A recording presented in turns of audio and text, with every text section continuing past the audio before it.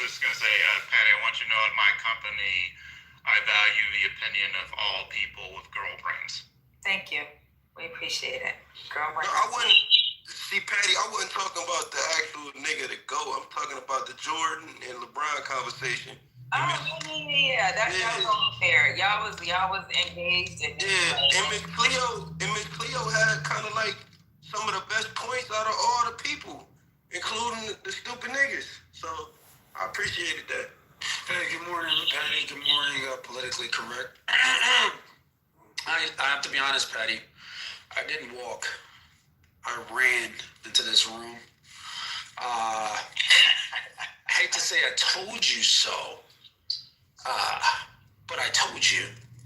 Who are you telling? Now, I didn't get the date right. I did say by November 2nd. We don't care about the date. What did you tell people?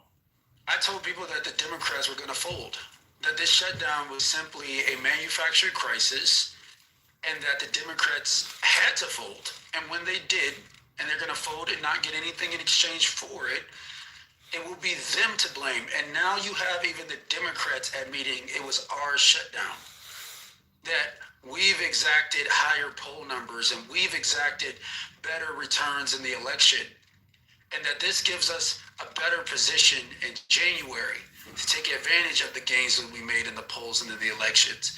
While everybody was blaming Republicans for why people weren't getting their SNAP benefits, it's now the Democrats that are coming out. Did you hear Bernie Sanders this morning? What are you saying? So He's not a Democrat. Say that they think that they did secure, which it shouldn't have to be something they should have secured, was ensuring that SNAP was funded. They didn't, Patty, they didn't ensure that the SNAP was funded. They voted for the Republican CR, which establishes funding for SNAP. They didn't ensure anything. There was funding for SNAP. That's it. For me, that was okay. That's the only thing that I could. I honestly, that furlough shit. And shout out to Shadow. Sorry, I love you. But regardless of the fact, like I wasn't really worried about the furloughed workers, and I should be, because there are people that work with me, because I knew they were going to get their money. But then them suffering through it is a problem, and I brought that up yesterday. I said, I feel bad because there are people that can't go to work right now because they don't have gas money. They made it clear, I don't have the gas money. I have to choose between paying my electricity or showing up to work, and I don't know if I'm getting a paycheck. So it's like, you know what, stay at home, where somebody's gonna bring you a VPN, a computer, and you just work from home. And that was a fair trade-off for us, right? But as far as goddamn SNAP, that was an issue, especially when he was trying to find a way to stop. Even before they voted, there was a conversation where people that received SNAP were going to be in the negative because the money had to be pulled back because of President Trump. Right? Hello? That was a conversation? No, it wasn't because of President Trump. What's wrong here? No, President Trump has never changed. He's always maintained his same position. It is the government's job to fund SNAP. It is not the president's job to exert emergency funds to fund SNAP. The Democrats don't get to benefit from a workaround that the president has to execute to give them political cover to continue their assault, to continue their shutdown. He did exactly what he was supposed to do, which was threaten the Democrats not to give them cover, and they completely folded, exactly like what they should have done, and what we've known for some time that they would have done. The president is not obligated to provide political cover by giving emergency funds to fund SNAP when all the Democrats have to do is simply open the government again, and SNAP is immediately funded. All right, TC, let's try it like this. Okay, I just want to ask you one question, Patty, if I can. But I don't think he understands how those contingent. Wait. Let me. This is where I'm gonna punch you in your fucking face. Did you know that? So this is. What's going on? So let me tell you something, stupid. Because now you're about to piss me the fuck off. You know that most of these agencies have contingency funds, to include the DOD, right? Do you know that the USDA itself has funds set aside in case there's an issue? Yes, I know that, and I also know that it's not going to take a rocket scientist to figure out that if the president was to extend those emergency funds, the Democrats would have completely exhausted those funds. And then what, Patty? What happens when those emergency funds are exhausted? But that's the USDA funds. That doesn't change. It doesn't change. I asked you the question, Patty. What happens when those funds run out? When they run out, it's called appropriations. Exactly. So why would we just anybody with a fucking brain would know or would want to feed their constituents, right? So you're literally admitting exactly what I'm saying, Patty. No, because even if he had to send out partial payments, he would have had to send out whatever billions of dollars that USDA had on the side. Correct. I'm not disputing that. Regardless of that, no, you are. Because motherfucker, you said they didn't have to give them a fucking dime. I said Donald Trump is not obligated. What the fuck do you think emergency funds are for? Donald Trump is not obligated to give. What the fuck do you think emergency funds are for? There's no. Shut the fuck up talking to me. There are people that are hungry. You sound retarded. Shut the fuck up, TC. You're about to piss me the fuck off. Can I get my question in before you drop it, please? Okay. So TC, I want you to put on your pure nonpartisan political analysis hat. Are you willing to do that real quick? I mean, I've had that hat on for. Okay, cool, correct. Okay. So here's my question for you. So I want you to give us a grade on the Democrats' shutdown, and I want you to tell us were the Democrats better off or worse off for initiating the shutdown. So can you answer those two questions? A grade, and were they better off? Oh, politically, they're better off. Okay. I don't think anybody would dispute that. Okay, great. But intrinsically, right, the moral-based system, the moral-based arguments that's been lobbed on stages across America has been that it's the Republican shutdown, that it's the Republicans that should open the government by acquiescing to the Democrats' demands, which we know they wouldn't do. And what do you think of the current state of things? Is it more favorable to Democrats or Republicans? I mean, yeah, I think if you being 100% honest, looking at what just happened on Tuesday, looking at the polls, you would have to make the argument that the Democrats are the ones that stand to gain from this manufactured crisis. Perfect. Okay. So what is your point? That they've achieved something on the suffering of American people, and they should be proud of themselves? My point is that, unfortunately, we're in a political paradigm where either you evolve into this utter level of ridiculous and play the chess game at this level, or you just keep playing checkers and you get slaughtered, right? So the Democrats finally stopped playing checkers. And so it's ugly playing chess like this, right? It's ugly to counter Donald Trump, right? The way Donald Trump plays the game, you have to look ugly to effectively counter him. So then why are we getting the onslaught of morality preachers telling us that it was Donald Trump this is my problem. You can't have your cake and eat it too, Democrats. Like, you can't say that Donald Trump could have saved the SNAP benefits for these people that are going hungry, and at the same time, it was the Democrats that saved the SNAP benefits. We were saying that the GOP Lay have one more response to the show. So, I think TC, the Trump, Patty was alluding to this. By the way, CEO, this only works in liberal spaces, right? You're suggesting. Can you shut up? Shut the fuck up, TC. Go ahead, CEO. So TC, like, during the last shutdown, SNAP was still benefited, right? The benefits still went out. And that easily could have been the case this time. That was the point Patty was making. And so, even though, like, yeah, we were playing, in the toxicity chess game, let's call it, okay? I would still imagine that SNAP benefits and holding them back, that would be out of bounds. I would still think that's out of bounds. Even in everything that's going on today in American society with politics, I would still think that would be out of bounds, TC.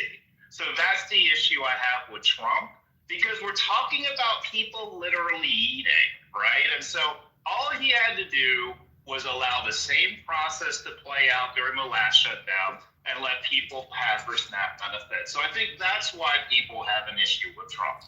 He used them as hostage take. He was a fucking he had them hostage, TC.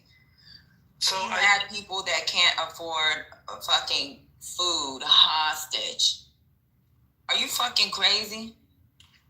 Patty, I'm not crazy. No, you are. What they are. Fuck off. Because you know what? Even when he held the military hostage, the first year, they passed something so that they can make sure that the military got their paychecks.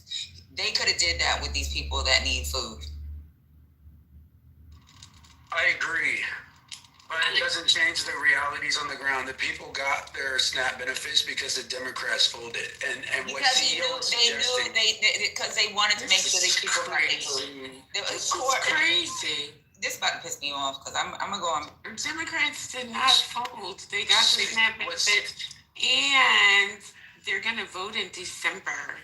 So what CEO is suggesting, I made this... Patty, can I break some new news? Hold on, let me refer to CEO if I could. And she's breaking news. It doesn't matter. You can continue the conversation out. Yeah, I'm going to just break some new news. The Supreme Court has denied to revisit the same-sex marriage decision by refusing to hear Kim Davis's appeal of the finding that she violated the law when she refused to issue same-sex marriage licenses on the basis of her personal religion. So they needed 4 justices to agree to hear the case, and they didn't get it. So as of now, Obergefell stands. Thank you. All right. So I made commentary in the previous room, CEO, and I was roundly rejected for it. I called the Democrats scoundrels. I said they're scoundrels. And in light of what you just said, I'd like to read the definition of a scoundrel. A scoundrel is a noun meaning a dishonest, no, get away from the definition. We know what it's called. or morally corrupt person. Okay, so now I'm Essentially a villain. talk about what you need to talk about. We don't give a fuck about the definition of a scoundrel. We're not. Yeah, I don't think. What I'm saying is, essentially this is what... That's questions when it came to who's smarter than a 5th grader that JD put out the other day. It was the fucking MAGAs that didn't. So if you want to go on and make your talking point, make your talking point. Nobody give a fuck about what the definition of a fucking scoundrel is. Just go with your talking. So no, the reason why I bring that up is because essentially what CEO is suggesting is that we've gotten to a toxic place politically, where we have to go to the base of our instinctual realities to compete. And if that's going to be the case, CEO, and I'll land here and I'll give you guys your room back. If that's going to be the case, then essentially what we've done is we've declared war on Americans, and this is going to be a populist movement fighting tooth and nail for every shred of political relevance and validation we can get. And if that's what we've come to in America, buckle up, Buttercup, because there's going to be the forces of MAGA versus the forces of socialism in America. And it's going to be ruled by an order of violence, retribution, and chaos. So get ready. This is what we've been saying. DC girl. This isn't new. What are you talking about? You trying to say some shit like we already been saying. I'm going to ask you a question, CEO, because I know you have a business that's actually listed in the top. So what does it look like for you if they get rid of these? What does it look like for you as a business owner with the, you don't have 50 more, do you? 50 more what? Where you have to provide the insurance. Oh, no, I don't have 50 employees at 50, so I'm not. Yeah. Damn it. We don't have anybody. That's my mom. Okay, so TC, are you familiar with 10:16.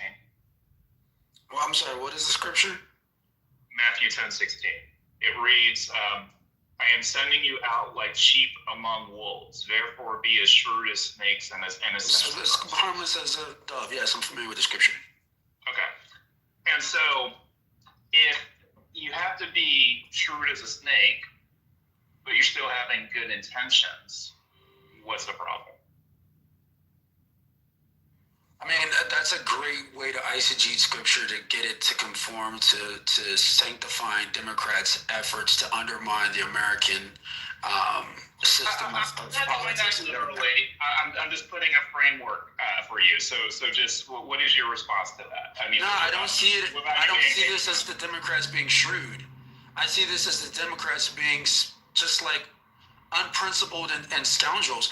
Again, I understand from the perspective of politics why this is politically advantageous. But what I don't understand is why make the argument that they have the moral high ground here. The Republicans have always argued that we would debate on healthcare subsidies. The Republicans have always argued that they would take a strong position on making sure that people get their SNAP benefits and funding the federal government and federal workers and the air traffic controllers. That's not up for dispute. What you're suggesting is that the Democrats would waive all efforts of like protocol and which, hey, listen, if that's the game you guys want to play, let's play that game. But don't piss in my face and tell me it's raining. Right? Don't tell the American people that it's the Republicans that's stopping their health care. It's the Republicans that's stopping their SNAP. But all of a sudden, the Democrats come and vote and say it was our shutdown and we got this from it. It literally is. This is If you look at healthcare, Dr. AD is still confused. Somebody help her out. Well, I'm going to tell y'all this. I don't know. And that's why I was going to try to call my mom to take, because my mom had the Clubhouse account because she used to sneak and listen every now and then to me. So I'm going to get her to come in, but she hasn't answered her phone. But I do know that me and her talked about the subsidies. And I know for her, she was saying like, maybe she needs to look at part-time because she does have a lot of college students that work for her. So she needs to like maybe shift shit around because even though I don't know how the subsidies work for these, that's why I was asking CEO. I haven't really looked into it, but I do know that there is something in those subsidies that help employers who have employees when it comes to these darn affordable market plans or whatever for them. So I do know that like in the last couple weeks, she was like, maybe if it doesn't work out, me and your daddy look at what part-time looks like, but that means we may have to hire more people. So it does. That's why I asked CEO because he's here. But I promise you, if as soon as she answers that phone, I'm gonna get her to talk. Like how the subsidies affect these businesses, and I think she's a small business, but the way the government has her name, or how the government defines small business. if you have more than 49 employees, right? CEO. I think it's Correct. Yes. I think that's Yeah. Right, but the subsidies, Go ahead. the subsidies subsidize insurance for people who work in small businesses where they can't afford to supply full insurance for their employees. Is that what you're talking about? Yeah, so I do know, so this is the conversation. She was like, if we do this, it's going to be more money that we're going to have to ask them to pay because I can't afford to, and this is just a small business, right? Yes, some of the business, I think that the businesses are allowed to, there's something that allows them, I don't know what the word is, but they won't be penalized for allowing their workers to buy insurance on the exchange. So they don't have to do, like how you have a group plan. They don't have to have a group plan. That's not true. That's not true. For the businesses. What's going on? I'm a business. What you're saying is not true. You got a whole bunch of part-time workers. I'm talking about so you're gonna stay on mute. You're gonna stay on mute, T. I can literally tell you how it works, Patty. You're gonna stay on mute. Listen, I'm telling you what my mom told me. She has a lot of full-time workers. You're not wrong, Patty. She It's has Dr. over AG 50 is wrong. full-time. The With business, her full-time workers, there's something that she has to do. There's something that she has to provide a group plan, but the workers don't I'm have not to dumb. take the Let me group finish plan. what I'm saying, okay? What's going on? Something that the subsidies, even though she makes some little bit of change, there's something that helps her as her offering that group health plan, where she was like, if this doesn't go through, she's gonna have to hire more people to work, and she can't have as many full-time employees. Right. They have, but Patty, they have I don't remember the exact name of it, but the group plan for the business is on the exchange. Like there's some It is on the exchange. of the exchange where they go and they can buy these plans, and the money that the government supplies makes it more affordable for the companies to offer insurance. I can't remember what the exact name of it is, but that's how it works. So yes, they technically have a group plan, but it's not one that's funded by the company. It's on the ACA market or whatever, the market exchange. And they had a special name for it that I can't remember. Right. So I know she was explaining it, and I was like, what the fuck? Because she was like, we're going to have to raise the contributions. And like,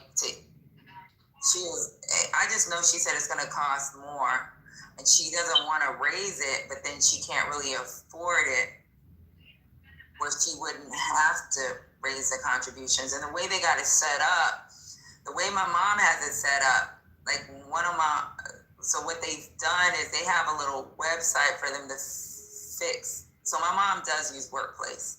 Have anybody heard of Workplace? She does use Workplace. And how, I don't know. Do you mean Workday? Workday. I don't know. Yeah, Workday. My mom uses some program called Workday, where like they open it. Yes, April, that's it. Small Business Health Options Program. Thank you. Yep. So my mom uses Workday for them to make decisions on how their plans go, but then their contributions reflect what they want in their plans. And for her to make it affordable for the kids there, because it's a lot of college students that she has that are full-time employees, and then she has some people that help her that may have her, like it's not like she's paying rich money. She's paying enough that she knows that her and my dad can still survive, and then she can put money back into the company, or her quote unquote little company. Oh, your mom's a good employer. You sound like a good employer. That's what's up. Yeah, that's what's good. Pat, hey, what's up? But it hurts people, and it hurts these businesses. This hurts those businesses. Right. Yeah. So Because she was like, I gotta raise. It's gonna have to get raised, and she don't know what that looks like for them, because she's not a huge business where she can she can cover the cost, the additional cost. She can't. So I need to get my own. Thank you, April, for putting that in the chat. Sorry, Daryl. Thank you. Dr. AG. I couldn't remember the name. You got it, but I didn't mean to interrupt you, bro. no, it's okay. I know were we asking how it's supposed to work, or how the breakdown goes with regard to how the subsidy work? Yeah, we got it. We just couldn't get it all the way. Did TC leave already anyway? So Yeah. he can't argue back. You heard what Somebody- he put in there. He said, pay them under the table. Nigga, when people are trying to grow, you don't want It's to pay crazy. them under the table. Somebody go do a welfare check on that. And then my mom's an immigrant, so she don't want to fall into that just because you got your papers, we're gonna send your ass to fucking Liberia. Everybody cool with him in real life? Somebody go check him, make sure to do a welfare check on TC. Make sure he's all right.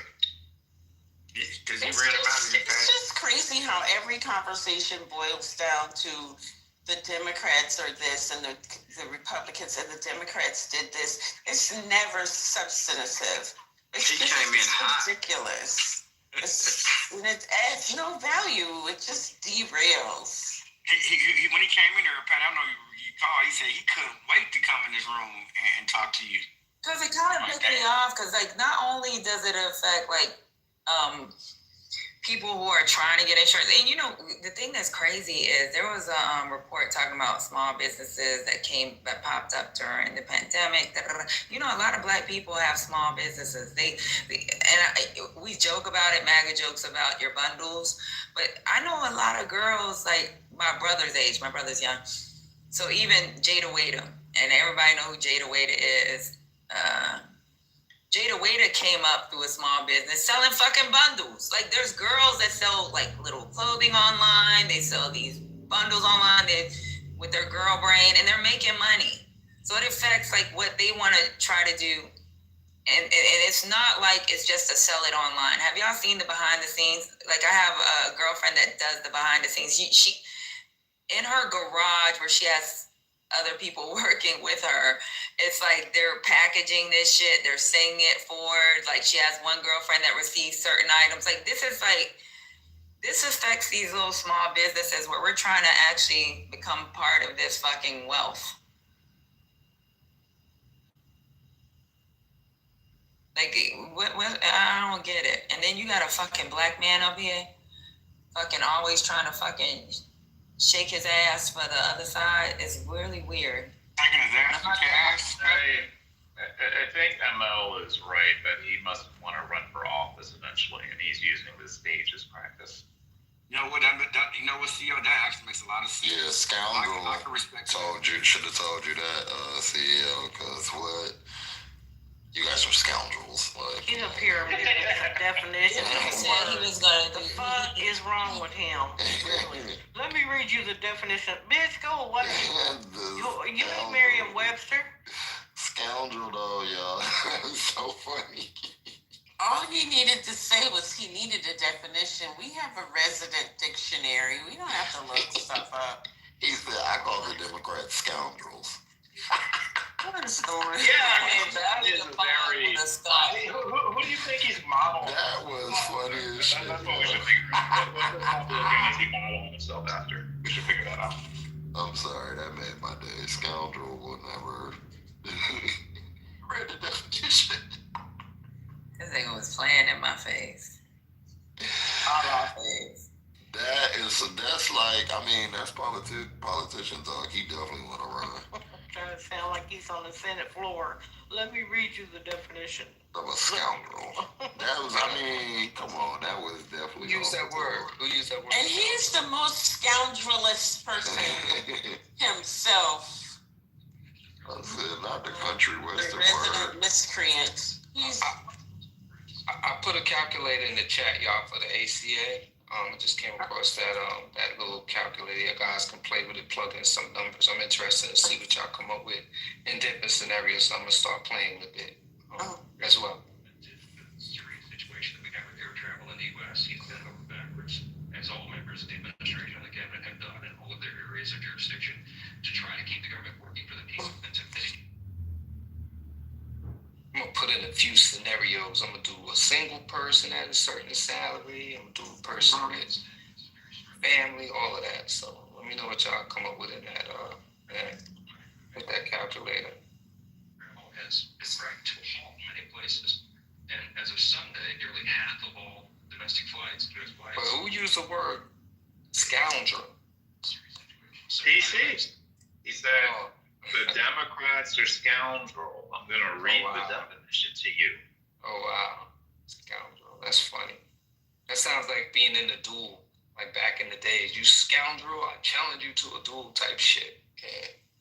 And these idiots used to go out and aim guns at each other to settle their beefs. Crazy.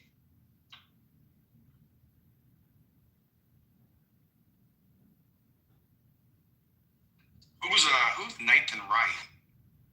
Anybody know who Nathan Wright is? Is that Nathan Clark? Nathan Clark. Oh, okay. When you said Wright, I was thinking about the judge and his son. Yeah, we know Nathan. Come up here, Nathan. Yeah, we know Nathan. Okay. You one of your friends? Nathan knows Nathan. No, Nathan knows Nathaniel. Unless it smells like sanitation. Nathan is a whole three-body problem. All right, cool. Yeah, he had asked me who I was. I'm like, my name was Daryl Gabbard. And he was like, if I'm addressing you about something, I'm like, well, I'm addressing you. For me, it's a public app. What are you talking about? See, Daryl, that's my signature. You don't know. Oftentimes I'll say to people, don't address me. I know when people tell me That's that, a I won't signature. address them. Yeah, I mean, I can respect that. But it's like a public app. Like, that's funny to me. Okay, I want to know if TC literally said, paid him under the table. Was that a TC call? No. Nathaniel. Daniel said that. Come on, let me invite Nathan. Oh, God, Nathan. Nathan, why you got to do yourself like that? We ain't heard a Nathan rant in a good minute. God, no. What's up, brother Nathan? You still on have you come to the right side of the law yet? You need to change your name. Nathaniel. Hey, my name is Slim Shady. Yeah, so it's been a minute. Look, as soon as I seen his bio, I see he said he was running for president. We good, bro. You got it. Go ahead and run your campaign. If you vote for me, I reject it. So let's keep it moving. Hey, you do know how the voting process works, right? Or maybe you Yeah, don't. I'm going to delete your vote. Bro, that fell on deaf ears because that's not even how it works. Stop playing with me, bro. I'm a grown man. So, what grown Not man you have to- committing What to grown man have voter to say you're fraud. grown man? Hey, Nathan, why you sound like a bitch, bro? Oh, Nathan, go ahead. Wait. What are we doing? What are we doing? What are we doing? We're not What are doing we doing? that, sir. You went Come Yeah, what are we on. doing? there to the walk on your. We You not gotta doing build, that. bro, before you We go gonna straight. keep it on Monday the morning. topic. Yeah. We gonna keep it on the topic. It is a new week. It is a new week. Nah, because in real life I would slap a nigga like that. Daryl. Stop it, man. It's too early. Daryl. Wait till after Daryl, 5. let's be good, okay? Daryl. Daryl, wait till after 5, okay? Daryl. Come back later. Daryl. Cut it Yes, out. ma'am. You was doing so good. Come on. Yes, Don't do Dr. it. AG. Yes, Dr. AG. Come on, Daryl. I expect more of you, bro. Don't be going out to their level unless they provoke. Hey, my level. I never said I All right, Nick, let's move along. We moving it along. But I said it. Some healthcare shit. Good. But I said Moving it. along. I said it, bro. That's what I would do to you in real life. Daryl, Daryl, you got one more time. Daryl, stop. You got one more time, Daryl. Daryl, I So, thought you was good, bro. Who the hell talks shit on the stage like that? Who does that? See, you know they Look at you keep about it every it, man. minute. Now, don't act brand new. Yeah, I'm about to. Dr. AG, that put me in a bad mood. I was having a happy Monday morning. Look, it's either two people that gonna love me or hate We me. gonna get it back and bring it back. Thank you, They love me or they really hate me, so it is what it is. There are people that love you, Nathan? Of course. That's weird, but If we're it trying is to- something about If we're trying Name to get one. back, I have a Apart from your mother. God. Okay, Marshall's gonna center. Go ahead, Marshall. Yeah, I got that down. What's the difference? Oh, Lord. Oh, Lord. What's the difference between an Earth rock and a moon rock? I blame Dr. AG for this. One's a little meteor.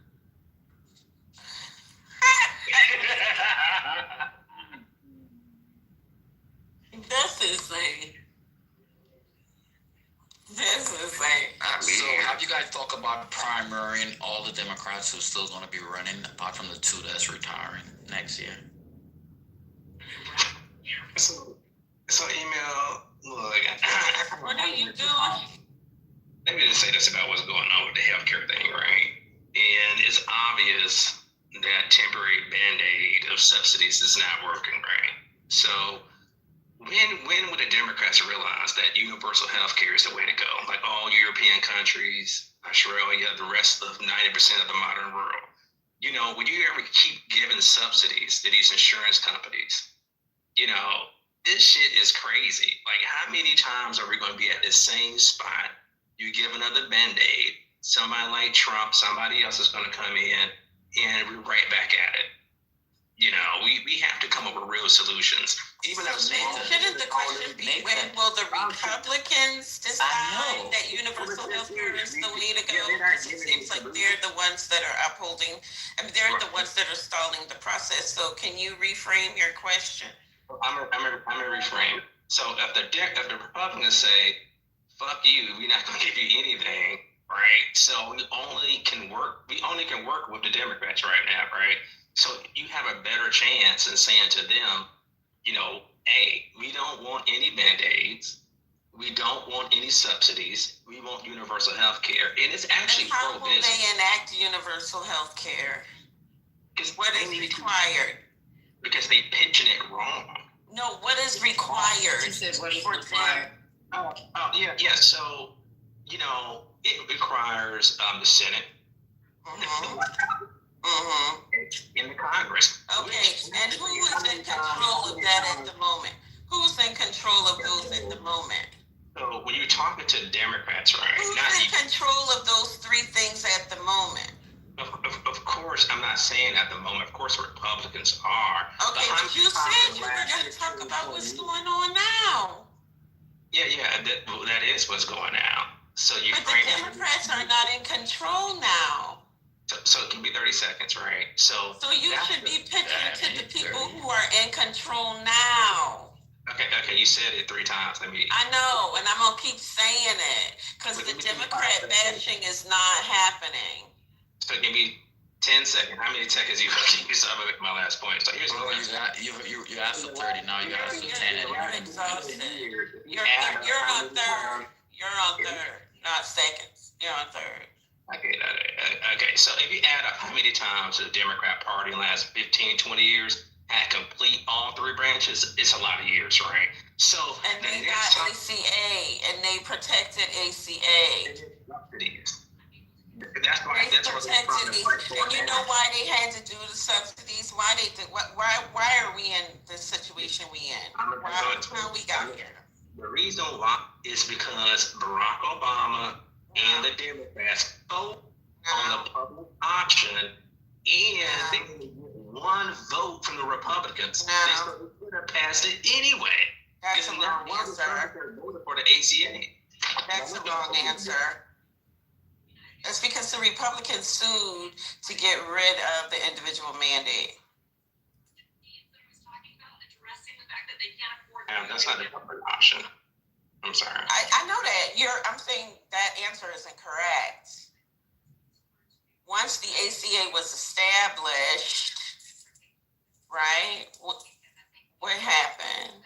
The Republicans sued to get rid of the individual mandate, which undermined the ability to keep the insurance rates regulated. Because now you don't have as many people in the market. That was a key aspect that was a key determiner of the success of the ACA, sir. So why are you talking about the Democrats? Because I guess you missed it, and it's a shame, right? ACA, the reason why it was going to work so good is because the public option was there. That's why people support it. And listen, when it passed, after it passed, I'm talking about while it was passing. What is going on? What are you talking about? Why are you talking about that? It's okay. Talking about that. Nathan, did you take your medicine this morning? Now, explain if anybody else on the stage don't know what I'm talking about. Nobody knows. Listen, the public option wasn't a thing. We're talking about what happened after the public option. So we understand it was removed, right? But what happened, and that's when she brought up the individual mandate. So like and then another thing was those damn risk corridor programs. So like there was things that were removed, that Republicans removed, that may have been able to keep us from needing what we need now, Nathan. But the public option was not a part of ACA. That was the original proposal. It never went through. It actually went, we're talking about as it was passed. Okay? You're talking about something that was it wasn't passed. It was negotiated before ACA even was sat on the table. Which I agree with you, Nathan. They should have never gave it up. They had enough votes to have it passed, period. But that's not where we're at, Nathan. We're talking about the subsidies and why the subsidies were put in place and what the actual ACA that was passed and what was repealed after it was passed. That's it. You can't talk about something that's not there. It was never there. It was there in the beginning as a proposal. It never went through as a final. You gotta blame the Democrats. Remember that. I blame everybody. No, Nathan. You blame the Democrats. Don't everybody now. What is their health care plan? Have they ever had one? Nathan. Hold on, ML, hold on. Let him answer. Yeah, so obviously the Republicans, they failed too. I mean, Donald Trump, he did some good things. No, we asking about health care. We asking about their health care plan. What's their health care plan? Just buying it from the insurance companies at the highest price. That's not a health care plan. Well, it's not a plan. Well, So Nathan, hold on, CEO. Let me ask him a question. Up on this with the health care. But he gave an inaccurate description of what Trump's proposal was. So how can you follow up with That's what inaccurate I'm saying, CEO. Go ahead. Yeah, I just want to give the accurate information, and I'll shut up. Yeah, so Trump's proposal is to give it effectively is to give 1,000 to 2,500 to every household. Okay, so Thank Nathan. you. And that's the health Nathan. care. ML, is this on the health care plan? Yes. So Nathan, when was the last time the Republicans put forth a health care plan? CEO just took. It's Saturday. No, that's Trump's gimmick. Talking about the Republicans, that's Trump. Talking about the Republicans. Trump has the It's a gimmick, CEO. It's a gimmick. We all know it's a gimmick. It It's about the doesn't matter. He subsidies. still put That's forward their with plan. his plan. Yes, but the party as a whole brought something before Congress as a whole. Democrats have done it twice. Like Clinton's did it, Obama did it.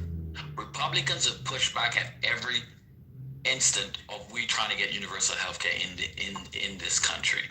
So they've never put a bill on the table. That's what I'm asking. They haven't. But yet you blaming Democrats. When was the last time the Republicans ever brought a bill to the floor on health care?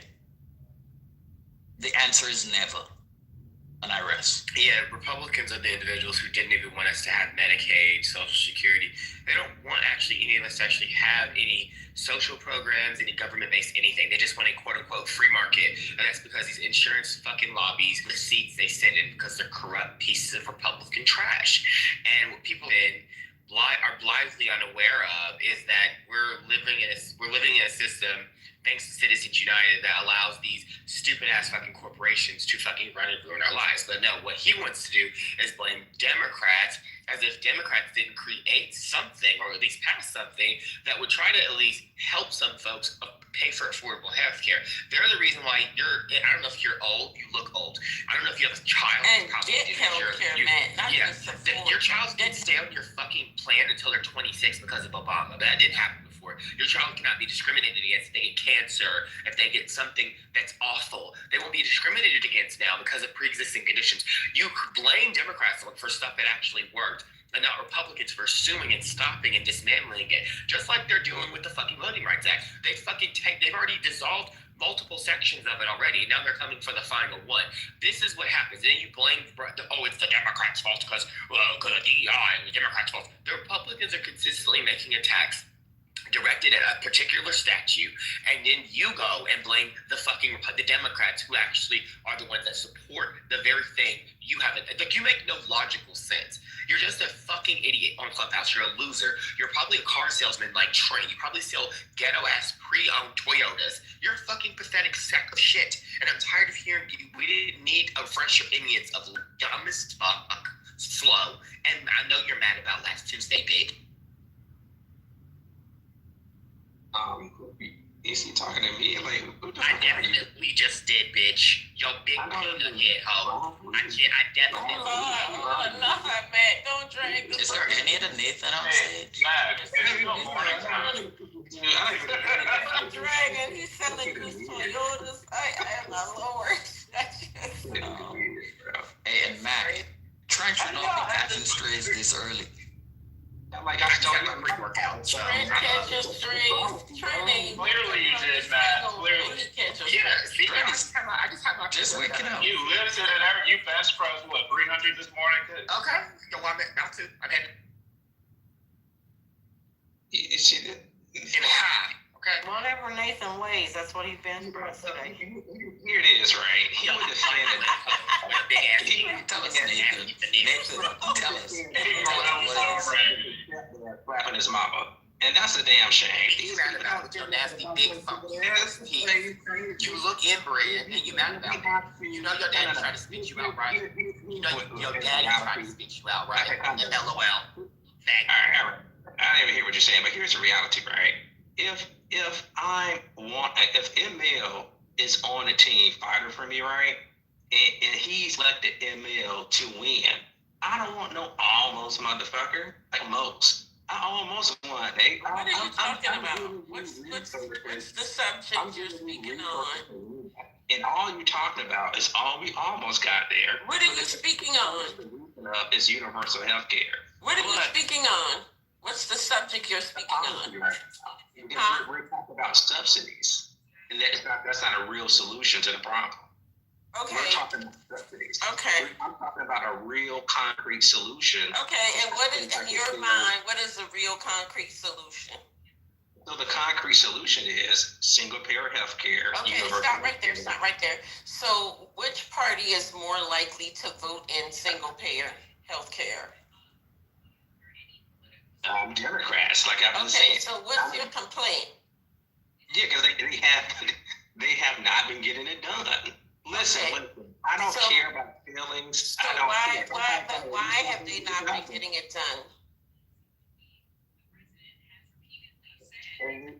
Lobbying, sellouts. They get a lot of money from the pharmaceutical company. Oh Lord, Nathan, be quiet, because this is crazy.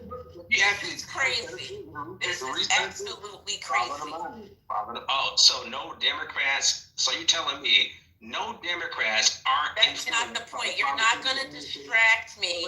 You're not going to distract me with some argument about who's in the pockets of the pharmaceutical companies, because the reality is all of them get money. All of them, the Democrats, the Republicans, maybe not the independents, but all of these people, all 435 of them, I would say 90% of them get money or have been endorsed or supported, or their PAC has been supported by somebody who has an investment in the work that they do, right? That's the way democracy works. The lobbying, it gets out of control, but the lobby represents the people in a way, these industries that provide goods and services to the people. They get to lobby on behalf of themselves and the people. We get it. That is not the point here. Stop doing that and focus on the issue. Why is Obamacare, ACA, in the straits that it is in at the moment? And the answer, sir, is the Republicans, because they are not invested in any kind of universal access to health care. They want the market to determine everything about health care. who has access, what you get, what you pay, all of that. So stop lying to yourself. Stop attempting to lie to us. If you want to have an honest conversation, here's where we start. Healthcare mic on you, sir. Get them veneers ready, girls. Time to talk. Damn. You wish you had teeth like mine. Girl, I don't go to Columbia and get $10 off my next visit, bitch. I don't got time with your $15 veneers, bitch. Get your teeth fixed by And that is the point. Wait. You didn't get $15 veneers? Dental needs to be included in our health care plan. Dental needs to not be separated in our health care. Absolutely, Dr. AG. Because a lot of things that happen with your teeth impact Absolutely. the other part of your body. You ain't lying. Dental needs to be included. And eyes.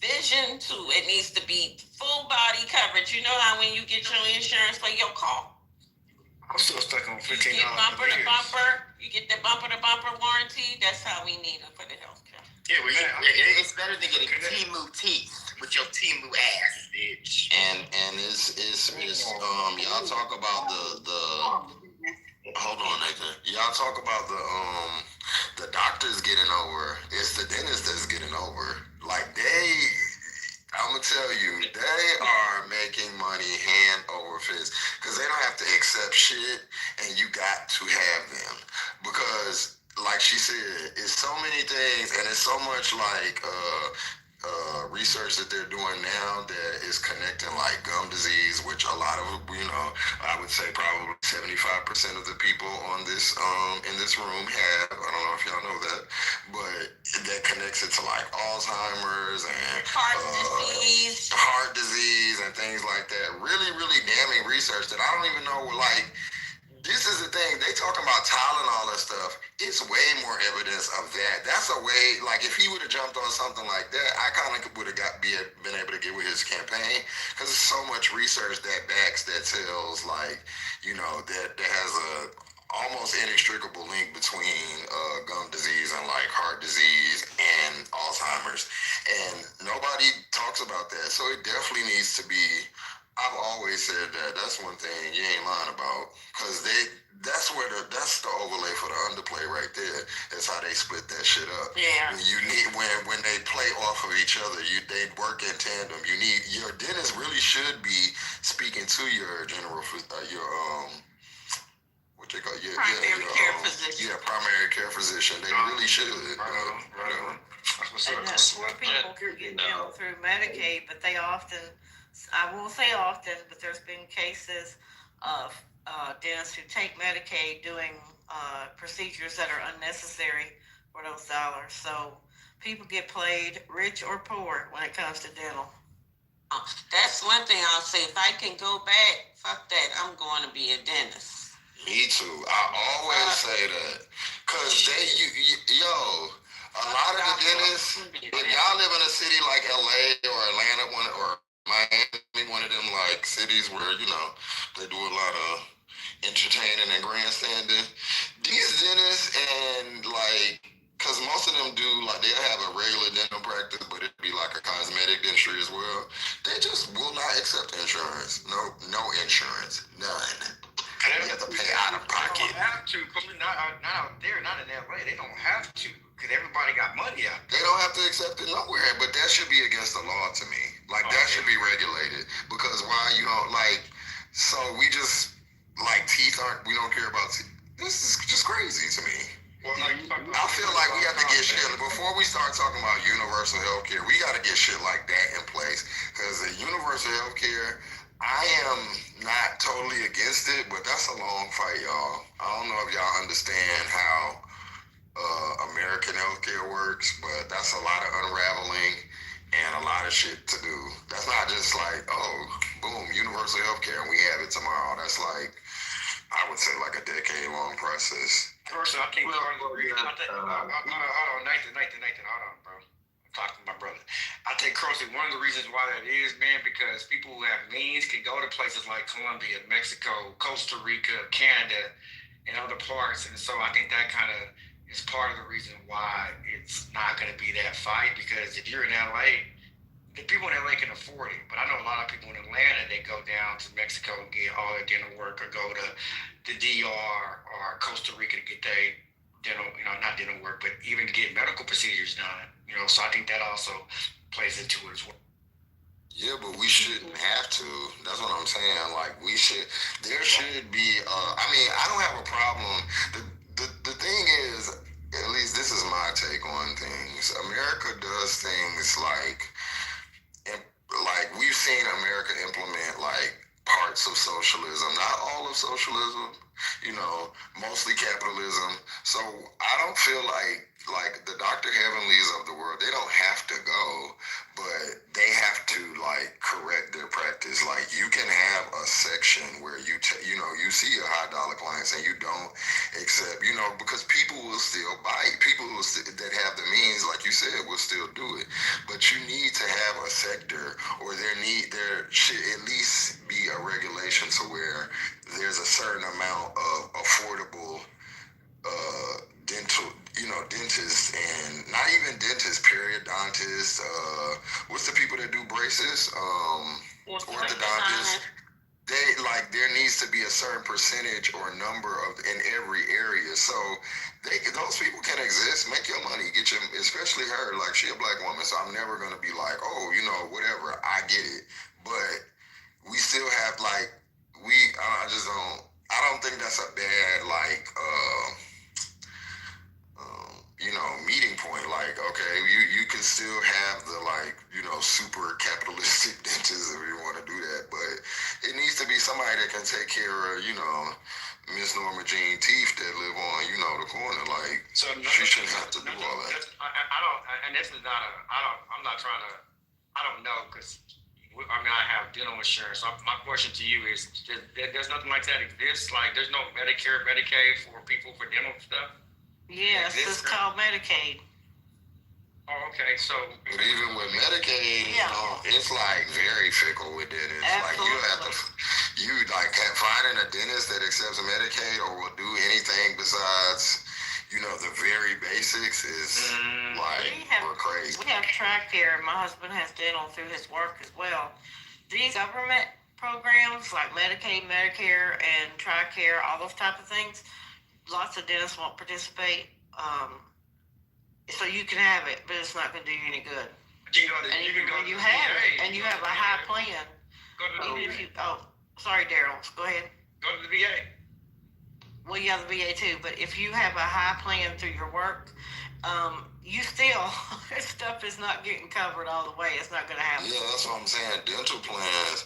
So, and this is another thing about like the healthcare companies that I don't know if people realize.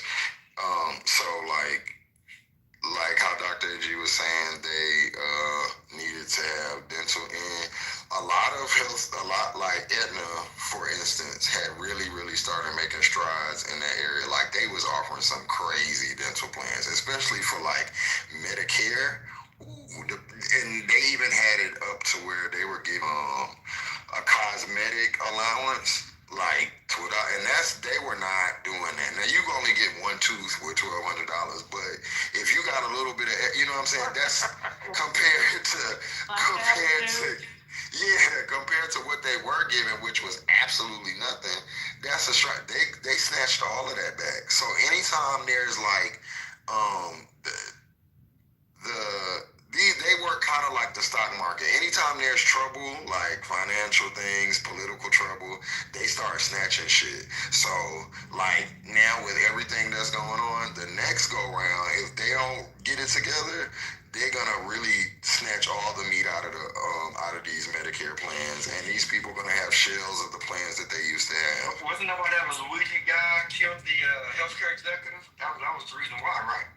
I don't know. I mean, I think that he had I can't speak on that. I don't really know. Right.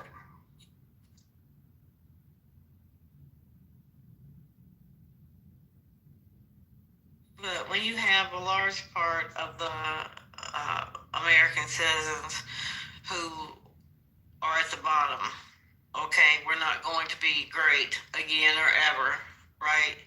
You have to pull people up and not just be, oh, here's everything free.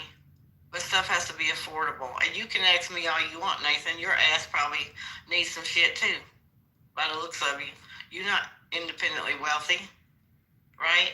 So why would we, if we want our country to be great, that means that we have to have access to healthcare, education, basic nutrition for people. My God, you fight for babies in the womb, but when they get here, it's fuck them kids. It's what it is. Nobody cares. You can claim to care, but you vote for people who don't give a fuck either way. So, no, I can't hear you because you're not making any sense. Start making some sense and get in the conversation. Right now, we spend more money than any other country and get the worst outcomes in healthcare. Universal healthcare isn't a free thing, right? It's going to be paid through taxes. So that's not what the conversation is about. It's about most Americans spend less time face to face with their doctor than most modern countries. That's why we have the healthcare outcomes that we have. You know, it's really a damn shame, to be honest with you. And a lot of Republicans, some views I do align myself with some Republican views, one or two. But yeah, I fight them on this. Agree with what I'm about to say, but I think that healthcare absolutely should be paid for in private. We can do both. Australia has universal healthcare and privatized healthcare, right? They have both systems. I'm not saying eradicate all private healthcare like Just was talking about. People who want that, they can actually spend more money and get it. But for not to have universal health care, it's not a Republican issue or a Democrat. It's a basic common sense issue because different countries, the conservatives, all agree they should have universal health care in those particular countries. So it's so late in the game and such a ridiculous type of, thing to go against it. It's really. But Nathan, okay, and I agree. Anybody that's heard me talk, they know that I'm for the free health, like for universal health care or some type of, guaranteed health care for our citizens. But there's two parts. That's a lot. Big task to take on, one. So I think that maybe a lot of people do agree with you, but you have to pick the right time to do that, to bring that up. Now ain't the time, right? And then my second thing is, so I agree with you, but I'm on the left. Like that would make sense for me, right? Like, that kind of, okay. You're a Trump supporter. How in the fuck do you, and Trent is saying he agrees. I don't understand how y'all get from free health care to release the beast on the public citizens and, let's take over democratic cities and with the, I don't understand how those two powers combine. I really, really don't. So how can you be for people's welfare as, health welfare, but you're not for their social welfare? That's why you never trust a car salesman. Go ahead, Nate. So here's the thing, right? Here's why the Democrat Party kind of lose sometimes, right? When you have and rally people around hope, change, and universal health care, because they have actually ran on it with the public option, things like that. And when you fail to deliver, right, it's like somebody promised you something, but they never deliver it. And then after a certain period of time, you look at them and you don't look underneath. Because you used to have. But you just forfeiting the voting process. It's almost like. It's almost like y'all think, okay, I say this, I lower taxes, or I'm gonna, deliver free health. So like, let's say Bernie Sanders. You was for Bernie Sanders, right? Right. Okay. Now Bernie Sanders wanted free health care. Now, if Bernie would have got in, he probably was not going to get that. You do understand that, right? You understand that it's not up to, he doesn't just go in there and say, all right, boom, Aetna, go, Cigna, UHC, go ahead. Like, that's not how that works. So when y'all say fail to deliver, I don't really get it, because it's not like the people that want whatever they want don't try.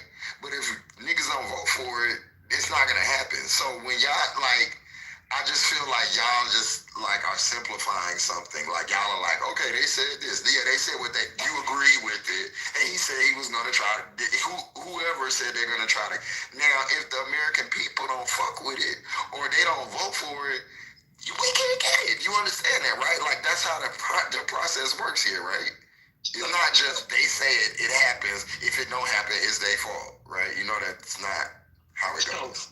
Right. So what happened is that the party that was for it, supposedly, right, went against a candidate that was trying to push it in the primaries. They all rallied against him. And when you look at it in more detail, you ask yourself, why did this happen? And then you find out they're in bed with the insurance companies. Not all of them, but some of them actually are. In their mindset, some of them actually do not want to pass it. Full stop. So and that comes the issues. I mean, when that happens, I'm just not talking about just me. I'm just talking about why a mass group of people find them dishonest, not trustworthy. They don't deliver, and they're kind of hypocrites too at the same time. So that's the issue. Now, if you're telling me, and if I got a party who say, yeah, we want to do this, and after decade they don't deliver, well, I take that off the table. That's never going to happen then with agents. So you go to the other side that's going against the very thing. Doesn't make sense. And that's the partially why they vote for him. You pass universal health care, and that's one of my main, but strong principle of mine, right? So, but I'm not going to vote for a party to blow hot air in my ass and advocate a candidate who is trying to push for it, like Bernie. Now, if Hillary say I'm not even going to push for it, we have a guarantee of 0%. Hillary is the one who initially came up with the like. She's the people who's going to push for it. At least you got a 20%, 30%, 50% chance. You vote for somebody, you have a 0% chance. Nathan, Hillary had the initial idea. Like, go back. That's been her whole like life's purpose before that. Like that was. I'm not now. I was a. Everybody knows this, but when he didn't get it, I voted for her. Like I don't understand how you jump and go across, you know what I'm saying? And then if you do any research, this is why y'all got to read. Y'all gotta read. Because if you go to look at it, that was literally her pet project. Chips and was healthcare. Chips Act for children. Even just the ACA. Y'all remember Joe Lieberman? In Manchin, they pretty much said that they were going to kill the bill if they kept that public option. So like, yeah, that was exactly what happened. Hillary's commitment to healthcare and her putting forth a healthcare plan in the 90s with Bill Clinton as the president is one of the reasons she is so hated today, because they said that she was getting out of place and trying to do stuff that wasn't her place, and that's why they hated her. And it has persisted to this day. If I can, I know they're not used to strong first ladies. That's what it was. Absolutely not, Patty. Absolutely not. That was Hillary's push in 93, 94. Correct. But what Nathan is saying, which I completely agree with, regardless, is the person who was pushing for universal health care was Bernie Sanders. We got it. Oh, okay, all right, never mind. But Nathan's point is not, it's what, and what's going on? Let me ask you a question. The original EPA had technically been universal health care with the public option. I don't remember exactly. All I was going to say. It would have been like universal health care. It would have been similar more to the Nordic model where you still have the private and you said, because he had the public option in there. It was certain Democrats that like were backed by these fucking insurance lobbies. That's why I brought up Lieberman. And then you had your fucking Manchin. There was certain people that pretty much threatened that they were going to kill the bill if that wasn't dropped. correct. There was actually. I know you're reading it, Daddy. So when they No, that's actually public with Lieberman, and it had to be more than 2 because it was 60, right? So I'm just talking about the 2 that were in the news that kept saying they were going to kill it. Yeah, there was more than 2. It was more than 2. It's just the 2 that kept fucking coming out. Like But the point of what Nathan is saying, and I do completely agree with him because I'm for universal. I'm for universal health care. I think you need a private system as well for the people that can afford it. But you should have a universal health care system, and they did. They killed. The insurance companies got together, back the Democrats, and killed the person who was pushing the universal option because they don't want it. and nor it's not just. And I'm not gonna go okay, I'm wrong. So it was Lieberman. It was Manchin. There was Max Baucus. Yeah. Ben Nelson. So it was those 4, and then they also said that Ted Kennedy died, and his replacement, Scott Brown, was a Republican. Yeah. So the urgency shifted to just passing something before the vote was lost. Yeah, it's not just the insurance companies. There's pharma. There is also the hospital system. I won't let you far into it. They don't talk about Lieberman being backed by insurance, but a lobbyist. But everybody knew that he was like. Everybody knew back then that he was a fucking. Yeah, he's the one who did the final thing because he made the 60. He's the one who prevented the 60 because he switched to being an independent. And everybody knows Connecticut has all them insurance companies over there. That's what happened. Like, we don't have to Democrats are the reason. Partially the reason why you don't have universal health care. Stop it. Why don't we say and I forgot about Ted Kennedy. I forgot about Ted Kennedy dying at the time. I totally forgot about that. That's crazy. Y'all need to stop lying. This shit's so funny. Trent, could you ask, Trent, when was the last time the Republicans brought a bill to the floor on universal health care that Democrats, hold on. They're never going to give you universal that Democrats killed. So how is it the Democrats' fault? And how many times Democrats have brought up a bill that the Republicans have killed? No. So why are the Democrats getting all the smoke for this? Does that make sense? No, I'm not saying that the Democrats deserve all the smoke. The Republicans are the ones who giving it to them, though. You're giving it to them. You just said it. You are. Democrats are responsible for we not having universal health care. That's what you said. Okay, just let me know when I can speak. No, because I was speaking and you were talking. Because of the 5 that would have fell back, they could have gave up 5 votes if they really wanted it, right? So, can I speak now? Go ahead, Trent. Okay, so I will absolutely agree. You will never get universal health care, any sort of public option with Republicans. So ultimately, Republicans are responsible.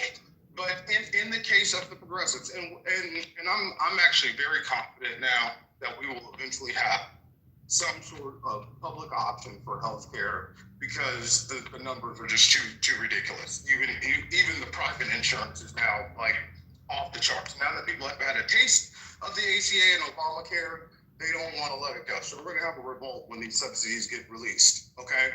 But it was, just, if we want to go back a little bit in time, had Bernie Sanders not been, I don't know what the correct word is, I'd say pilloried by the Democratic Party, there is a possibility, a distinct possibility, he could have won the nomination and we could have had a universal healthcare system. I know it's a stretch, but I think it was.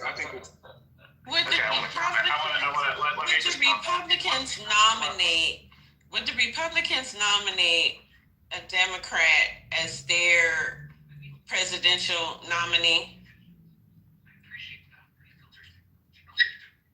Man, with all due respect, they have gay rights. Nathan, I have a question on the floor. Is that an answer to the question, yes or no?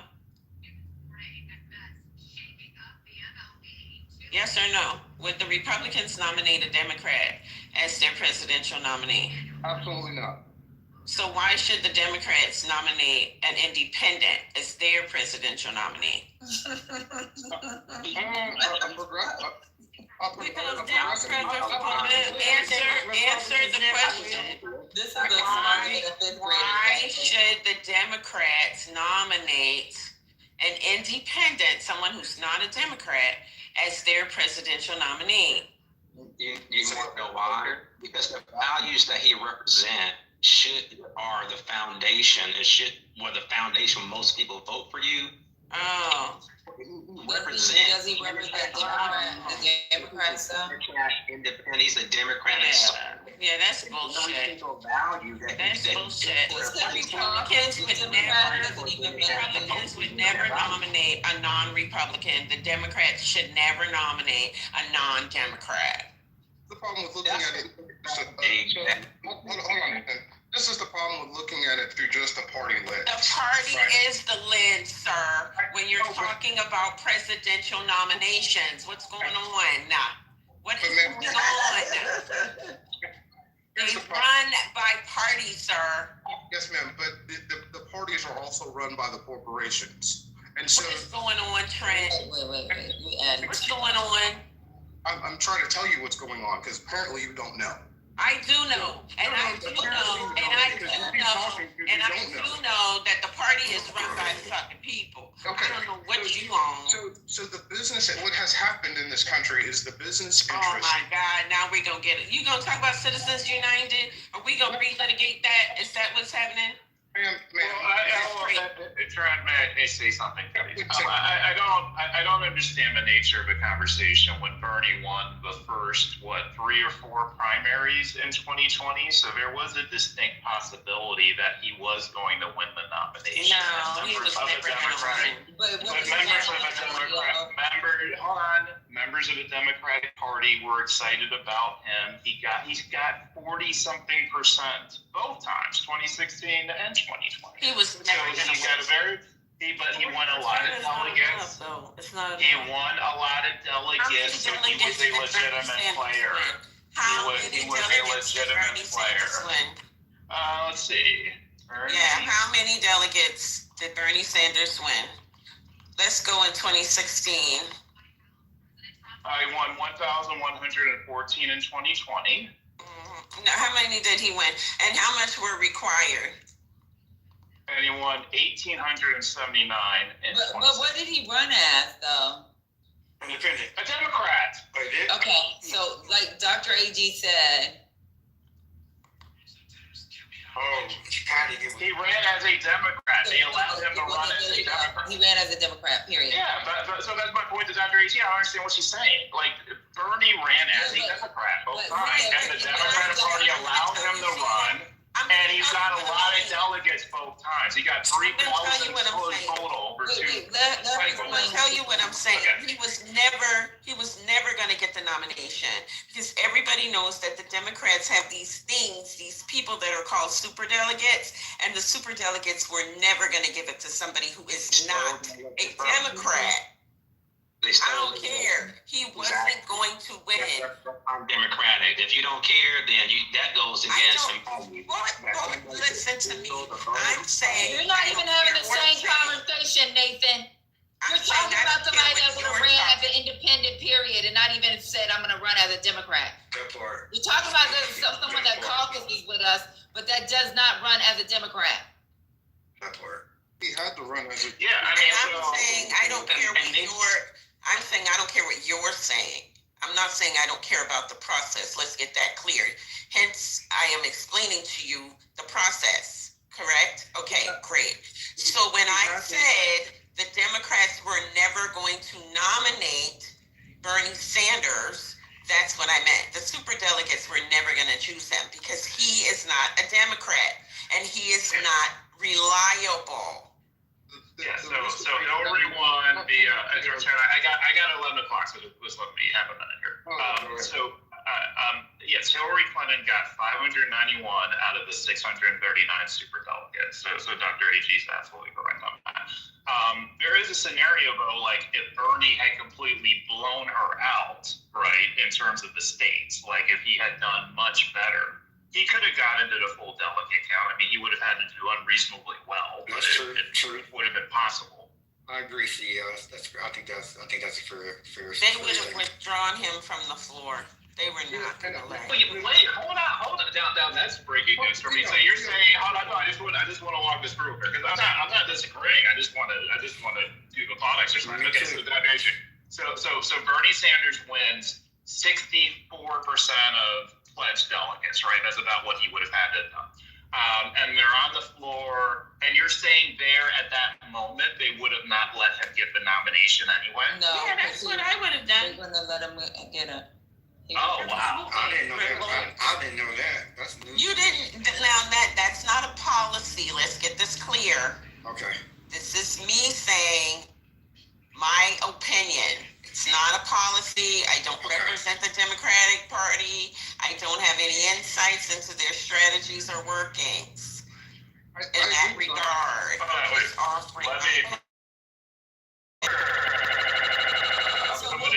I'm gonna tweet Democratic Insider Dr. AG says. I completely agree with Dr. AG on that.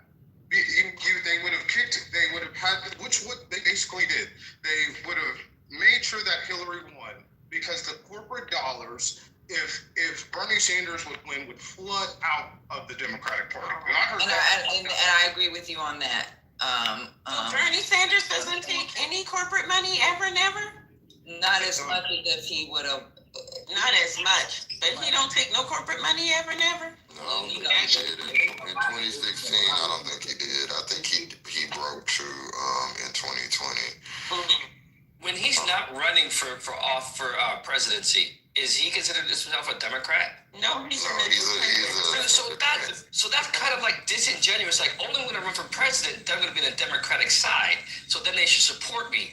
But when I'm not running for president, I'm going to be over here and be independent. Like, that's part of the reason why it's like, when you're all like, oh, well, we didn't let him. It's like, he was not really part of the Democratic Party. Let me explain something to you. And it's serious, right? When we talk about universal health care and people are dying, they can't afford surgeries, they can't afford these deductibles. I don't give a damn if you call yourself all the names in the English book. I don't care. He's for the freaking people. I don't care if he called himself a Democrat. I don't care. That's great. I'm just trying to Nathan. That's great. He was representing values that you can benefit from, your family can benefit from, the woman in your family could benefit from. He had better policies for women. But you're assuming he would have won. But this is you don't know he would have won. Nathan, you're correct. Bernie Sanders got up there, he said all the right things. But do you want to know what my issue was with Bernie Sanders? It wasn't what he was saying. It was that he never offered any explanation for his execution of those things. He never said, here's how I'm going to get this across the finish line. His record does not suggest that he had the capacity or the ability or willingness to do that. All the years that Bernie Sanders has been in the Senate, all the years that he has been in the federal government, his legislative record, his leadership on legislation was not commensurate with the promises that he was making. He showed no ability to be able to do what was required to get all of these big ideas, not only on the floor to get senators or House members to bring these ideas to the floor, but that he would be able to negotiate behind the scenes to get them across the finish line.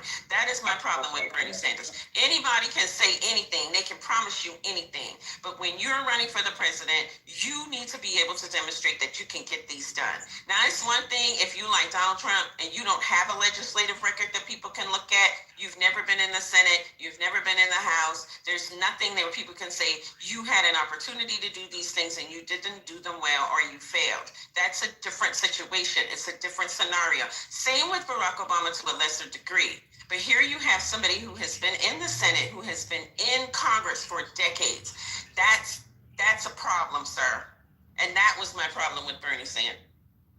With Bernie, he has to. Dr. AG, in a way, I kind of look at Bernie Sanders as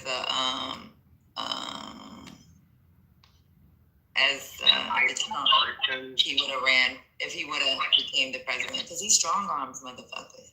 I haven't seen it, Patty. What is he strong arm people on? What legislation has he forced people to come onto?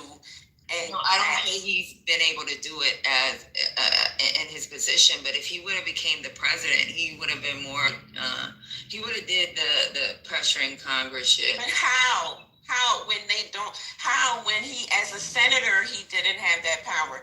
Joe Biden, whatever Joe Biden was able to squeeze out of them senators when he was the vice president, that was because he had a relationship with them. And he could go to them and say, look, homeboy, help me out with this. Yeah, right?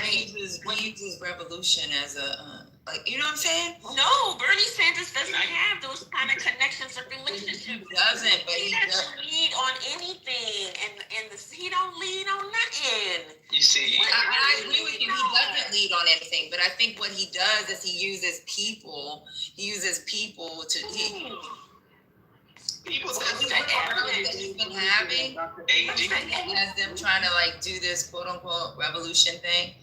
Yeah, he ain't got nowhere with it though. What's the result? He hasn't, but instead of like, what's the result of it? That's what I'm saying. He does a lot. There's a lot of pomp and circumstance, but when I open the box, ain't nothing in there. Okay.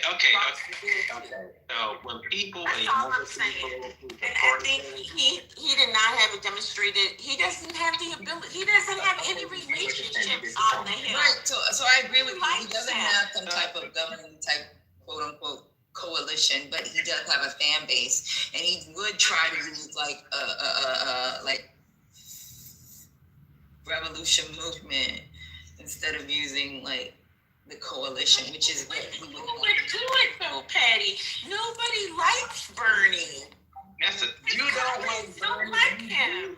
But nobody likes Trump either, but he's used the fact. His colleagues do not like him.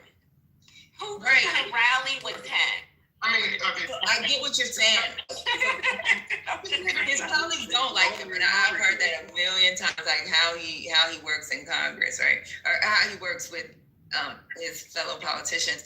But the thing is, right, Trump, the politicians, I don't really think they like Trump, but he uses his movement. He uses his quote unquote, his own white revolution to he uses it as a threat.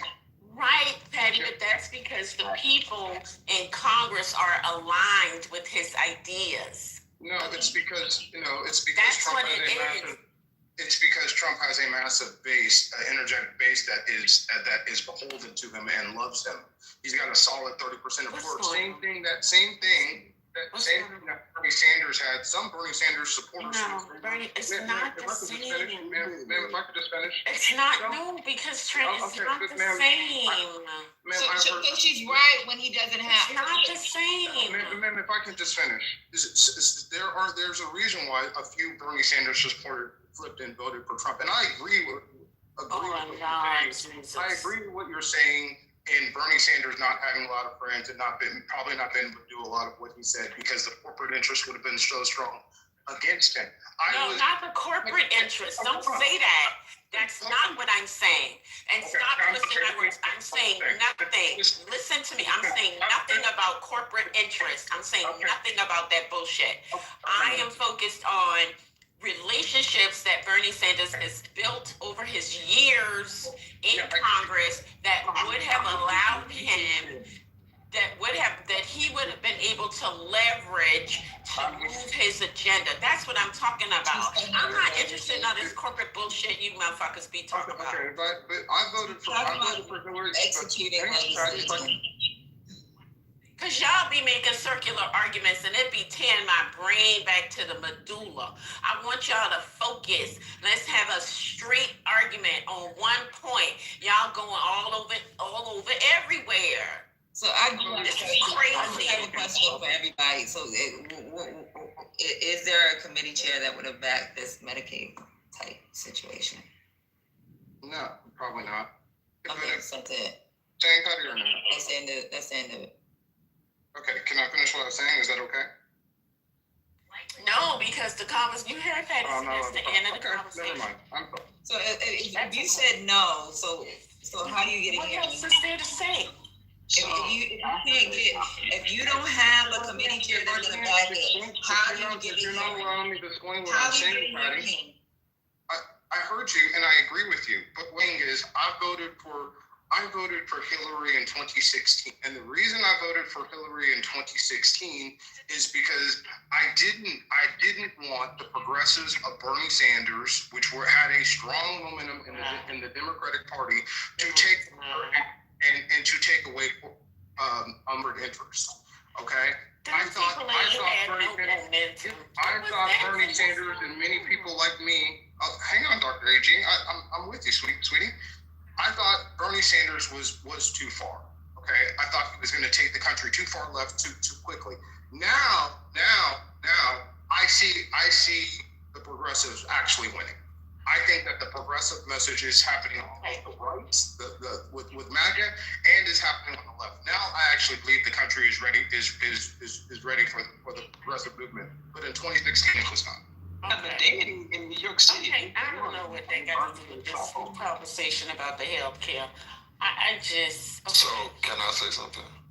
Please. I was gonna say, so as a person who supported Bernie, in 2016, but also as a person who voted for Hillary with, I didn't really have a big issue with doing that. I think, like, in hindsight, I think that Bernie did what his intended purpose was. He served as basically an ideologue. Like, he got ideas out there that, I think shifted just the country's thought process forward. But in hindsight, I don't know if he would have been a great president, just because I'm not with the playing ball. I'm really with the, stand on business, but I don't think he was swaggy enough to do what needed to be done. Like maybe an Elizabeth Warren or a Beto, or like somebody that I find, because I think that they're progressive, and I think that's his name, Beto, that's from Texas, but he is a Democrat. So I think you can just be a Democrat and just be like, I'm a Democrat, but just have the same pretty much ideology that Bernie has, but you're playing with the party, so they're far more likely to go along with you and support you. So I think that going forward, and as I get further into politics, I see that it's people like Bernie that just are Democrats. Like, they don't have to it's cool, I get it why he differentiates himself, but I think for the purposes of running for president, I think he should have just been like, I'm gonna be a Democrat, and I think he would have got further. And culturally, the other part of it is too, like you were saying, even though you could look at somebody like Beto, right? Beto coalitions well. He collaborates well. And that's the thing with Bernie, and that may be like his independent spirit. Like, he's not a collaborator. Right, and he's not and I hate likable, but for political purposes, I will allow it. He's not likable. Yeah, he's not and I think you can be that, but be likable. Yeah, but you can be I think Newsom is kind of playing that role a little bit. I think he's, I don't think he's a progressive by any means, but I think he's showing how you can, show variation within what you do. Yeah. For what's needed. If Bernie had played his lane, right? His lane, for me, is as the antagonist to the Democrats, right? He rallies everybody, and then what he does is he pushes them. Right? He gets his people and he pushes. If he had played his lane, it would have been better for all of us, for the country. Mm-hmm. But with him doing the thing that he does, which is he's constantly berating the Democrats in public fora, constantly. With him doing that, it worked to our disadvantage, and that's for me. That's the issue, which is the problem. He doesn't play well with others, and you need to play well with others if you're gonna get those bold ideas across the finish line. And I do think Elizabeth Warren. I told y'all I know a chick when I was in Hawaii, and she's a full bird colonel, right? So her next rank will be general. She did her congressional fellowship and worked under the Obama administration, right? And she actually said, like, she's very progressive, just as progressive as you are culturally. Like when we would go to lunch and talk. But you know what? She can't stand a Bernie Sanders because she's actually had to work up there. It's an asshole. It's like his way or the highway. Like he doesn't have room for conversation. Even with Obama, her working with Obama made it a thing. She said she made it a thing for those that were working that fellowship to have the conversation with Bernie just so he can like be appeased. And she said he was an asshole. So like he's made it clear he's gonna be an asshole even to the party that he tries to run under when he does want to fucking make some shit happen. He doesn't build a coalition. Just because you got a fan base, he has not tried to recruit a coalition. He's pretty much like, it's my way and this is the way I want it because I have a whole bunch of motherfuckers that's jumping on board with it. Yeah. So I mean, I get that about him, and I can see that about him. But I think that somebody like Elizabeth Warren, AOC, I love Elizabeth. It's even I'm gonna say her, but I don't know if she is a Democrat. She might be an independent. But even like Cori Bush, I think that she is an agitator, but she's likable. She really is an agitator, but I think that she can get people. I just don't think that, and I think the type of people that Bernie cultivated, like his followers, they were real weird, bro. Like the people that really, really like were Bernie stands, that they shifted into just right wing was so crazy to me. That was just crazy to me. And let me say this. Well, hold on, and let me just finish. You can say it. I promise I'm gonna let you talk, Trent. But because I'm talking to y'all, I just don't understand. That's why a person like Bernie is scary. Because while I like the ideas that he presents, the followers that he brought out, he's a lot like Trump in that way. Like the people that he seems to rile up is like the worst kind of people. It's always like these stands of him, and they can't map. Like Bernie ideologically is like very similar to Elizabeth Warren or AOC, but they will not support either of those two candidates like they support Bernie. They wouldn't, and I mean ideologically, he's 75% like Hillary Clinton, so it should have been easy to go, just go a little bit right, for the time being, but they went extremely right to Trump.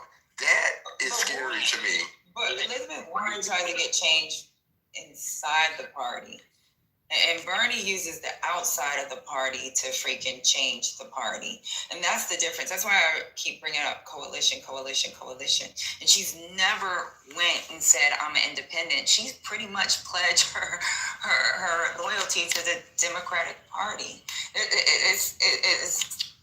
I get what you're saying, like with progressive values, but she still tries to change the inside of the party instead of going outside of the party. So hang on, let me say something. I gotta get in the car. And I love Elizabeth Warren, by the way. What's up, sweetie? You talking to your wife? Go ahead, Trent. Oh yeah, I thought you said something, Patty. Yeah. I'm not a sweetie though. But you look nice in that picture. I'm doing with mirror things on. So culturally, I 1,000% agree with you. But here's what I think is different now about the Bernie bros and the Trump people that switched over. Now I'm talking to people that are making $140,000, $150,000 a year, and they're talking about healthcare costs, right? I think now you don't. So to Patty's point, now I don't think you have to work inside the party because of where the Democratic Party is at, and being out of power, and they're scared about the Trump movement. Now I think the angst and the anger, and these are people that actually work for corporations. The angst and the anger and the affordability problem against such a wide amount of people is exactly why I think actually AOC is going to be the ticket, bro. I think because all those things that you talked about, like in likability and bringing people together, and I think she's the one. Here's the thing, y'all gonna be in those people. I don't know if you're describing yourselves, I want to include you, but those 150, people that's making 150 a year complaining about healthcare. I get it, it's expensive, whatever, but you still can afford it. And the difference between those people and the, like, I would say, regular, just, your regular black woman Democrat or black man Democrat is generally that person is going to actually care about other people's, the general population's healthcare. Like the 140,000, the people that make $140,000, they're just complaining because they're selfish. They don't give a fuck about what it costs for nobody else. And that's where the problem is. So you really explain a lot to me. The Bernie supporters are just selfish. They only give a fuck about them, and they don't give a fuck about the slavery. They just want a better cage. So thank you, Trent. You really, really explain a lot to me, because the difference in me, and because I supported Bernie, I loved him. Can't even lie. But if I make enough money to pay for healthcare. I don't like it. I'm not happy about it. I think it should change. I will advocate for it, but I can't afford it. Yeah. I also care about other people who can afford it. I know that it's people who are not in my position who can afford it. That's the difference. I don't think those people or y'all care about the people who are, SOL, who only make, maybe half of that or a quarter of that just not going to be able to afford it. It's high for you. If it changes for you, you won't. It will go back to not mattering, and that's why a lot of these Bernie Sanders supporters are new to politics, because they just got a little bit of money. Now they like, oh, healthcare in Texas is this much, so they surprised. So now you want to get into something to change it only for yourselves, and if you get that change, which this tax break won't even clip them, so stupid on them again. So now they only want to change it so it can, fuck out of here. I just don't understand, that's not real change, y'all. Even if you're selfish, if y'all just read about how healthcare works, if you only change it for a certain portion of the population, it's only going to go back to the same. Yours is only going to rise. When y'all try to we need to, healthcare and insurance in general works on a thing called the law of large numbers, which means just by the very nature of the statement, you need a large number of people. So when they start dropping people's insurance, everything y'all voted for or y'all are mad about is going to worsen. So if you're looking at $600, be prepared to pay $1,200 when they start dropping people. I'm telling y'all, if the smaller the pool of insured, the higher the premium. I don't understand how y'all don't understand how that works. So when y'all say, "Oh, it's the Republicans," is that Bernie people who supported Bernie were Democrat, and a lot of independent and actual Republicans came over to support Bernie, and they actually said, "Hey, if it was a choice between Trump and Bernie," and they said this before the votes ever even happened, I would vote for Bernie, because at least I trust him that he's going to do what he says he's going to do. He's been in Congress for a very long time. Has the highest approval ranking out of any senator. He's also bipartisan. Do you know where he comes from, though? Look where he comes from, bro. He don't got no black people where he's from. Can I share some breaking news? Can we take? Hey, we got some breaking news. Breaking news. Can can we table Bernie for a moment? Because goddamn, that's been going on for 10 minutes now. Trumpy has just said all air traffic controllers must get back to work now, all caps, 3 exclamation points. Anyone who doesn't will be substantially docked. Docked is in parentheses. For those air traffic controllers who were great patriots, all that's capitalized, and didn't take any time off, capitalized, for the Democratic shutdown hoax, that's in quotation marks. I will be recommending a bonus, capital letter bonus, of $10,000 per person for distinguished service to our country. Recommending. For those that did nothing but complain and took time off, even though everyone knew they would be paid in full, capital, shortly into the future. I am not happy with you, capital letters. You didn't step up to help the USA against the fake Democrat attack, capital letters, that was only meant to hurt our country. You will have a negative mark, at least in my mind, against your record. If you want to leave service in the near future, please do not hesitate to do so with no payment or severance of any kind, exclamation point. You will be quickly replaced by true patriots who will do a better job on the brand new state-of-the-art equipment. All that's, I don't know, first letter, capitalized. The best in the world that we are in the process of ordering. Okay, so we don't have state-of-the-art. Okay, the last administration, quotation marks, wasted billions of dollars trying to fix antiquated junk. Again, quotation marks. They had no idea what they were doing. Again, to our great American patriots, God bless you. I won't be able to send your money fast enough. To all others, report to work immediately. All full of shit. American President Donald J. Trump. Now listen, Patty, I'm waiting on my $10,000 because my husband didn't miss a goddamn day, hour, minute, second. So I'm gonna need that 10 grand. But you know what? Shadow showed up to work too.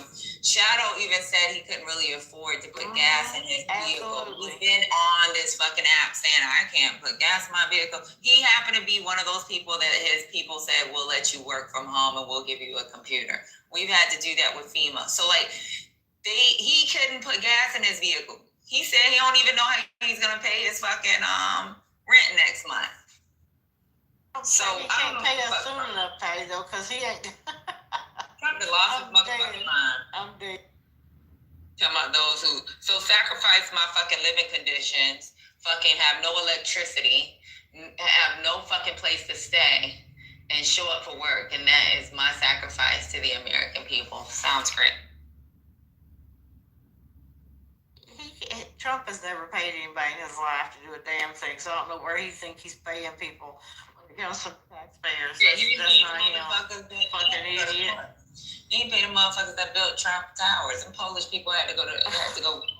Like, it makes sense. I don't think he's paid the people that tore down the East Wing yet either. So yeah, they should have known they wouldn't get paid. You being a patriot, okay? When you do what he says and don't get paid. I have other breaking news. Go ahead. Well, the Supreme Court refused to hear Looney Tune Davis's lawsuit.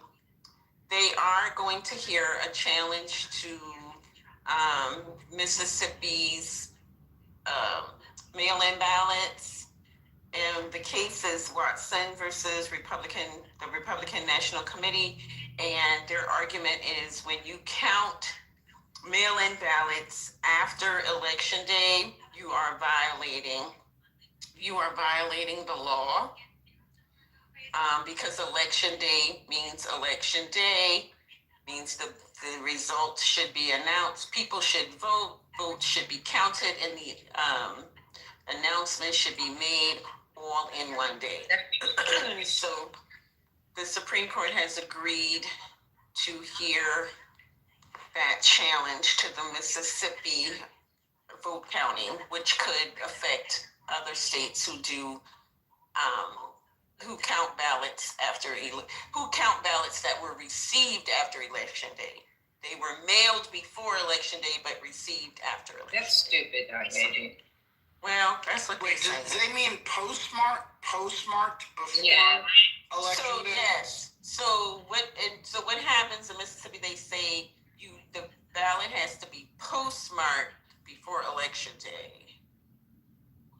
And if they arrive like days later or whatever, they get counted. And that's okay. They're saying that's okay? No, the Republicans are saying that those votes should not be counted. Even if they were postmarked prior. Yes, their argument is that Mississippi Republicans are saying that Congress set a date by when voters must vote. Could you imagine how that Congress did not say when your ballot arrives.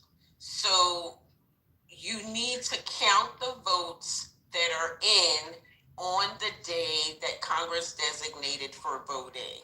Could you imagine how that would affect Arizona, California? Oh yeah, it's gonna affect at least 12 other states. That's the stupidest shit I've ever fucking heard. Well, we'll see. That means we're gonna need a lot of volunteers to count. Yeah, we'll see. And fuck the soldiers that's overseas, that it may take about 2 weeks for this shit to come in. And they usually vote with fucking Republicans, so. Well, shoot themselves in the foot. Yeah, but we've seen how the numbers fluctuate because we're waiting for those counted ballots. So I don't know. There's only a few states where that happens, where they still getting votes. California is one of them. I'm going to see real quick if the 10 grand has been deposited in my account. I'll be right back. Good luck. Because if I don't see it, it's going to be a problem, Patty. That's propaganda. He ain't giving shit. He can't even give that $2,000 because we'd be a negative. And what tariffs that's actually produced. The funny thing to me is people talk about it and believe it like it's something that's about to happen. It's wild. There's so many suckers in this country. That's why he wins. Suckers everywhere. Child, they say Ghislaine Maxwell is receiving customized meals personally delivered to her cell. She has a private exercise area that she can go to after hours, and she has a service animal. Absolutely, a service animal. Absolutely, Dr. A.G. She got the goods on everybody. That's how she got in that prison. And who is over these prisons? Who's the president right now? Who would put someone as heinous as her and give her anything that makes her day better? That just speaks to what we know what's in the files. We know. Somebody from the prison say they are offended that she is receiving these luxuries and she should not even be in here with her. She shouldn't be drawing another breath as far as I'm concerned. I said, not the prison workers, not the managers of snitching. This is great. The managers of snitching. That's cute. They also got email traffic where she said she's happy and comfortable. You all heard about that? I think it was like, yeah. She said she likes it here. She was living and hiding any fucking way because she knew that these charges could come up because of Epstein's passing. So she was hiding out any fucking way. So. And that other lady is dead. Virginia.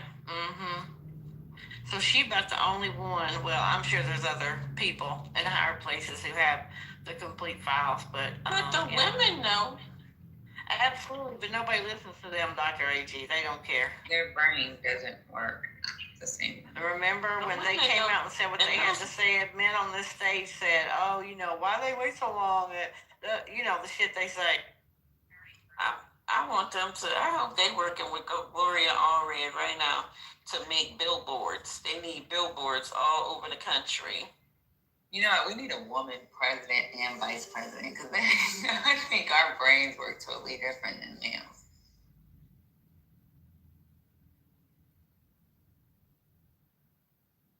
And then we can have a White House correspondent Nathan's eyeballs in the chat. Have a male that actually explains. We have a male explain what's going on. You scared the fuck out of Nathan. His eyeballs in the chat went off the charts. A woman, 2 women? Yeah, you have 2 women, and then you have the man be the one that explains the agenda of the president. Not a male press secretary. Yeah. That, I think that would be like how we would be able to be like on top, right? You have the male press secretary that everybody listens to, and we just like push policy and put our foot on the neck of the fucking politicians. I think that would be. And then every event, you have to have a male translator. You know, like how they had that Obama translator on Saturday Night Live? Yeah. And I think that would work out. And then we would at least have some type of acknowledgement because there are men to interpret what's actually going on. Because that's what happens in this fucking room. And that happens. Absolutely. The Democrat that's supposed to support us and what we're saying, they'll pretend they don't know what the fuck we're saying. So a man says something, everybody go on fucking mute. And that includes you women too. Y'all gonna win the presidency very soon. Maybe the next cycle. Don't worry. Well, Trent, you just said you would vote for Rubio or JD over Newsom. I guess they women. Oh, this is interesting. Wait, I want to call something out. I want to call something out. Call it out. Okay. He said you all will get a Democratic president, implying the fact that he didn't vote for Kamala. I said we'll get a female president very soon. Implying that you voted for Trump. No, you all will get a Democratic president soon. You all, I'm not a. You that voted for Kamala will get a Democratic soon. Not to worry. And when we get one, I want y'all to always remember that we have these rooms, and Dr. AG, April, myself, we'll wheel up and we'll vote, and we want you guys to like go out on TV and the media and say, hey, they always wanted this, so let them be the people. You know how Obama had the oldest black woman? White House. All three of us to go up there in our wheelchair, because this is when we'll have a woman as the president. So we'll go up in our wheelchair and we'll be like, yeah, we were in Clubhouse arguing with men, and we had to have men interpret the information. Thank God you're here. So hey, you and April can go in the wheelchair. Y'all can carry my urn. Listen, Dr. AG, Patty gonna have 2 urns, because by the time we see a woman, hell, my ass ain't gonna be here. Y'all gonna be in the lawn chair with the 2 cup holders. 2 of them, we have our urns. I mean, y'all could do it where you get a woman and then just put Pete Buttigieg as the vice. There you go. I'm telling y'all that Pete Buttigieg is the jewel that's sitting right in front of America's nose. Said it in her book. That they just like, because that man is gay, y'all would not give that man a chance. Yeah, but she said herself, I can't give him a chance because he is gay and because of the climate. I mean,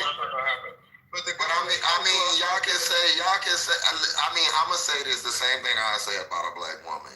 This is why I call America dumb. Y'all see what gay men have been able to accomplish in spite of, just like you've seen what black women have been able to accomplish in spite of. To me, if I'm going to hire someone, this is just logic. That's the first 2 communities I'm going to, because they're going to get it done no matter the fuck what. And if I want a president, the beast of a president that y'all want, that's the girl who y'all should have got either the black girl or the gay man. But y'all stupid. Y'all are stupid, and y'all because y'all don't, mind you, you'll never see that man have sex. You'll never see anything that could disgust you or, really bother you. But just the fact that knowing, he don't even act like stereotypically gay or whatever. But just the fact that knowing, nobody will even give the man a fucking chance. Same with Kamala. And that's why we are a dumbass country. We are backward ass, misogynist, racist, hateful. I'm sorry. Americans just are that. They are so easily propagandized. It's really pitiful at this point. Because he's a family man, and that's attractive, and smart, sharp as a motherfucking cat. He is attractive. And he has all the background. Military,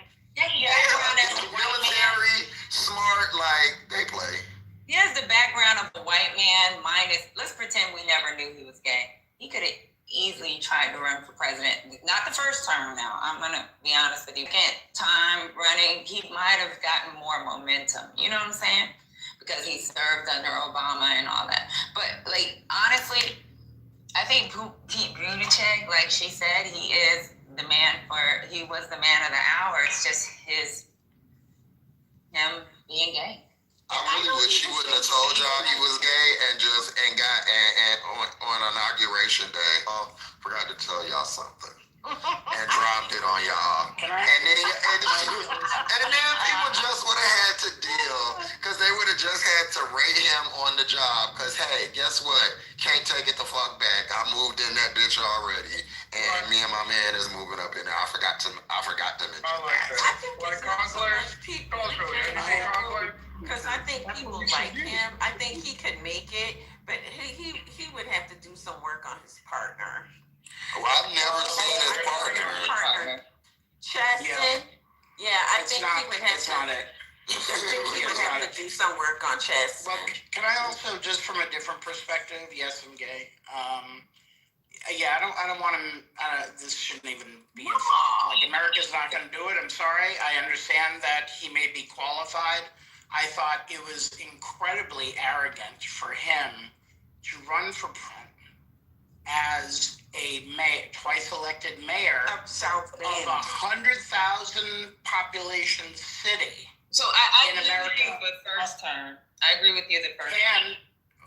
And I'll also say this. What a lot of people don't know is that he was attacked a lot from the left as well, because he worked for McKinsey, because just one of those fucking corporate guys, corporate gays, whatever. And, and then there was talk about him just kind of joining the military to, amp up his resume, whatever. But, he wasn't loved on the left either. I think he's great. I don't think everybody is right to be president. He could also be Secretary of State. He could be something else, but not in an elected position for America to vote on. Sorry, this 2032. I'm gonna be honest with you. I think it would have been great. Doesn't he have a degree in history or some shit from Harvard? I think so. 2032. He would have been better than Trump. Trump lowered the bar. I get it the first time. I'm 100% with you on the first time he ran. I think it was more of like an advertisement that we outside, and then him being with Obama giving him a chance, and then Biden giving him a chance. But why don't? This is a frustration I have. You're in Indiana. That's where your roots are. You're mayor of, Fort Worth. What was he mayor of? Anyway, that place. South Bend, right. Sorry. I know there's the university there. Notre Dame. Yep. Yeah. It's just whatever. There are 1,100,000, population towns.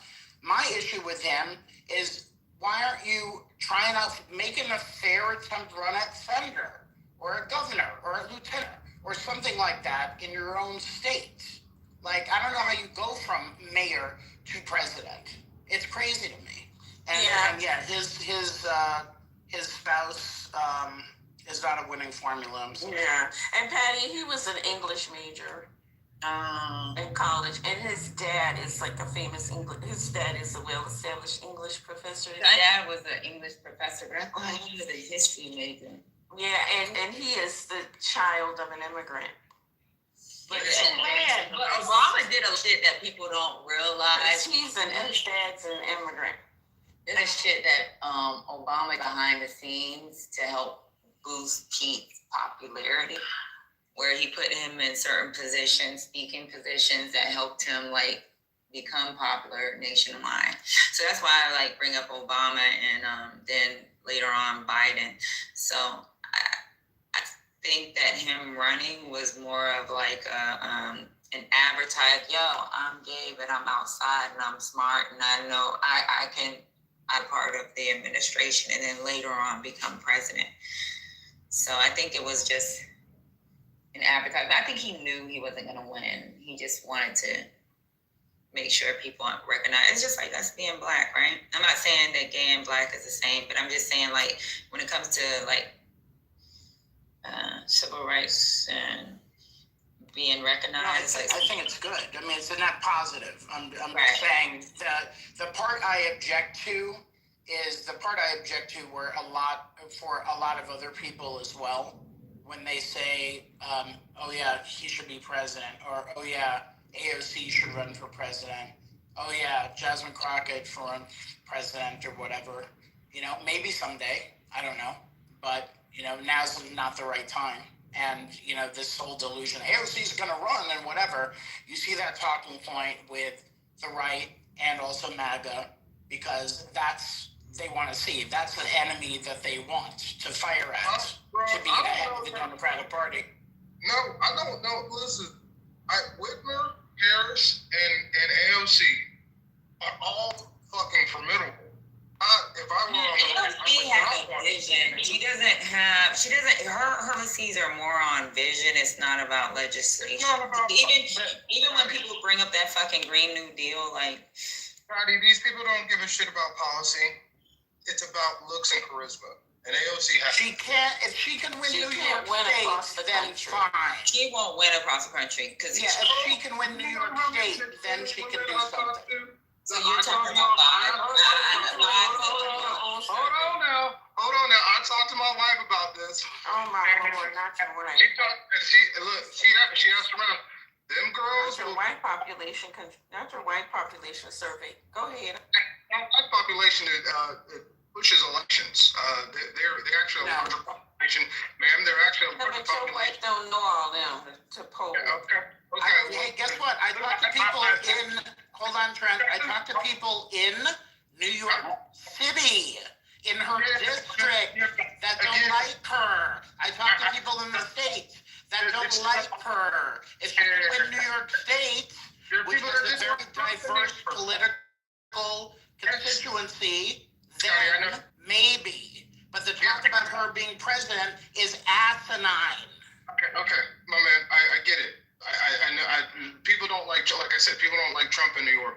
But you don't get it, bro.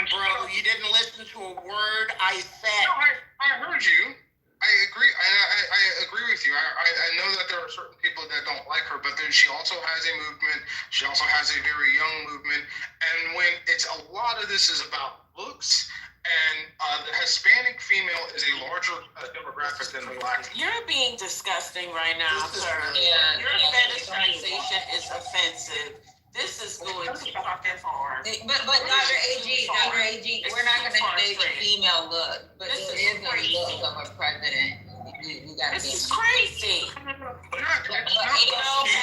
talking about that. I'm not talking about that. I know where you're going with it.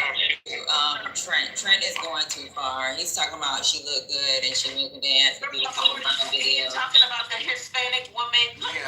What's going on? Right. You can talk about the black female vote, but you can't talk about the Hispanic female vote? That's not what you said. That's what I said. That's what I said. I said the Hispanic female vote is it's not a monolith. Yeah, well, Trent, I was almost about to come off and say I kind of agree with you, but then you took that turn.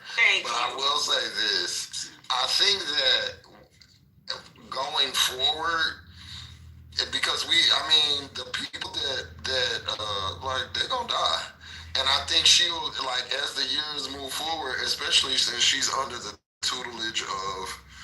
Y'all's homegirl and stuff. Nancy Pelosi. Yeah, she's gonna start looking more and more attractive as a presidential candidate, especially for people like me, like that I already fucked with her, but now I'm getting older, and so when I'm in my, I don't think she should run now, like 2028 or nothing. But like another decade or so. Another decade, but culturally, will it be the same AOC that you guys are looking at? So, like you talk about under the tutelage, not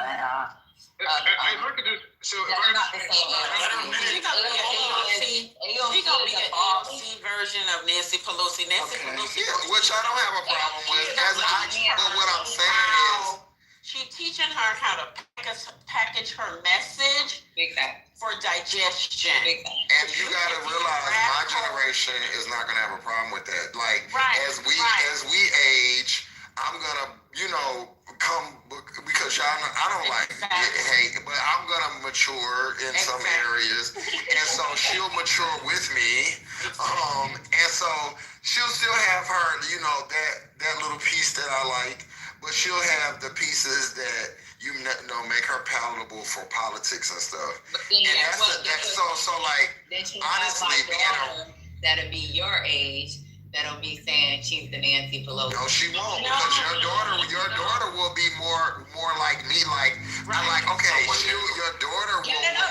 So my daughter got pissed off that she took the pronouns off of her. Yeah, but your daughter is in her 20s. She's gonna mouth out. She's gonna trust me.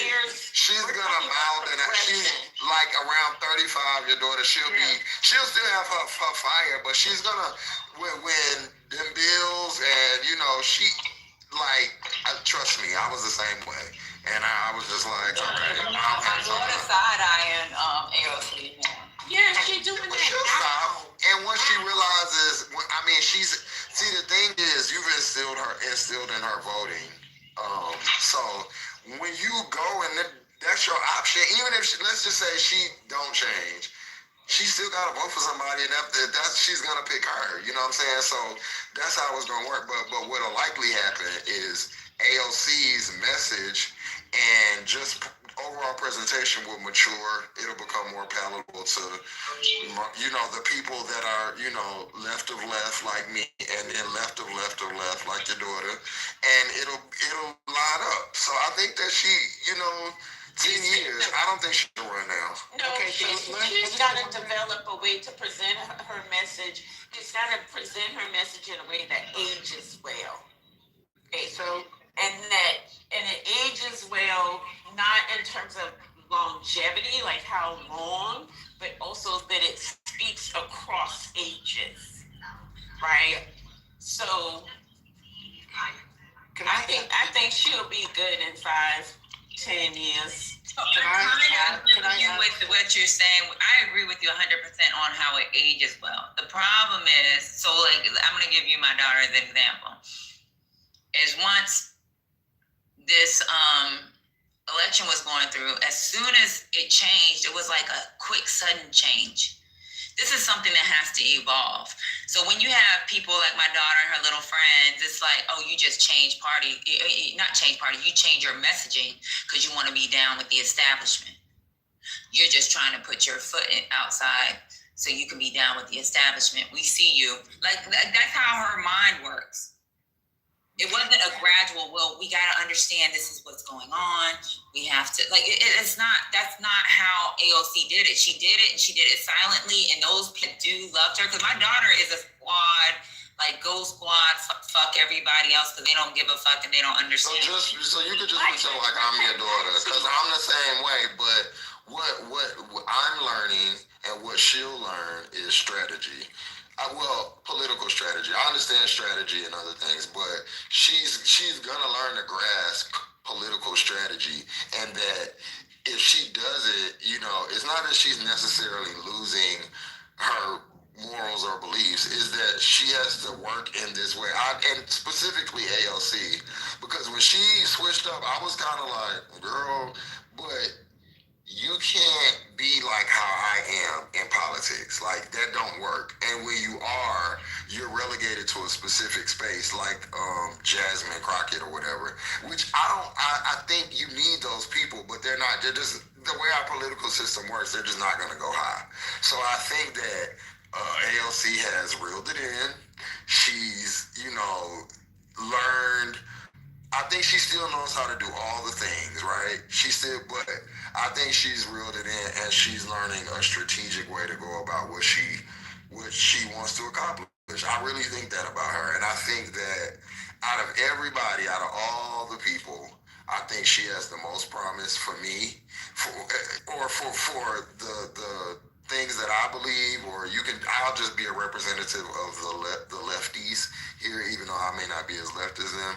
But I think that she represents a good balance. Like she can't, my mother, you know, in 5 or 10 years, my mother will vote for her, even if she don't agree with everything, but my mother will go and vote for her. I'll vote for her. My little cousin will vote for her. She can cover all the bases. I really think that about her. All right, can I just answer one thing, please? Yeah. Okay. Sorry, Scott. The talk, that's okay. That's okay. I just want to be crystal clear as a New Yorker, not a New Yorker who has left. There's no shade to you. I was just kidding. The only talk about her should be either primarying Chuck Schumer in the 2008 election, or if Chuck resigns, you know, running for the seat and getting elected across New York. That would show that she could potentially be marketable for a presidential campaign. Until then, that is the only thing she should be doing, getting into Senate leadership, whatever it is. But that's what she should be doing. All this other talk it seems ridiculous to me. It kind of makes sense, but like for me, right? So I'm an old ass motherfucker. For me as a kid, I seen Ted Kennedy and I would hear all this other shit. And he was what they would consider more of a progressive, even though he came from a rich family. Oh yeah, he was definitely on the left. Right. So when I hear a Ted Kennedy and I hear all the bullshit behind, like this is me coming up in college, this is me coming up in high. When I would hear like, oh, but his family did this, I don't give a fuck, because he slowly progressed into becoming like who he was, right? He was about. But when you have, right, but when you have an AOC, so with my daughter, her brain went like crazy on AOC. Like, what the fuck is she doing? She's supposed to be like, for her, it's like the dance video. She's more likable. She's more like us. She's with us. And then one day she calls me, did you see our website? Mom, check out her website. She took a week. Like, what the fuck is she doing? How's she doing? But Patty, your daughter's a kid. And when you're a kid, your politics are extremely radical. As you grow up, right, that radicalizing, you continue to be radical, but you're right. But the way that your radicalization manifests changes because you understand systems and processes. And if you're committed to getting things done, right, you're gonna learn the rules to break the rules. And you see that even with AOC herself. Part of her change is that she's maturing. She's maturing in her understanding, and she's maturing in her politics. It doesn't mean that her politics change. It doesn't mean that she's giving in or surrendering. It's just that she realizes if she's going to get things done, there's a way that she has to move. And when she had those rallies, remember when she was having these rallies? And my mind is like, you're going to try to go buy a ticket to see something, because she's part of Payton. So with her mind, it's like, I want to go here, I want to go there. So I was like, okay, so are you going to go? She was like, no, I don't fuck with AOC. Like, I don't want to. And even in your daughter's demographic, she's like a small part of the population. Like, I teach her demographic. Right, and that's why when I don't have kids, Dr. AG, when people be like, you don't have kids, you have fucking kids. What is a demographic? People don't know that you have fucking kids. I got kids. You got more kids than motherfuckers like me that got one kid. I got kids. What are they saying? What is a demographic? Changing, though. Like, what are they saying? Oh, she's changed on this, and this. So this is the thing, and that's why I brought up a couple of weeks ago, like, what it looks like for these these black student unions. So my daughter goes to a decent school. With the black student union, these kids come from families that may have really taken care of them. I'm not saying I was able, honestly, if it wasn't for the government, she wouldn't have been able to go to decent schools. It's the government that paid for her to go to school in a certain country that would have cost me my fucking arm and leg, and I'd probably use that right now. So like, for her to go to school in Dubai, for her to go to school in Bahrain, to go to school with in British American schools is totally different. These are more radicalized than the kid that may have paid his way to college and understands what the community looks like.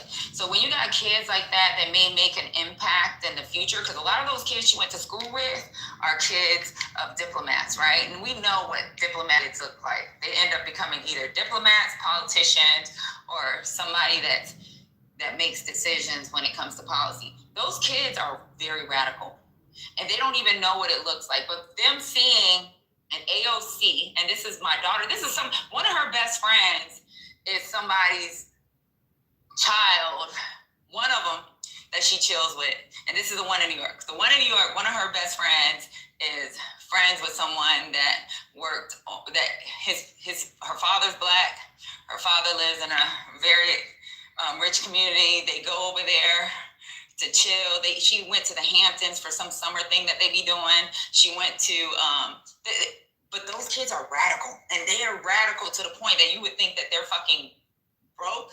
But these kids got money, and they don't know no better.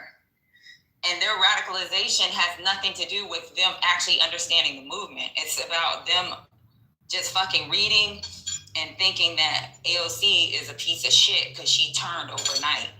And these are the Black student unions that are coming out of these PWI schools. But what she's changed overnight? What are the things that she's changed about? Just her whole, like, the way, because she has, like, first off, linking up with Nancy Pelosi is a signal. It's a piss off. Yeah, it's a piss off. And then removing like that, because it looks like, because she's always been a like rebellious voice. But let me just say this: your daughter, you could just look at me. When we first started talking, remember, Patty, I was real like, and I still am hard left. I didn't change, but I would give like. Let me see. Let me be super honest. I would give like 4 people credit. You first, Dr. AG, but the most credit I would give to can y'all still hear me? Yeah. Okay. I would honestly give to Go and Matt, because you know, I had a many a conversation with both of them about, you know, me being left of center or left of where they were or whatever. And, you know, just over time talking to them, it didn't really change my politics. But it did change how I understood how you have to work within the Democratic Party. So now I can say, all right, I see why Bernie wasn't a good option, or I can see where the disconnect was, when before I couldn't see it. Your daughter will be the same way. And even if she's not, she's making reactions or whatever, and she's gonna still keep her politics, but what you say to her or whatever, she's listening.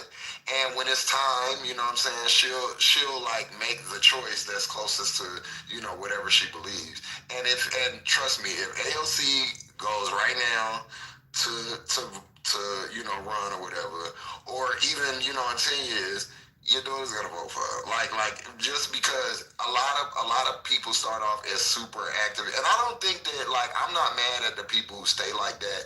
I think everybody has a position, but her specifically, she has chosen to go a more strategic route, which I can only respect, because I want to see her. If she don't listen to her mom, and then where the girl brain shit comes in, because even if I no, she do. No, she don't. She just probably, you're right, I think she don't, but she do.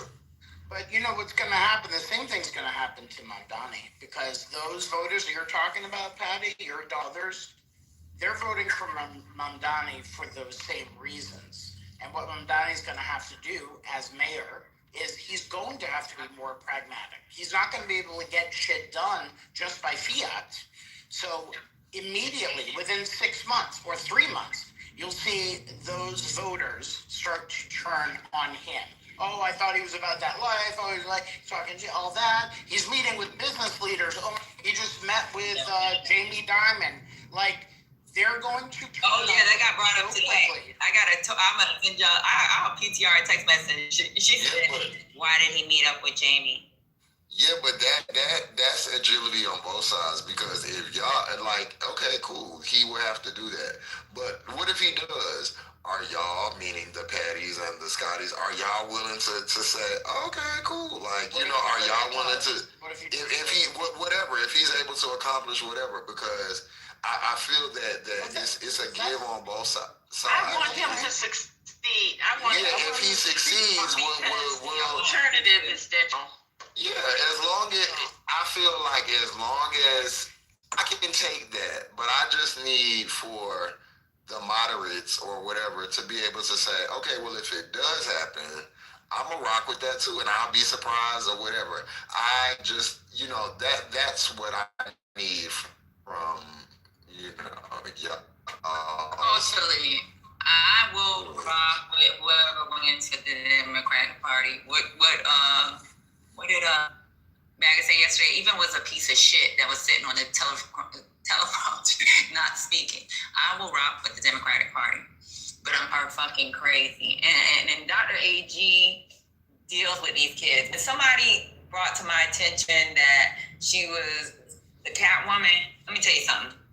Every decision my mom made, whether she was abroad and I was in New York City, it was based off of her students, because those students are her fucking kids. They're her fucking kids. She sees what reality looks like outside of, when you got kids, you get to hear your one or two kids, maybe 3 or 4, and if you're one of them people that got 10, you get to hear them 10. But my mom had to deal with a bunch of high school students having a conversation, and those are the minds that's going towards college. Even my mom taught night school when she was in the States. When she's in the States, she would teach night school at local community colleges. When you hear these conversations, those are her children. She treats them like me, my brother, and my sister. She treated them like they were hers. If they were crying, she wanted to know why they were crying. If they didn't have a babysitter, she would try to figure out how to help them get a babysitter. Those were her kids. So anybody come up here talking that dumb shit about Dr. AG ain't got no kids, she got some kids, motherfucker. And them the worst kind of kids to have. The motherfuckers that you can't fucking stop them from fucking breathing because she didn't give birth to them, but she has to have the conversation to make sure that they understand what life looks like. Them the worst fucking kids. Because my daughter right now pisses me the fuck off when she fucking sends me dumbass messages. Because she's radical and she has not fucking lived. I'll tell her, you fucking privileged, and at this point, maybe I should make you fucking breathe like the rest of the kids, so you can understand. I can breathe. I will. I think that's good for her. I was the same way, and I wasn't like, I was a like environmental animal, you know, that type of person. Like I've been arrested for it. I've been in some very crazy situations, and I would never do that shit now. But when you a kid, when you're young, that's what it's about. You gotta let her like do that. She's gonna get out, and then but at least she has like, you know, her motives are good. She'll settle down. Life is gonna whoop her ass. You don't gotta do nothing. Life is gonna slow her down. And so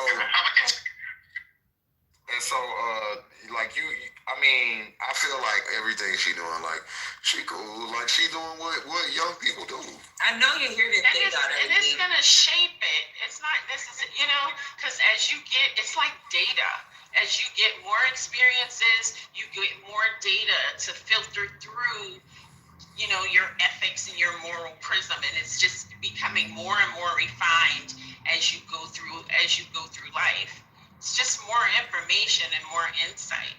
And this is the time when they do that. It's a safe space for them to experiment with ideas and to figure out like what they stand on and stand for. I'm gonna let y'all talk to her when she come home for Thanksgiving. Y'all gonna hear her talk and y'all gonna say this motherfucker is retarded. I should probably not like Daddy. I went to school to be a veterinarian. The people that I went to school with used to be doing all kind of shit, throwing shit on people. You know, like real like activism. These people, some of them people is voting for Trump now. and fucking conservative as they come. Life changes you. So she real far left. She'll be like center left by the time she get like 35, 40. Life gonna beat that ass. You know what you But call you me? look at Ayanna, you look at Ayanna Presley, right? Because she's a squad. She's super radical. Her presentation has always been different from AOC, right? And part of that is because she was older. Her life experiences were very different. So I mean, you had a lot of different options, you know. But this is what happens all the time. Like the far left, or they fall in love with revolutionaries and abandon them when they become realists. It happens all the time. Yeah, you know what? She calls me a slave. Oh Lord. Well, I hope you like eating It's okay. You're a slave to the system. I understand. I know one day I'm gonna say, oh, you know what? Well, I'm gonna liberate myself from this slavery, and I'm gonna liberate you from it too. So let me see how you gonna live on your emancipation, ma'am. You are emancipated. I'm just saying, my dad was a Panther, and now he be talking to me about immigrants and stuff. I'll be like, no, hold on now. So you can really, I mean, the older you get, the more right you go, which is unfortunate. But you know, the Black Panthers were always about coalition now. You know, they was getting all the colors together. That whole rainbow coalition, you know, the Black Panthers was always about that, because for them it was primarily a struggle against the oppressors, and everybody was being oppressed. Being oppressed. So that's in line. That's in line with the Black Panthers. They was got what we got Black Power, but they was also raising against the machine.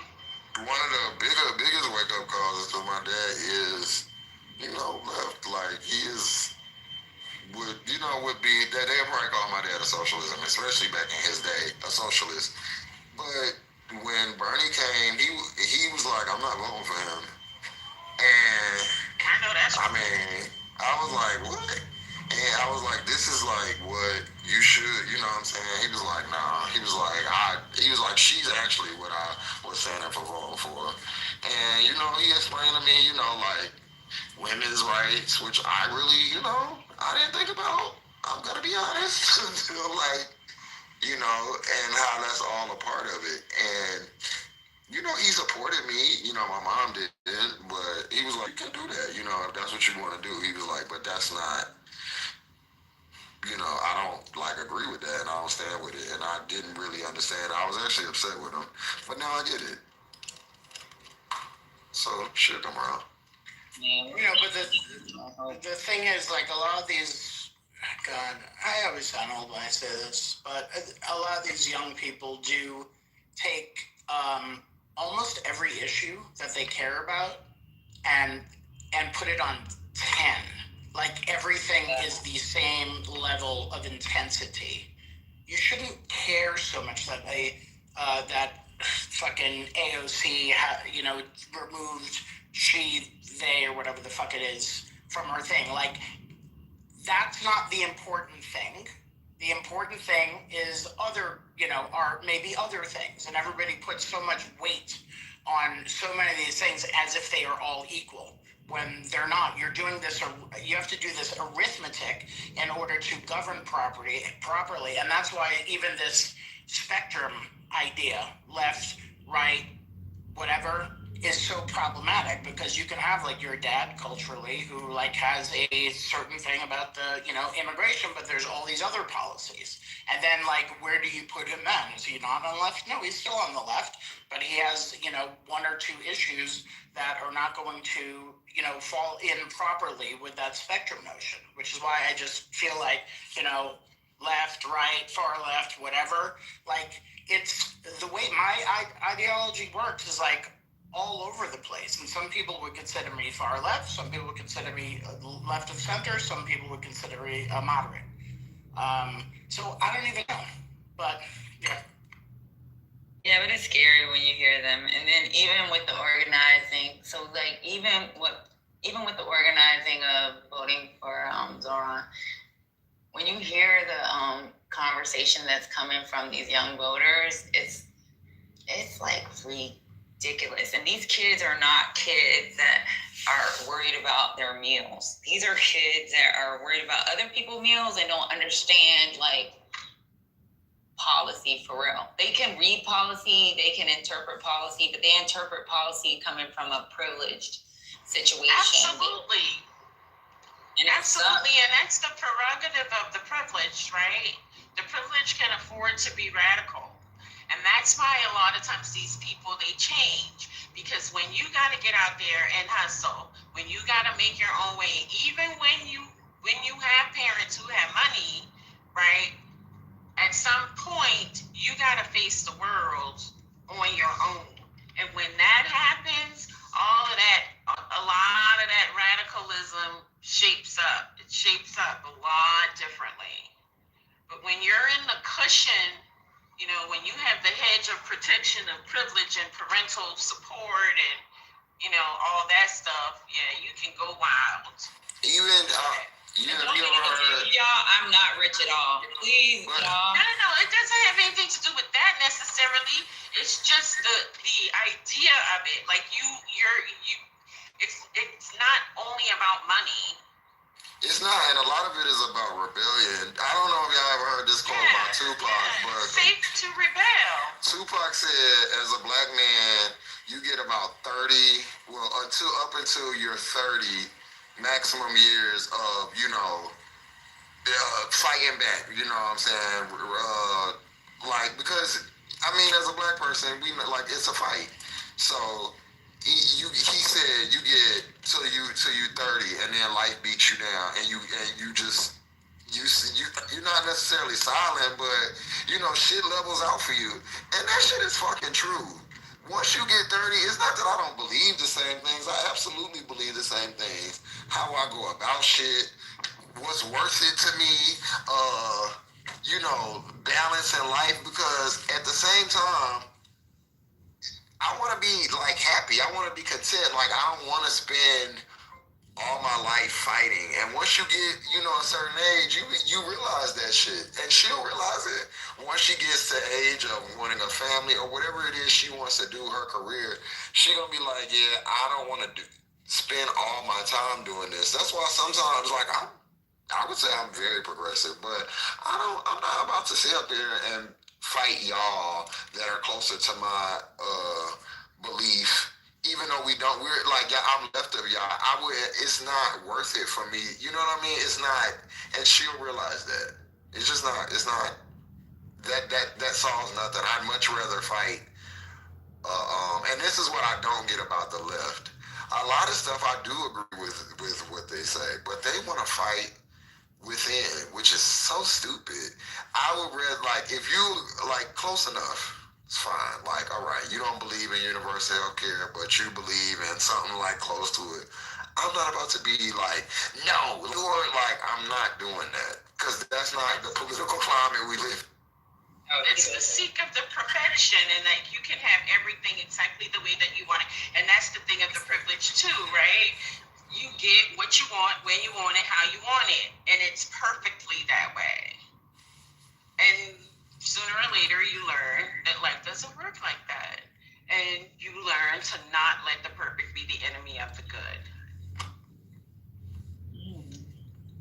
I was thinking about one time when she was talking about, say, well, how would you like it if you only had to eat noodles and drink tea? Because mommy had to eat noodles and drink tea through college. And my parents were helping me pay for tuition.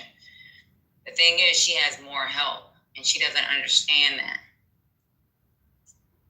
And then she'll say, well, then let me suffer, because I'm willing to suffer with my people. Like, nigga, you not your people.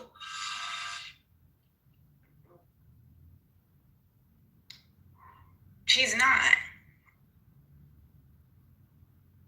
That's what you call heart and character. But let her suffer, and I promise you, that motherfucker will be crying. Cause she cried. But you need those people like that do have the privilege that are willing to be like, nah, fuck that. I mean, I just think she like, if she got logical, you know, people, she's not illogical, but she just don't understand how shit work. You know what I mean? She thinks shit should be fair, and we just don't live in a fair society. You know, like that's just what it is. So once you grasp that, and then you that's the point you got to work from. It's like with everything with politics. They be like, this person's they're a politician, so that's where I'm working from. You know what I mean? Like I'm not expecting my grandma out of these people, but you know. And I'm not rich, y'all. It's just she's been able to be okay. And this is a comfortable child. So imagine what rich black, because some of her friends, one of her friends has their own apartment, and her parents are paying $6,000 a month for her to stay in Midtown. So like, and these are her friends. She's not rich at all.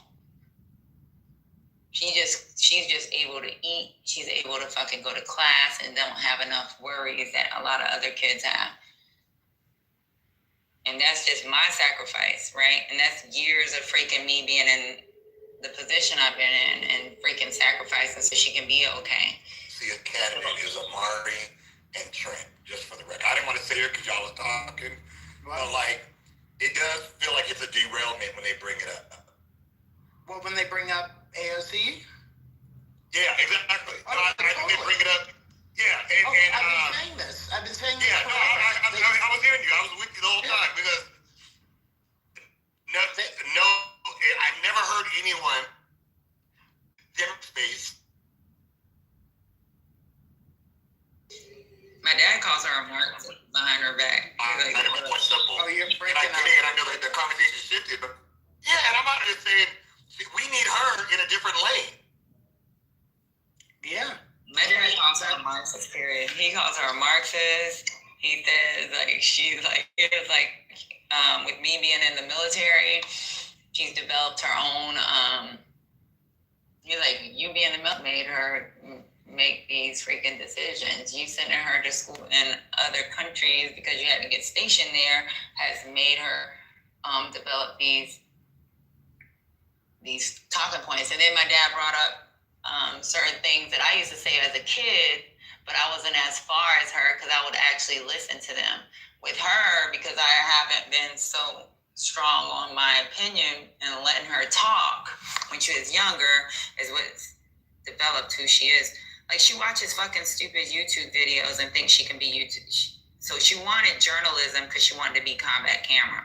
She's watched women get kidnapped, trying to put out information. Some woman she was following that got kidnapped, and like just crazy shit she be watching, like fucking mucus from freaking cows, like her becoming a freaking. My dad told me like I should have put my foot down when she became a vegetarian watching YouTube. Watching animals, watching like how your health is affected. Like it's just crazy. Yeah, but then she doesn't understand the overall concept of life. I get you. You're a mother. You're her mother, so she got a lot of you in her. No, that ain't me. That's social media.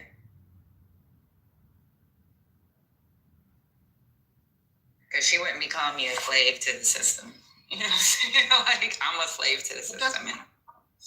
But the slave to the system has been able to help her pay for the shit she needs to pay for. That's what kids do, like they challenge the authority. She's really testing the ground to try to understand it all better. She respects you. Aleph, do you have children? Two. Oh, congratulations.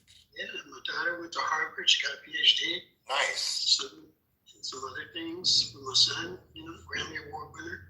So they've done really well. Wow, didn't know.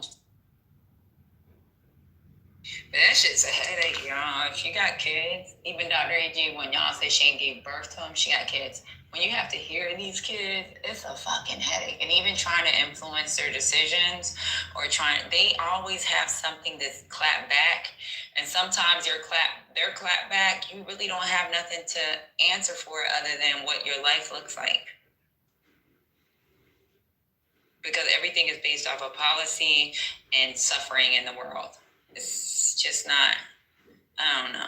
And my dad calls her a mini Marxist. He's like, that's my little mini Marxist right there. She's a socialist.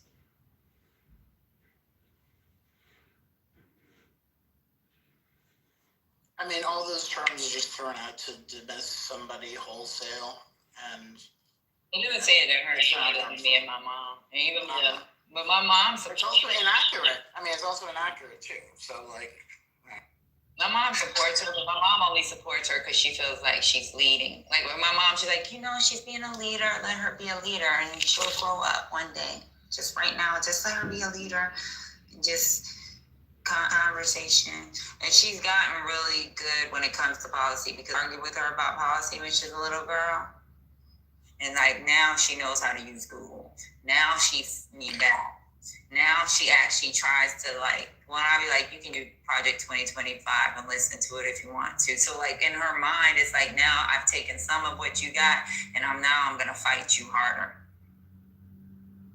Well, that's what you want, right? It sounds like you've raised a smart woman who knows how to advocate for herself and her opinions and think critically. And you know, she might not be agreeing with you right now, but she knows, she'll think it through, right? She'll consider. Let me delete her Instacart where she can charge my card. And I promise you, she'll be calling me, what did you do? Wait, can you do it and screenshot the before and after real quick? Let me do it for a week. Just record the audio, Patty. Wait, can you start removing things that are not necessary, in terms of budgeting, if we're going to go there and be fiscally responsible? The only thing I'm kind of scared of, and this is where I may be like hurting myself, is like, I don't want her to starve. I want her to make it through school, and I would be like, I'm going to have to work extra hours because my mom ain't got me. How old is she? Right now, she just turned 19. So it's like, I'm fighting with a 19-year-old. And she's currently in school full-time? Yeah. All right, so it's not inappropriate that you're supporting her through school, right? Like, you want her to be able to focus on that. Right. And that's the only reason why it's kind of hard. Like one time I was like, you know what? Eat noodles and drink tea, because that's what mommy did. And I know my parents supported me with everything they could to go through school. So if I was to do that, in my mind, I said that to her over the phone, but then I ain't cut the Instacart off. And then like a week later, she's ordering a 24 thing of water, and she's ordering her rice. She orders nashiki rice, and then she's ordering her she's ordering her shit from Whole Foods. So I'm like looking like, okay, you just spent $200 on my goddamn Instacart. But if I cut that shit off, is she gonna starve and not have food? Does she drink coffee? And she drinks coffee. Okay, so replace it with Taster's Choice Instant. So just try that, and then see how quick. Scotty, that's just cool. Give her, honey. You don't make so bad and let her decide what it is she wants to do. No, I'd say Trader Joe's Instant. Don't be that cruel. No. You have to send a message. What are you doing? You go with Folgers Crystal, Scotty? God damn. Just decide what her food budget is, give her that, and let her decide what she wants to do. Maybe I can reduce it to, because she eats a lot of whole food. Maybe I can reduce it to 50% and see how I'll be like. I better not run into her at Whole Foods. I'll be like, I'll look at the card. You gotta tell me it's in the card. I'll look at the card and be like, you Patty's daughter. I mean, Trader Joe's is so much better. So, Patty, my daughter's younger, so this might not be the same, but do you feel like she really knows how to shop? So she doesn't. So what she does is she's one of those people. She's one of those people that research certain companies. Like even with her makeup, she won't use NARS. So it's like certain companies, she'll be like, they don't care about the American people. They're just trying to make $1. Like it's like she's one of those. And what ends up happening, it costs me more. So in grocery or $100 for this and that, where she could have spent $50 because it's like in her mind, there's certain companies that's fucking the public over, but you don't have access to money where you can fucking afford to buy this shit. Right. Yeah. So instead of like having this argument with her over and over, just give her a specific food budget, right? You get X amount per month for food. You decide what you spend it on. That's it. But I also think to do that, you have to shop with them so they I get that, Michael, but you also have to do it with them to understand it. But check this out. You can also try this, right, for fun. You can use ChatGPT, right, one of the GPT grocery planners, meal planners, because that might be fun for her, right? And that can not only manage that budget, but she could get that literacy and all of that stuff. And she'll probably, you know what I'm saying? That's a great idea. Because you can even revise and be like, I'd like more water in my budget. Or what happens if I do this? And it'll give you different versions of it. But I'm going to be honest with you, Patty. This sounds like small drink water out the fucking sink. They don't do that now. Buy her a filter, a really nice filter then. Yeah, check this out. There was one time where she was only drinking black water. Black water. What's black? Donating to Better than toilet wine. And this is when we were in Hawaii. And this is high school. So high school is like, I don't drink that water. They're not helping Flint, Michigan with, and let's buy black water, Mom. So I started buying the black water just so like, even though it looks nasty, it's just buying it because they were giving a percentage of the money to Flint, Michigan. But then I think that's where my dad said I failed her because like sometimes you give in to kids and you gotta be like, I'm the adult here, go get a job and buy your own goddamn black water. But there was other water, so that sounds nice. There was other water that was less expensive that was helping Flint though. But I don't know. I feel like also too, you do better so that you can provide better for, your kids than your parents. Even if your parents provided a lot for you, like, I don't know. I also don't have a kid, but I do, help my little cousin who's in college a lot.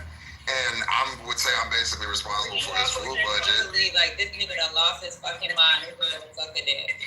So he like, I give him some money for, and I said that I'd be like, look, this is like, when if you get hungry, my nigga, like, I don't know what to tell you.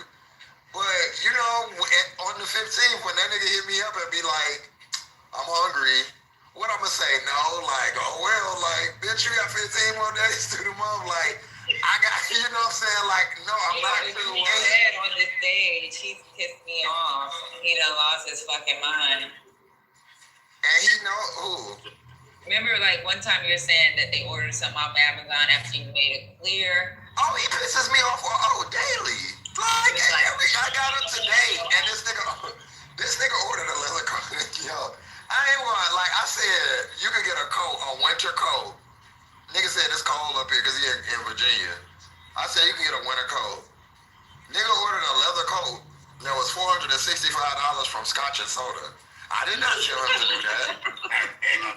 I didn't tell him to do that. The problem with these kids that are privileged, they still have access, but then they think that they're. But also too, like, I was pissed off. I was mad, and I said something to him about it. But at the same time, you be doing, kind of what you're supposed to be doing. You're not like in no trouble, like.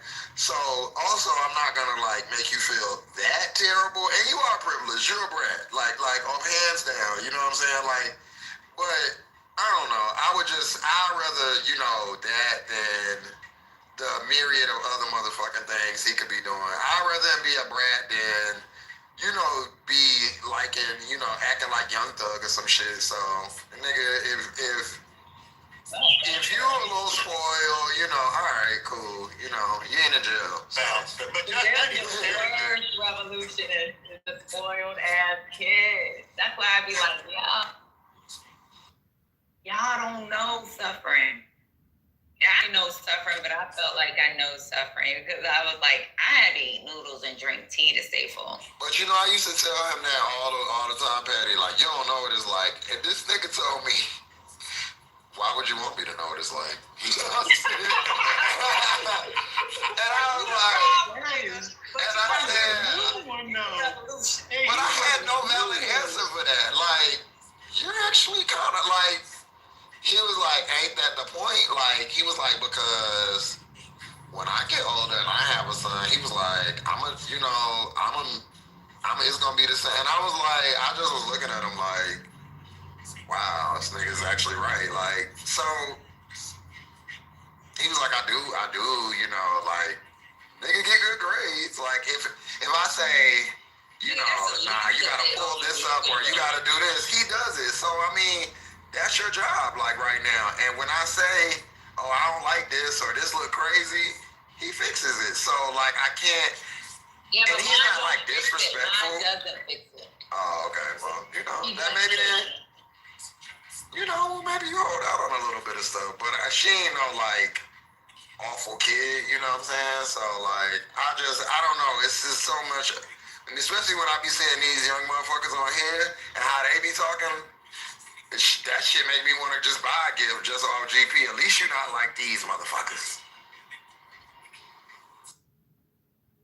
Yeah, but she doesn't fix it. At least you said your nephew will fix it. She doesn't fix it. Her mindset is her mindset, and she thinks she's like the revolution. And she thinks like the Black Student Union is the revolution. And I'm like, yo, you're not going to a community college with the Black Student Union. You're going to a decent school. And y'all revolutionary ideas is coming from a place of privilege where you guys don't know what real suffering looks like. So you gotta fucking like calm it down. Well, I understand. I got it. You're just a slave to the system, but I still love you, Mom. That's the problem was that statement. Period. They also If you were to ask her, just ask her when she comes home for Thanksgiving. Ask her, how is your mom a slave to? I've asked her, how am I a slave? Because you're fighting for a country that don't give a fuck about y'all. And that's the problem. Like, and she will curse, and I allow her to like be honest about things because I've always let her. Like, one thing my mom has told me is like, don't get mad because she's honest, because that's when you're gonna give birth to a liar. And that's the thing. Like with my mom, she's watched students that had to lie to their parents because the truth hurts their parents and they don't want their parents to know the truth. So like me letting her be honest and truthful and have conversations has developed a person that think that she can say certain things that may piss me off. And it's like, fuck, like, shut the fuck up. Who are you talking to? I'm a grown-ass woman. But I want her to, like, be able to speak to me. But at the same time, sometimes it's gotten to the point, I think because she's now 19, that I don't want to hear her 19 and like, if she was in this room, I'd probably drop her and tell her, shut the fuck up. You don't know what the fuck's going on. And I'm laughing because I have a daughter, Patty. I wasn't poking fun. I'm laughing because I could see it already developing with my 17-year-old. Right, and guess what, Brian? When they go off to college and they have like minds that gives them more information, these motherfuckers are smart. They will find policy and find loopholes. This is also where, understanding how everything works becomes helpful, because a lot of these people, and I don't blame them for, having their views and their passion and being, morally sound. They think that the enemy would be people who are actually fighting to get like some of the stuff that they actually believe in actually done. Not like not some ideological win, but an actual win that is legislation that can actually go through that would actually benefit them. They think a lot of those people, like in the Democratic Party, are just their enemies. And what they will sometimes do is that they will pick out a certain, legislation that maybe they signed on to that could be part of a bigger bill, and then they will be hyper-focused on that item in the legislation and said, oh, that person voted for this. Therefore, they're garbage. Everything about them is garbage. Exactly. They will do that. And then the other thing, which we also heard this weekend, is when people on the left were questioning Ketanji Brown Jackson's vote decision or whatever about the SNAP that happened and why the Supreme Court rejected it, and her reasoning was that it actually goes to, the circuit court quicker. Maybe Dr. A.G. would know better, but it goes through the process quicker so it can be done quicker instead of the Supreme Court deciding to take it on, which delays SNAP benefits. So because people don't want to actually learn about what these things do, they will immediately think that their decision or their vote, whatever, is nefarious. And therefore, we got to throw them out. They're not about that life. They're not for us. Look what they did. So I think those kids understand Ketanji Brown's decision, because even with me and her having a conversation about the decision, she understood the decision. She understood the appropriations if Congress had to add additional funds, right? So she understood that. It's just the really crazy ass arguments that we have, and then I don't even argue with her like that no more, because I'm gonna be honest with you. At this point, she has gotten smarter than her own mother. Because I can argue with her something and then be like, give me a second, let me Google this shit because this doesn't make any sense. But then she doesn't understand when you brought up the additional things that may come with this bill that they may have needed, she'll argue why it's not a priority versus what she feels is a priority. So I'm with you on that 100%. Everything that you said is 100%. And she doesn't understand the overall masses that it affects. She just understands how it affects poor people. And I was like, she just sparring with you. That's she just sparring with you. Like I used to do that with my mom. My dad used to call me.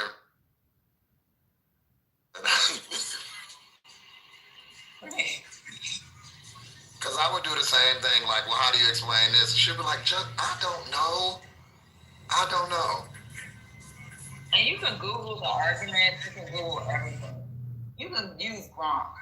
I just put the link in the chat that has a really great short summary of why Ketanji did what she did, because she oversees that specific circuit, and she actually outmaneuvered in some ways because she didn't want to go to this shadow docket, like what you were describing, Patty. Mm-hmm.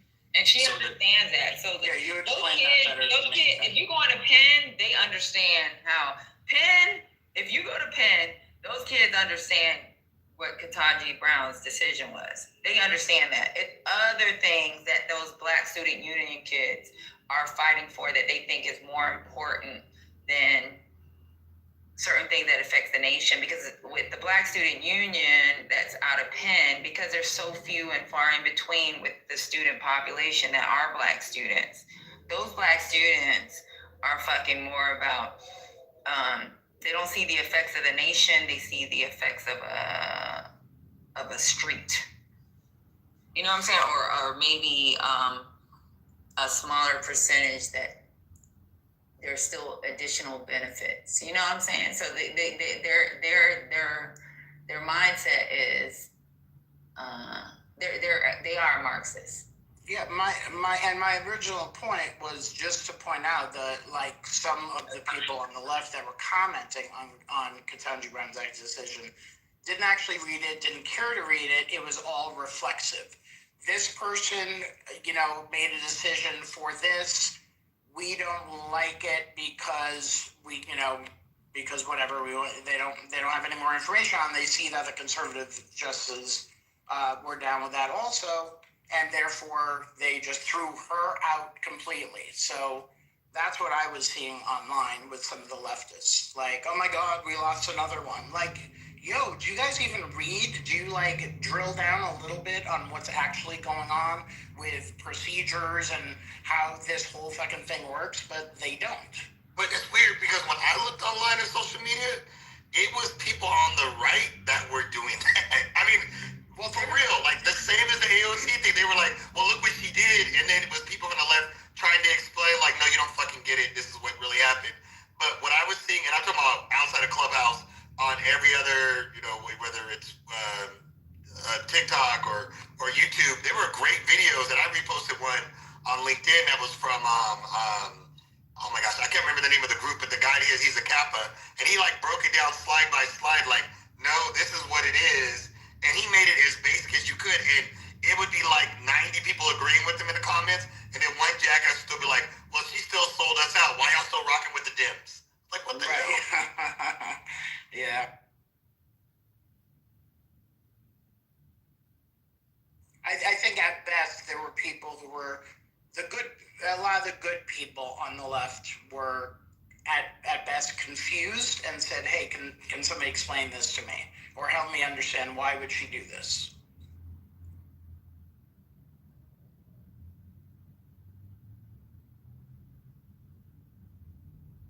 But at least, me and Jess can get gay married for now. Not together, by the way. I just mean separate. Hello. So, you guys, somebody threw in there earlier, AOC versus Schumer. Could AOC beat Schumer? I think Not he was right going to now. retire. I think No. he was going to retire anyway. She couldn't beat Schumer. Even though we got our gripe with Schumer, she couldn't beat Schumer. I think, look, he's what? How old is he? 77? 105.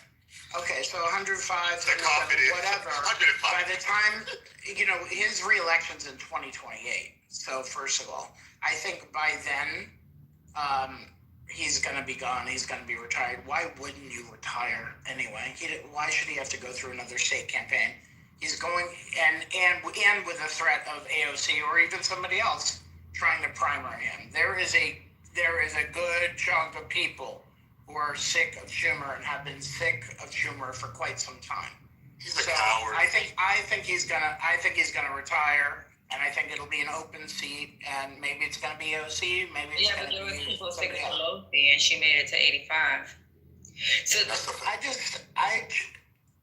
just don't know I really don't know anybody who's riding for him here. I really don't. there was people, they said the same about Pelosi. The thing is, though, they carry the party.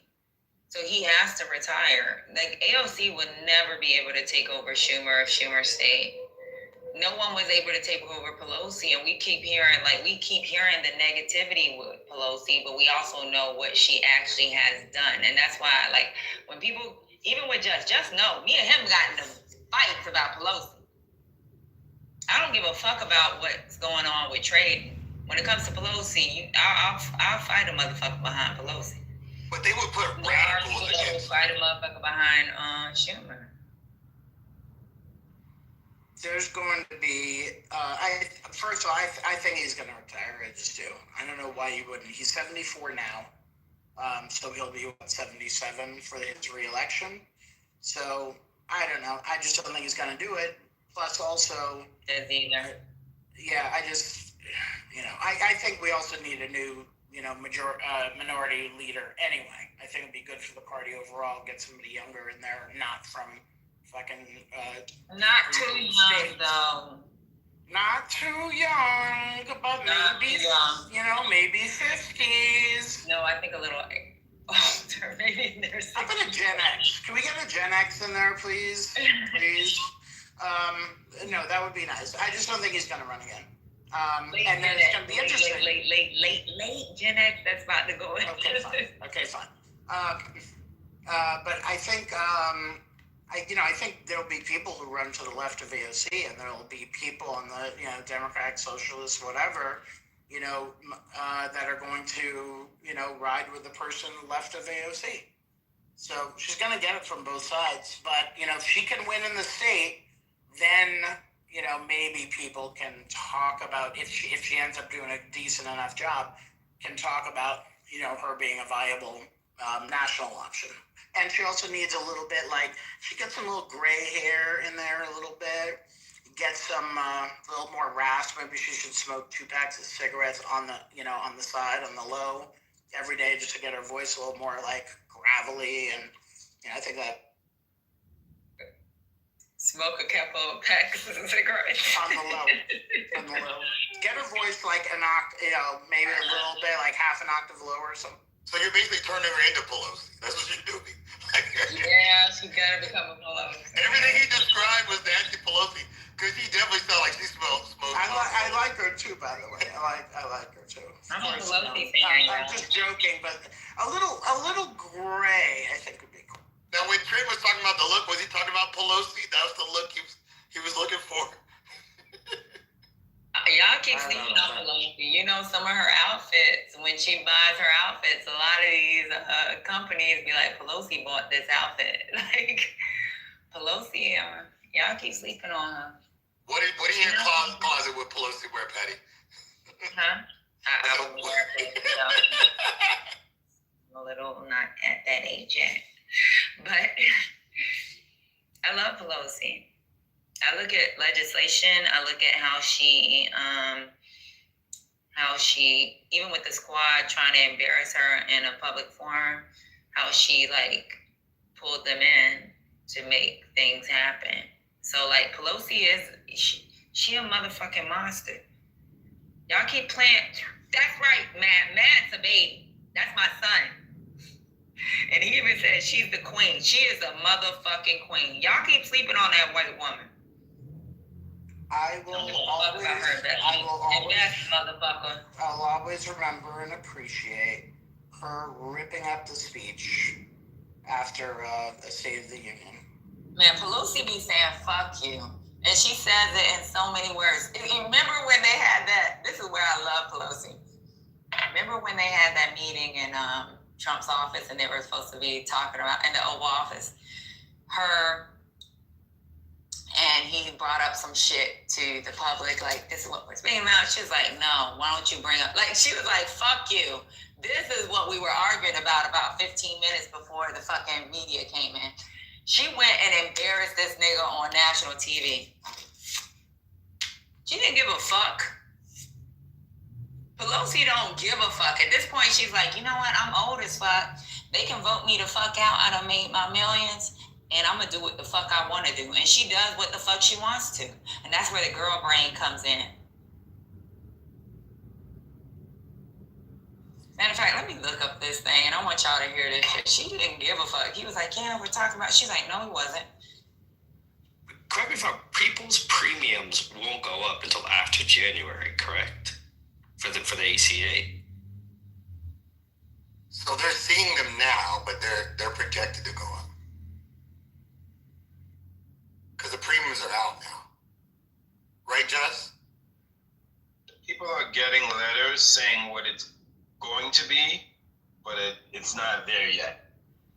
Right. So the letters that they're getting, it's quadrupling, doubling, and so. Right, but that won't kick until January? Because that's what they agreed to negotiate in December? Yeah, so they will. That's why I was asking him earlier. I think maybe y'all weren't in here. What does that look like if it doesn't pass in December? And that's where that's when Coach Lee jumped in, or just happened to come back to the room, and we asked him the question. He's like, yeah, they're going to be a month behind. But hopefully they don't cancel their premium, depending on how the company or what the writing is. And they call and say, hey, this is the problem. I can't afford to pay it. Like, I've done that, right? So when I was younger, I couldn't pay my electricity bill that month, and I let it be a month behind, and I put like an extra $100 the month following just to catch up on my bill, you know? So the enrollment period, so the people who've been getting their letters and been asking to renew, if their letters haven't gone up, or, you know, it's gone up just a little bit, and they renew it, right, so but they sign it, are people saying that could change, even though people have renewed at the price that is set on the letter? And the insurance companies can go back and say, well, we didn't get the thing, so now it's going up, even though you signed for X amount. I don't know though. Coach Lee said it's going to go up if they don't pass it. So if it goes up to, like, say, for example, when Marshall said his last letter actually was saying he said $900. He's like, well, actually $800 and something dollars. So the first one was an estimation based off of the plans, but then the plan that he's chosen is going to bring him to almost $900 from $180. That means in January, he's got to come up with that $900, $800 and something dollars. I wish he was in here so he could tell y'all what it said, but his was $800 and something. So if $180 go up to that amount, where he actually said he couldn't even afford to pay that amount, that's why we asked Coach Lee, like, what it looks like. And he said he just may need to call in and say, I can't afford it this month, and I'll make the payments over time. but I can afford this month if it passes. And if it doesn't pass, he just won't have insurance. Because he can't afford $900 a month. He made it clear he can't. Shit, he made it clear he can't afford $600 a month.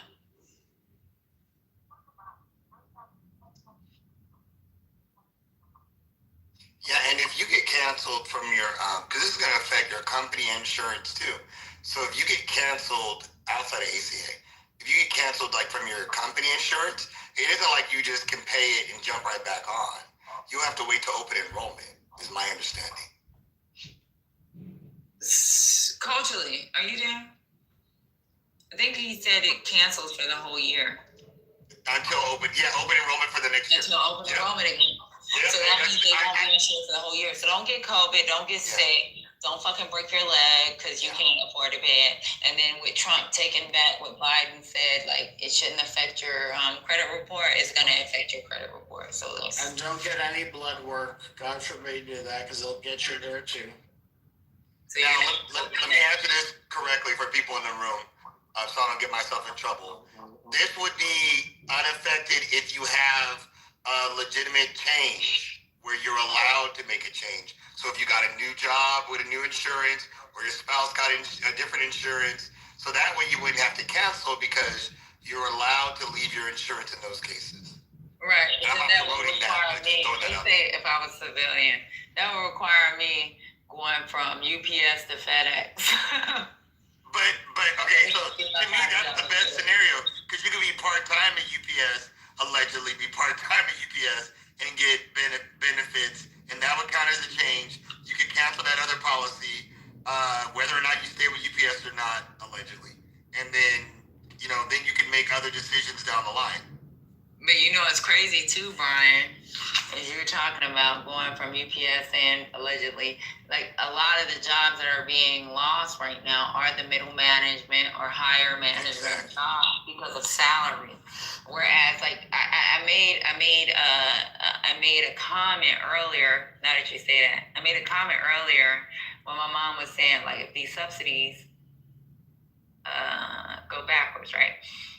How it's gonna affect her. Right? It's going to affect her because she uses this thing called Workday. I said Workplace earlier. Yep.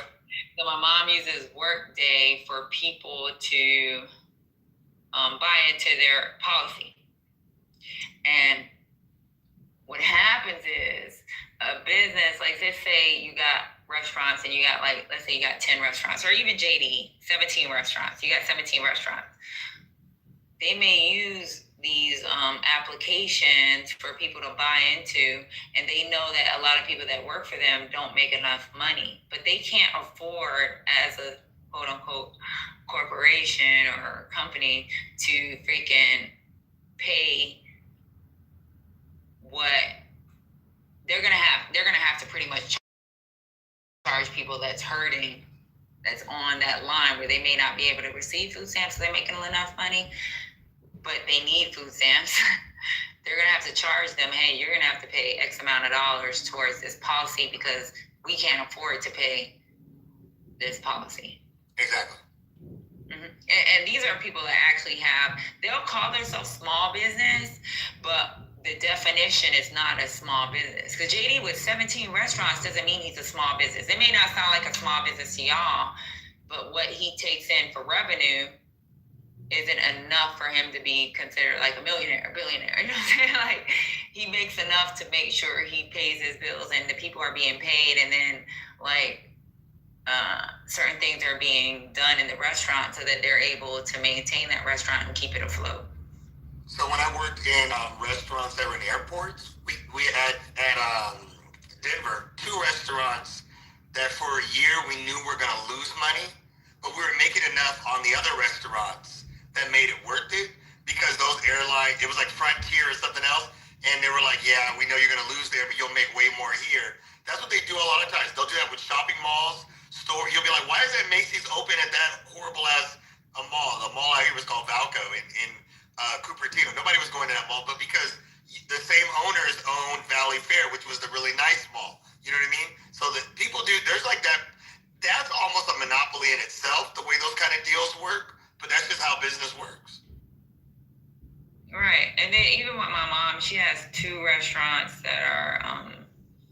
not making as much revenue, but they use the other restaurants to maintain those restaurants in the hopes of those restaurants over the years, like going back to where they were at one time pre-COVID. You know what I'm saying? So like they don't want to close, but if they end up having to close, like for example, my mom closed one restaurant. In her mind, it was like, fuck, I gotta close this restaurant because it's like bleeding the fuck out of everything else. So like they don't, and even with JD, it's like, I may have to sell this because if I don't, it's gonna hurt my overall revenue. Like sometimes you have to make those decisions, and that's where we're failing our minority business owners when it policy. And they're not rich people think they are just because they own a bunch of restaurants. It's them maintaining and being able to like have something for their kids or, you know, their family if they were to pass on. And they're hoping for a future. And if you're a corporation, you can hold on to land, right? You can hold on to spots. Marriott, for example, you can just hold on to hotels, use the money, and because 5 years from now they're proposing they might do this to that city or this. When you're, you know, you have much less money, like you're a small hotel here, you can't afford to do that kind of thing, or restaurant, or any business. Yeah, that's the part that's fucked up, is because if you don't have that wealth in the bank or access to that money from the banks, because they also do it a lot on credit too. But if you don't have that money, you can't afford to make those kind of risk, and those are the risks that make multi-millions, not just millions, you know? 100%, because like even with JD or even Josephine, my mom, people would say like, oh, your mom's in on small business council, she makes money. She makes enough money she makes money. But at the same time, like even with her making the money, for her to lose money to say, hey, like, I don't think people really understand, like, these businesses, even though they might say you're a medium-sized business because you have X amount of employees, those businesses that's trying to become these Fortune 500 companies, or even like, let's pretend not even Fortune 500, like these businesses that have people that are trying to make something for their family, it's really hurting them. Like just because you have 17 restaurants, just because you may have 22 restaurants, doesn't mean that you're fucking rich. People think that you're just fucking rich. Like these people are comfortable. These people are freaking trying to make a way for the people that work for them. And these people are looking at what policy looks like for them. Like when it's Marriott or Hyatt or fucking McDonald's, they have a way to make sure that this business in California versus this business in fucking Wyoming is being funded because they can move money around. My mom doesn't have that luxury. JD doesn't have that luxury. You hear a number of restaurants, but you don't understand what the profit looks like. Facts. If you guys knew, and I'm talking about...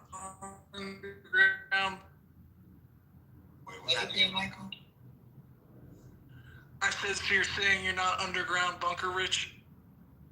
No, but those people are trying to make a way. So I will say this I'm just saying for my mom or JD, right? These are just two people. For them, they try to make sure that their people are being paid. But then there's a level of what payment looks like. Just because you see a number of restaurants that they may own, that doesn't mean that they actually have the revenue to ensure that wages match inflation. You understand? But it also impacts her ability to keep top talent, right?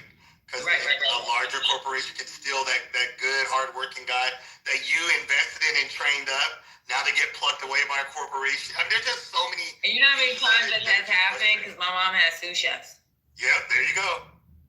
You know how many times that someone was like, yeah, if I can't get the raise, like, I'm looking at going to work in Boston for this restaurant, and it's this type of restaurant.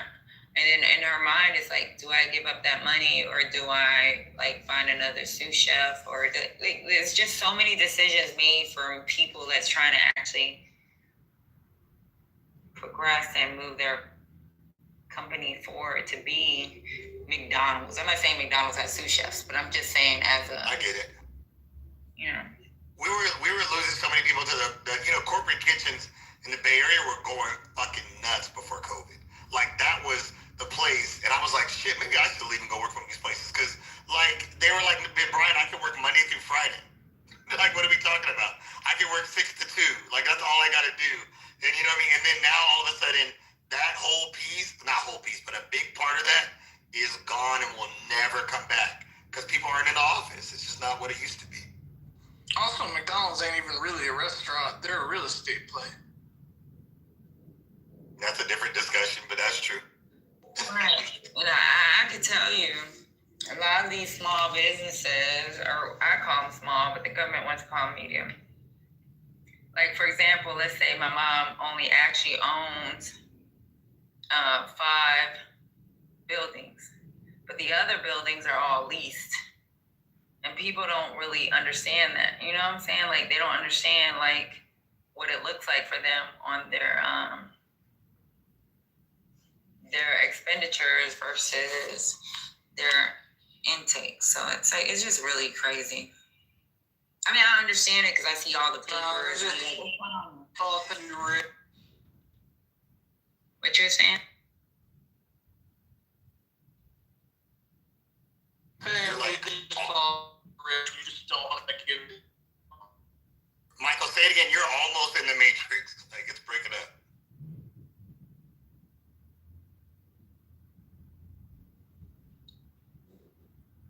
Don't want to give it to him. Go ahead, you're good now, Michael. I was saying they just think you rich and you just don't want to give it to them because, you know, whoever has the business, they just must have it and be. Yeah. And the small businesses ain't as greedy as you think they are. And people try to hold on to talent. They try to hold on to people.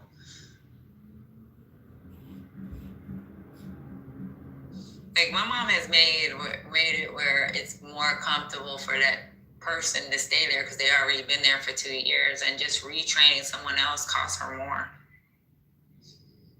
Like she's tried her best, and that's what these small businesses do. They try to make it comfortable for the people that's there. When they make demands on raise it, it's like, what does it look like for me? So like I got to go back to my accountant, figure out what does it look like from my revenue if I give them this, and what does it look like for everyone else that's working? Because there was one decision my mom had to make where it was someone else that may have been with her longer, but there was someone else that she felt there was more value into investing in, and that person making a complaint. So with the raise, she was like, if I get rid of this person, if this person decides he wants to leave, how do I negotiate that with the person that she felt was more of value to her quote unquote fake company, little small company, you know what I'm saying? Small business. So it's a lot of decisions that have to be made from these small businesses that don't have the, that doesn't have the name, the advertisement from like these magazines that they have to make that can impact the future of their business. And the cost of goods. Right. Like people don't realize that like, man, I'm telling you, these companies be buying shit for dirt cheap. Pepsi is basically fucking free to Marriott. Like they get stuff for super cheap. Coca-Cola. Well, they don't fuck with Coca-Cola outside of Georgia. Nobody is gonna fuck with a Coca-Cola contract. Let me tell you something. Yeah, what y'all fail to realize. You know, if we went to war, guess who the contract is? If we were going to war with water, it's Coca-Cola. Oh, I definitely, yeah. Let me tell you something. Do you know, like, even when we like incorporate something like old plans in North Korea, if you look up old plans in North Korea, because they old plans, Coca-Cola is part of the contract, and it's not Coke. It's not a fucking, it's water. Something as simple as water, and then maybe something to make the troops feel better where we have once a week they get Coca-Cola. Coke is a contract. We ain't even thinking about Pepsi. We're talking about Coke. You know, I love me a Coca-Cola. I'm not gonna lie. Me too. That shit. I'm telling you, it's the best. It took me a long time, but ever on ice. Coca-Cola is definitely better than Pepsi.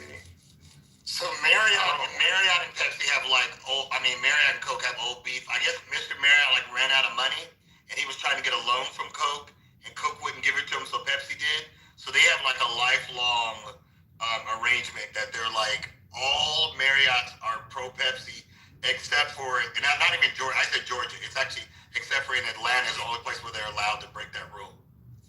Oh, that Marriott, because Marriott is like sitting next to the Coke. Yeah.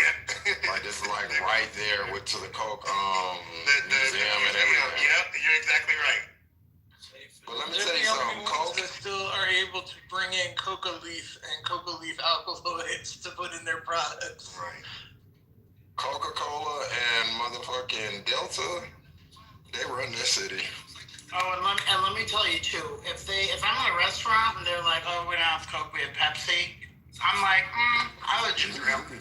Yeah, I'll have something to talk. And I definitely don't want that Sprite equivalent. Ew. Sierra fucking Mist.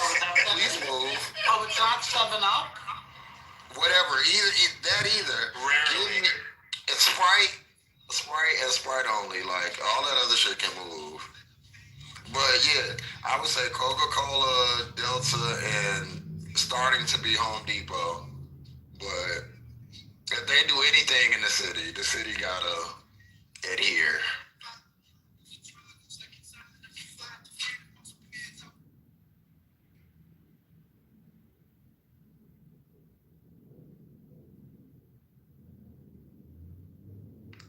So during World War II, when the Coca-Cola factories couldn't get,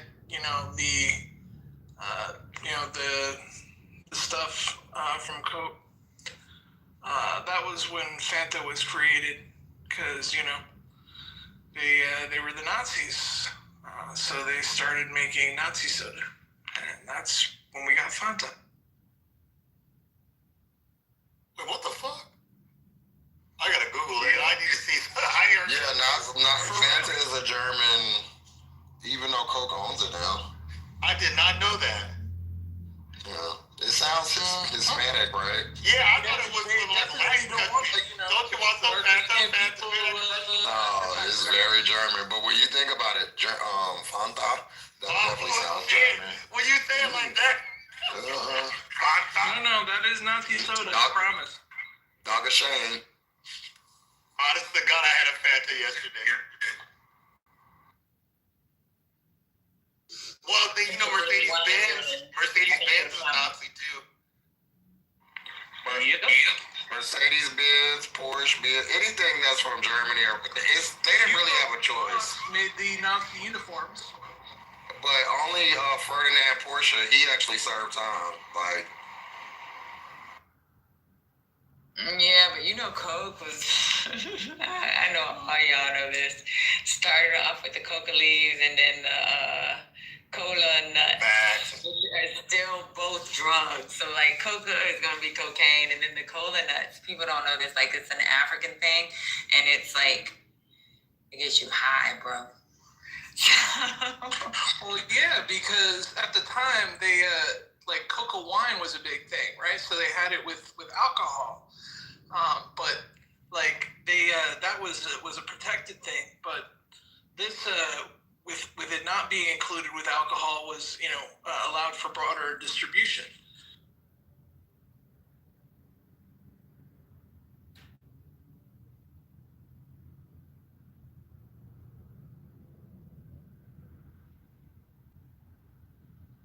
It was originally only allowed in soda shops.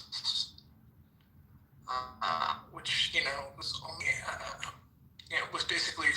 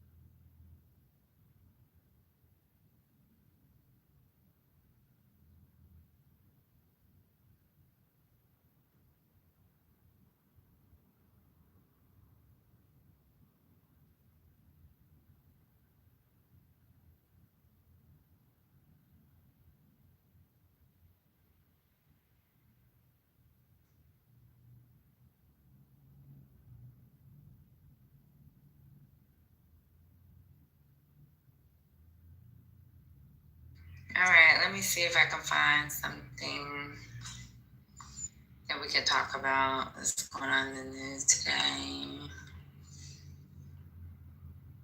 We complained about these raggedy ass kids.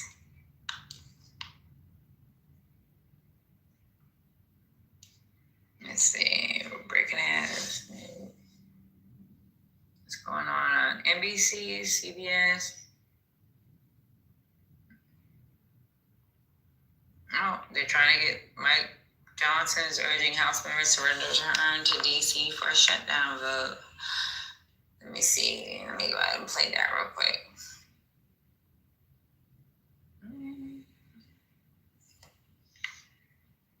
Overnight, a major breakthrough in the Senate. A bipartisan group of senators hatching a deal that would end the shutdown stalemate and fully fund large swaths of the government through next September. I'm optimistic that after almost 6 weeks of the shutdown, we'll finally be able to end it. Despite major disagreement inside the Democratic Party. I mean, I voted no just because that's so pissed off. The plan would fund all of government through the end of January and pay for military construction, agriculture, and SNAP benefits, previously known as food stamps, through September of next year. It guarantees that all federal workers will get back pay from the shutdown, and those who lost their jobs would be hired back. What it doesn't include, any promises on health care and the extension of the Affordable Care Act tax credits, which is the reason Democrats had pushed for the shutdown in the first place, warning premiums are set to skyrocket. What this Senate is about to do is make a horrific situation even worse. Infuriating some in the party, though many still blame President Trump. We did not get our key about it being threatened by someone who carries out his threats. Instead, the Democrats who voted yes say they were given a promise on a separate vote for the tax credits and a vow to negotiate, but no guarantees in a Republican-controlled Senate. We will hold their feet to the fire. And after attending the Commanders-Lions game Sunday, President Trump sounding optimistic at the White House. And it looks like we're getting close to the shutdown ending. For millions of Americans directly impacted by the shutdown, relief appears to be in sight, a necessity for overtaxed food banks nationwide. Over 40 million people rely on SNAP for food, a big reason moderate Democrats decided it was time to bring the shutdown to an end. My colleagues know that opening the government was key to stopping that. Jacqueline Roslin. Now, a final vote in the Senate could happen as soon as today. It will then go to the House, where its passage is no guarantee. The House has not been in session since September 19th, but members are now expected to be back within 36 hours of final passage in the Senate. And then, of course, President Trump will need to sign it, a process that could take days to complete. Savannah? It's not over till it's over. Ryan Nobles on Capitol Hill. Thank you very much. Let's bring in Hallie Jackson, NBC senior Washington correspondent. Hallie, the government's been shut down more than 40 days. The travel chaos around the country, SNAP benefits up in the air for tens of millions. What was it, or what were the combination of things that finally led this group of Democrats to say, enough's enough? So a couple of big things here, Craig. First, everything you just listed, that combo platter, if you will, of food aid running out, of the chaos at airports, of federal workers not getting paid. People were hurting, and that's what you heard this group of Democrats talk about in breaking with the rest of the party to come to a deal here and try to move that forward.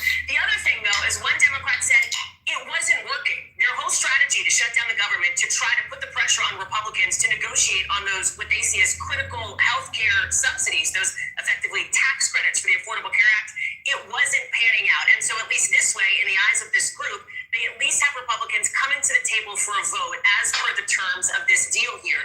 Keep in mind, too, though, Craig, there's an interesting dynamic that you heard them not rule out the possibility of after January, once this short-term funding piece runs out, they may shut down the government again. They're leaving that potential open because, again, those SNAP benefits, those kinds of impactful pieces to Americans wouldn't be so much on the table. So it looks like next steps moving forward for now, as Savannah says, it is certainly not over until it's over, but let's check back in again in a couple of months and see where those premiums are. As you mentioned, I mean, there's a real division within the Democratic caucus. There were those who wanted to end the shutdown, and there are quite a few, and we saw many of them in the piece there, that are angry that the Democrats, what they say, caved.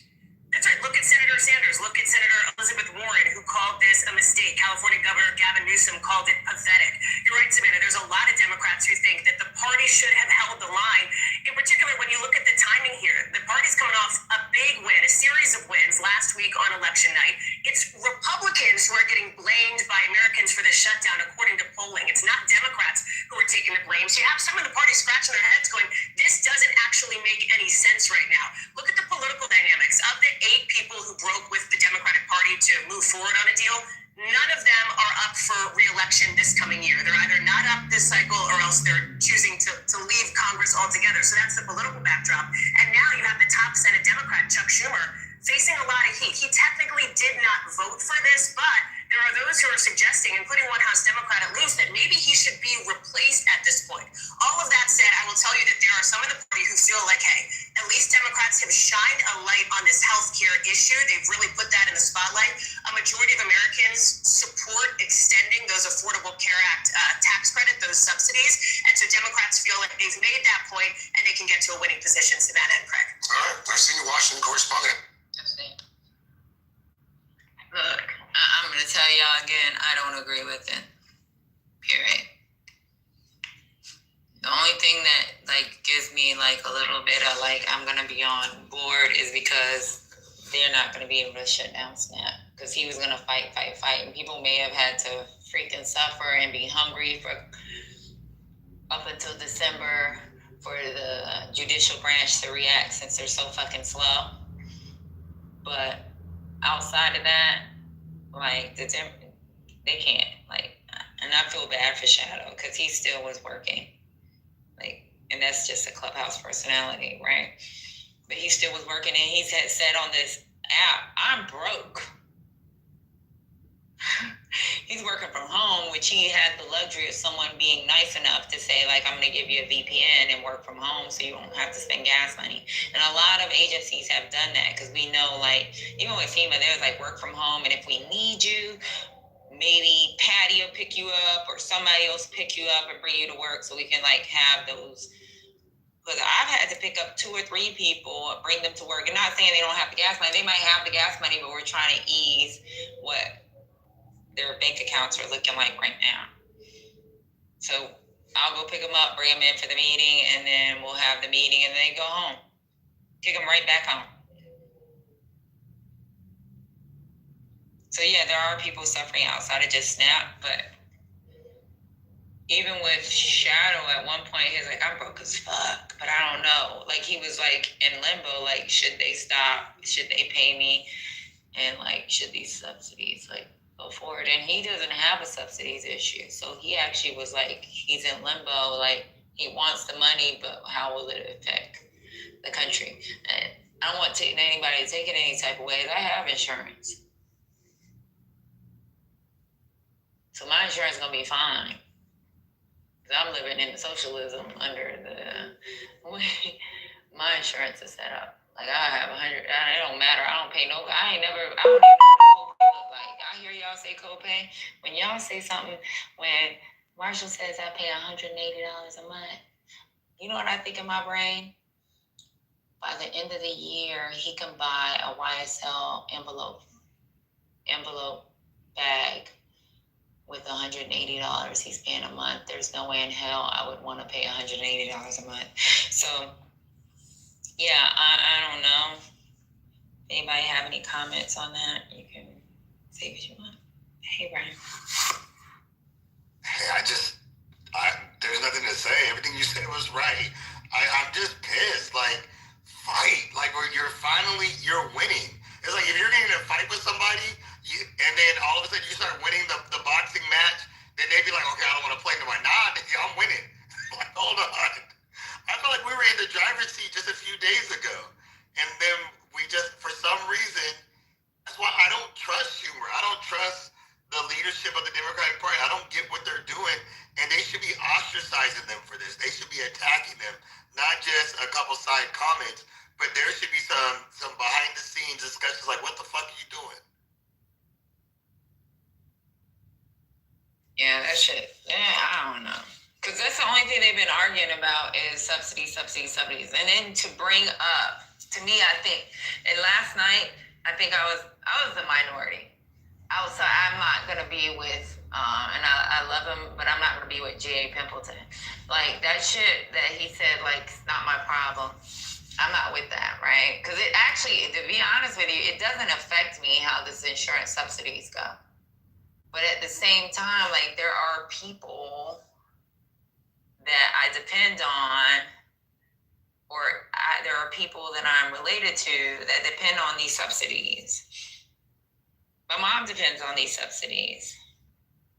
Really, she doesn't really depend on the subsidies for herself. She depends on it for the people that work for her. Because my mom still is under insurance where she's in a socialist type insurance. She got universal, quote unquote, universal health care with my dad's retirement. So she doesn't pay a dime. They don't pay shit. They just pay attention.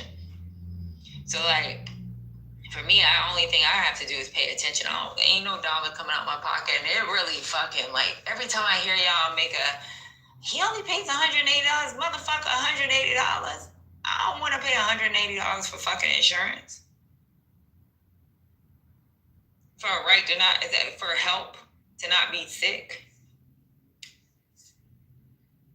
But it's all relative though, because for me, when I look at things like that, I always want to know what's your whole package though, because like what do you really, like how much are you getting in salary? Because I don't mind you paying huge premium if you're getting a huge salary, or it just depends, you know what I'm saying? Because some people, when they come into like during the job offer stage, they're just stuck on one thing. Well, I don't want to pay anything for insurance.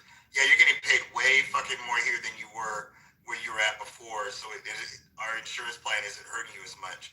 Or vice versa, maybe you're getting paid less here, but the insurance plan is much better, you know, especially if you have multiple kids, so this one's better for you, you know?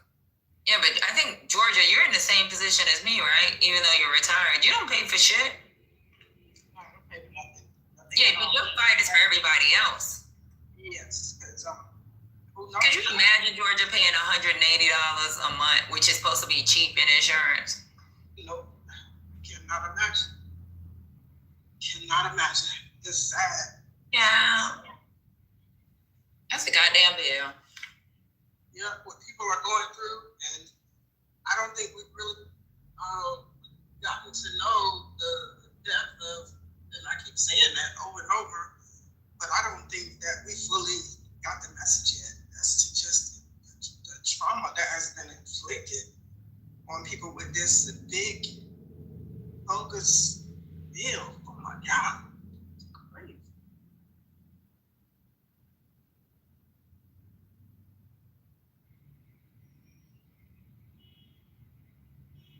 Yeah. It's a lot.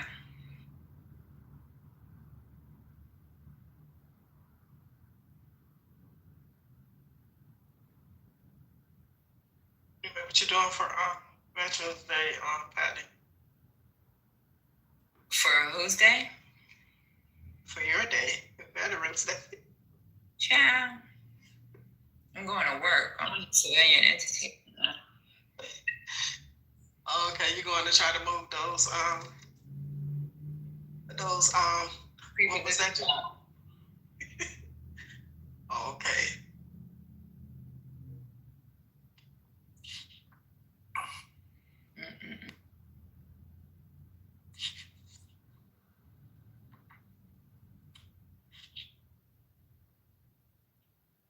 Yeah, it's good.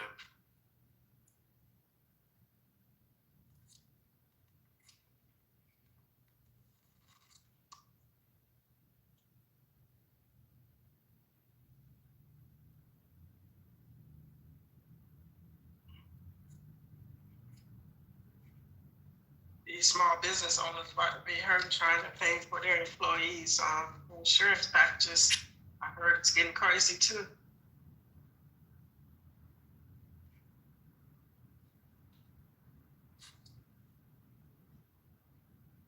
It played.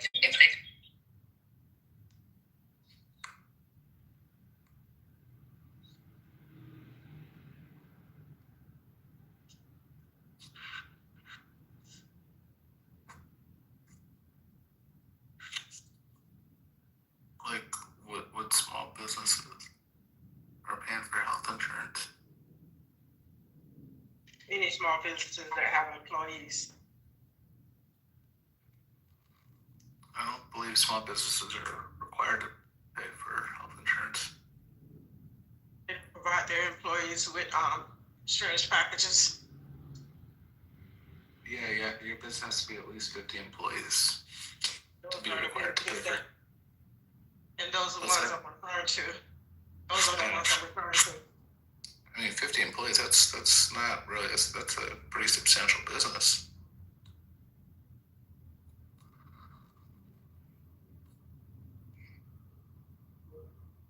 I don't think with the rise in the healthcare costs that it's gonna affect them. Is that what you're saying? I'm just saying I wouldn't consider a business that has 50 employees or more necessarily a small business. But yeah, the rising cost of healthcare is definitely gonna affect companies from. The government doesn't call them a small business, but my mom has more than 50 employees, and that business is more than 50. Yeah, but they suffer. Yeah, businesses of all sizes, from 50 to 50,000, are gonna suffer. Yeah, but when they're like, let's say you got 150. It's all proportional. They're all gonna suffer. Yeah, but they suffer bad. They suffer really. They all suffer bad. That's what I thought. I thought they suffer a little worse. But 150,000. Let's say you got 150. Let's say you got 20,000 employees. Mm-hmm. They can still move money around. My mom can't move money as easy as somebody that has 1,000 employees. It doesn't move like that. It still moves like a small business. Yeah, that too. Because you could have a 20 employee, 50 employee company that makes, $200 million a year. Yeah, that's right. That's true. So it depends. But when it comes to the restaurant business, 150 employees still hurts them. Yeah, but now we're qualifying that. But my point is, every business is gonna hurt substantially with the rising cost of healthcare. It's not gonna be good. Well, that wasn't my conversation. So the point I was making was that there are going to be some businesses, and yes, to qualify is definitely the right thing to do. It's going to hurt more than others. That was my point, and when it didn't have to be the case. So I'm going back to my original premise, and that is that that big bogus bill caused damage. So basically, that's really what I was trying to say. Do you think that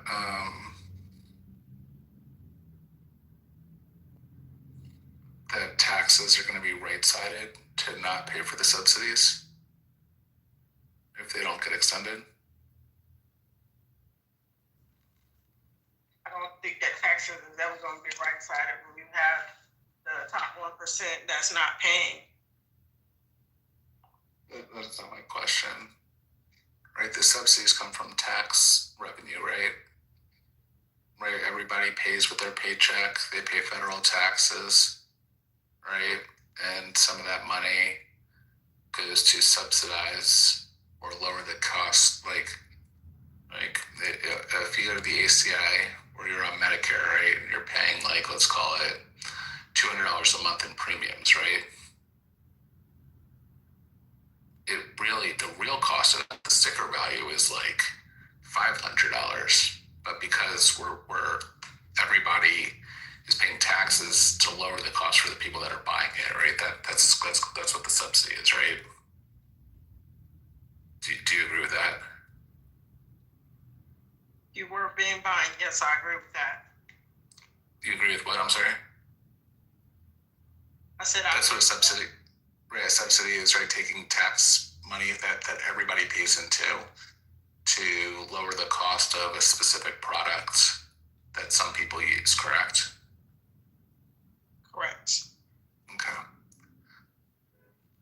So we've been doing that for a few years now, a good number of years, to keep healthcare costs low for the people that need it on the ACI or Medicare or Medicaid, right? If those subsidies are no longer going to occur, right, right? And the Republicans want people to go to the ACA now and pay the full sticker price. Does that get to mean that all of our tax dollars go back down a little bit? I don't think so. I don't think they're looking out for nobody, and it's a damn shame that somebody's gonna have to go and pay the sticker price. So you and I are never gonna agree. So you trying to walk me? No, I agree with you. I'm agreeing with you. Oh, okay. Well, no, I don't think that our taxes are never gonna go back down because I think that they're only trying to get richer, and so I think the money will be siphoned into somewhere else and basically stolen. Because I feel like Well, who's getting richer though? Because I agree with you that taxes are not going to go down. The rich are getting richer. The rich. Well, how do the rich get? I mean, I agree with you fundamentally that like our taxes are not going to go down because the Republicans aren't going to go for that. But what I do fail to comprehend is how are the rich getting richer in this scenario when subsidies are going to expire? Because I don't think that's going to happen. From that particular program, no, I agree with you at that point. I'm not saying that they're gaining anything from that debacle. If you're trying to say that you think that's what I'm saying, no, that's not what I'm saying. I'm speaking more general than anything.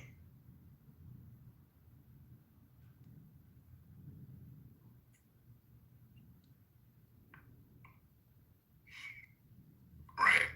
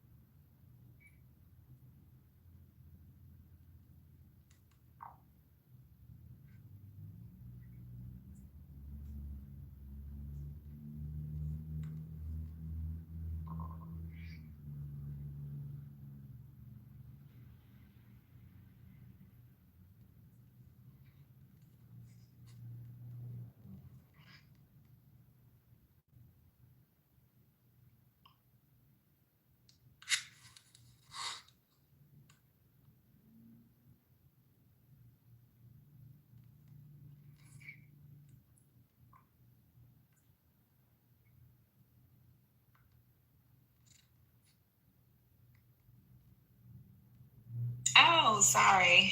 I was just texting. My cousin sent me this thing. So y'all heard of Art Basel? So I have a cousin. Her name is Nikki Glanton. She'll be talking in Miami for the Inclusion and Impact Summit. I'm gonna go ahead and put that on my PTR. She was like, just share. That's awesome. Yeah. I love Art Basel. I used to go all the time when I lived in Florida. I'm putting on my PTR, y'all, the QR code to support her. She's actually like, I know somebody thought that so my daughter has pictures with her and I was using it as my PTR at one time. And she's worked with Mercedes-Benz. She's been a change agent for NFL, NBA players out of Atlanta. Her father is Michael Glanton. He's one of the politicians. He just retired this last month. Yeah. So they do a lot in the community. And she's a Filipina. That's my mom's sister's baby. Pearl. Everybody calls her Pearl. So I support. And she'll be talking about elevating inner leadership, drive sustainable business impact. And she's one of the featured speakers. So she texted me like, I need you to come down with me. So I don't know how that's gonna work. So it have to be a day off so I can freaking let go. But, I love this for her.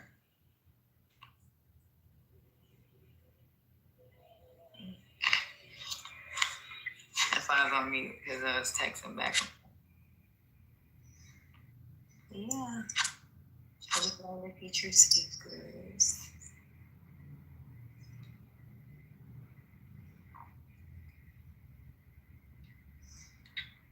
Good activity. Yeah, shout out to me. I ain't doing it. Shout out to her. What do you mean? Hey, Royal. Okay. How's everybody? What's this picture you got? Is that an AI? Oh yeah. Y'all were talking about glasses. So, well, all of my pictures are AI. That's what I use now. But it's me. It looks just like me. So it's not like it's a fake version of me. Though that looks like me. But it's just a combination of various different pictures throughout the years. That's how I get these. So even the one with the crown, that's literally what I look like. Just with a crown. Y'all were talking about wearing glasses, so I decided to put up my AI glasses picture. That's what I wear every day.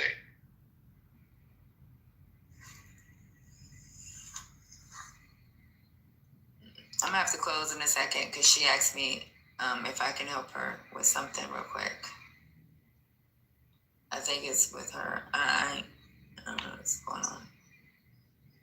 Because she used to be in the military too, but not like me. She was in active duty. She was reserves. I'm trying to read these messages. Oh. Yeah. I'm trying to read these messages real quick. So I might have to bounce in a second. What's the lead story, Mike, since you got so much to say?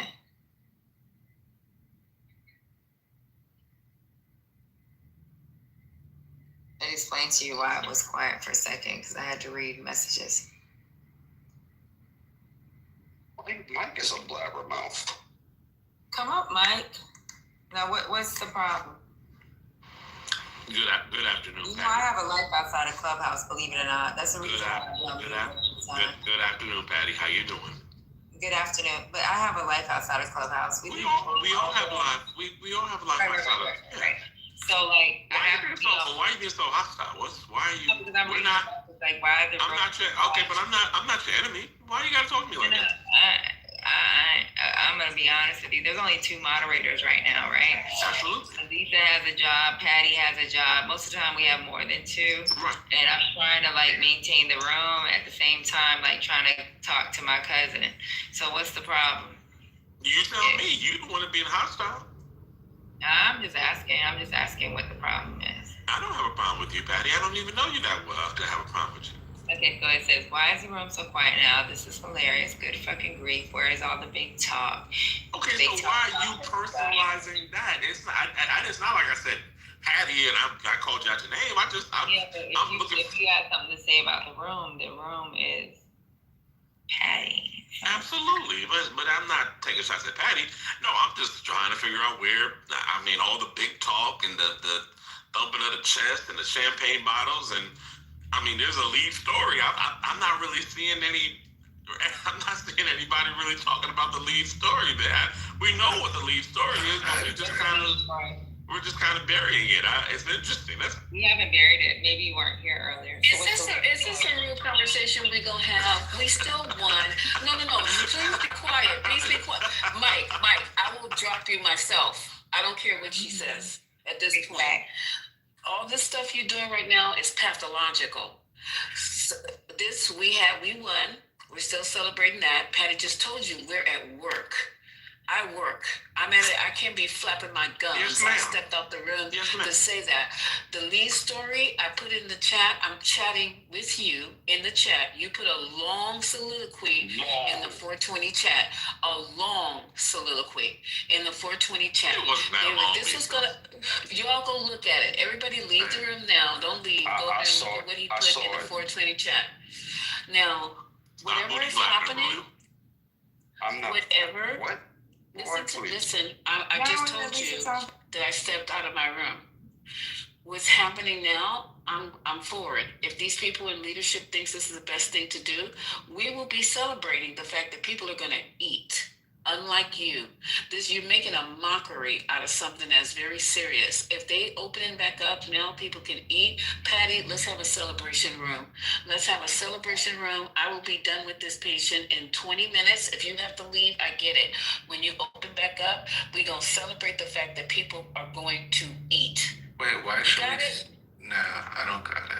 No, I'm not talking to you. I actually don't got it because this government, hold on. I'm not your teacher. This government held its citizens. This government willingly held its citizens hostage, and we're just gonna celebrate that they just now don't hold us hostage. You know who held people hostage? I'm not gonna deal with the crumbs falling off the table. You know who held people hostage? I'm not ready. Republicans. That's who the fuck held people hostage. They use people knowing damn well that they may be hungry. And then why are we celebrating? Hold on. So why? Even if that were true, I will use green beans. Even if that were true, why are you celebrating the Democrats caving to that? No, give me a second. I'm about to go ahead and turn the hand raising to everyone can so I can drop your motherfucking ass because you don't know how to stay on mute. So now you're going to stay on mute. Now I can't hear your voice. When you got a whole fucking president that tells freaking, number one, USDA had additional funds. Let's pretend that he said we're not going to dig into other funds and we're going to have to do a partial payment. When you tell fucking senators that if you fucking pay, if you put some money towards people eating, we're not going to reimburse you. You done lost your motherfucking mind. Now you're fucking using families as fucking leverage to fucking pass bullshit. Who the fuck is you?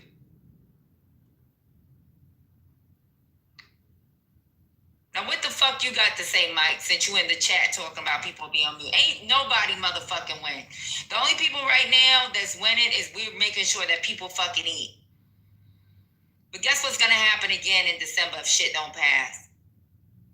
Shadow is gonna be on this clubhouse stage talking about he ain't get motherfucking paid. So what the fuck is you talking about at this point? Well, again, I didn't have any smoke towards you, or at least I don't know why y'all are continuing. Nigga, because we the motherfucker that was green beaned on this motherfucking stage.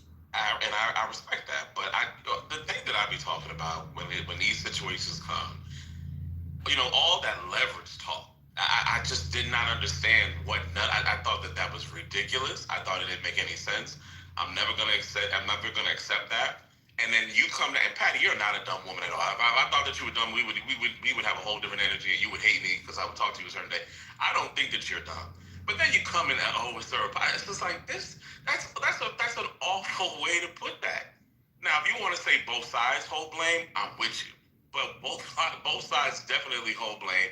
And all of the tough talking and all of the lying and explaining that Democrats were out here doing for y'all to bend the knee, because let's just call it what it is. The knee was bent for nothing, and you lied, and I just don't understand. So they bent the knee for people to eat. Y'all can never. They bent the knee for people to eat because we all know that the judicial branch takes a while before shit goes through. So they're waiting for people to say that we may be able to pay these states back. They changed that they motherfucking using to feed people. So they bent the knee to make sure that people eat. If that's what you call bending the knee, then sometimes you have to bend the motherfucking knee. But Patty, but see how convenient. But hold on, Patty. Before you go, don't let it pass by what he just said. And I heard you, Mike. I know you smart because if you were a dumb woman, I'll be talking to you in a different way. I didn't let that slip. Yeah, but no. I mean, I'm not saying it like that. I'm a attacker, but I'm just saying what you said just lose me the way I got. Stop the booty clapping. Y'all just lose me. You can stop with the whole stop the booty clapping. Accountability. You still said it. You can't take accountability. Stop the booty clapping. You cannot take accountability, and for all of that leverage talk, stop the booty clapping. For all the leverage talk that y'all was up here talking, for you guys to do that, and then now conveniently you get to come back and say, "Oh, we did it for the American people," because that. Like, obviously you just came in the room, right? So I had an argument for why I didn't see it with the federal employees, right?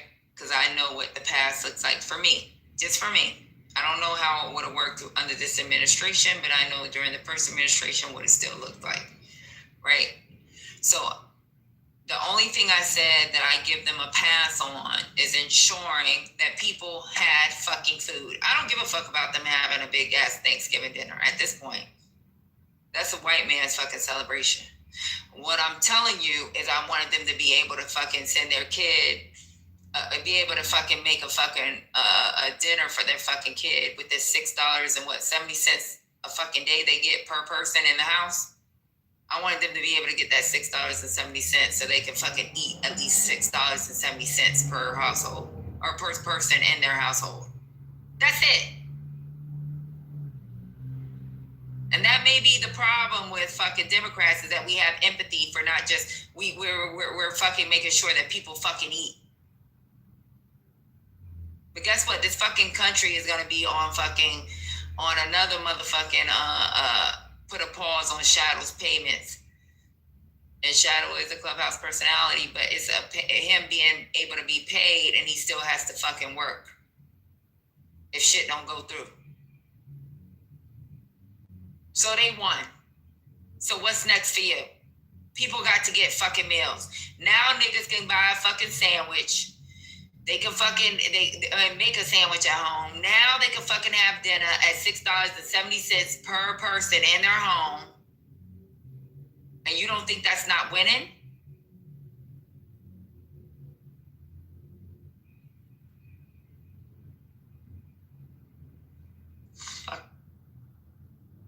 You think it is winning? That's that's what's concerning me.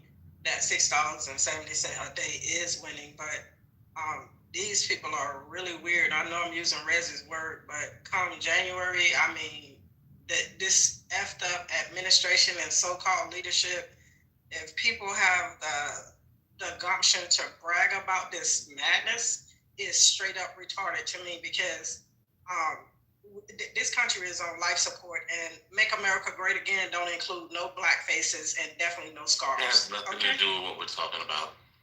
Take some accountability for the fact that the Democrats continuously shut the government down. Stop putting all the blame. I didn't say that the Republicans don't have any blame to put.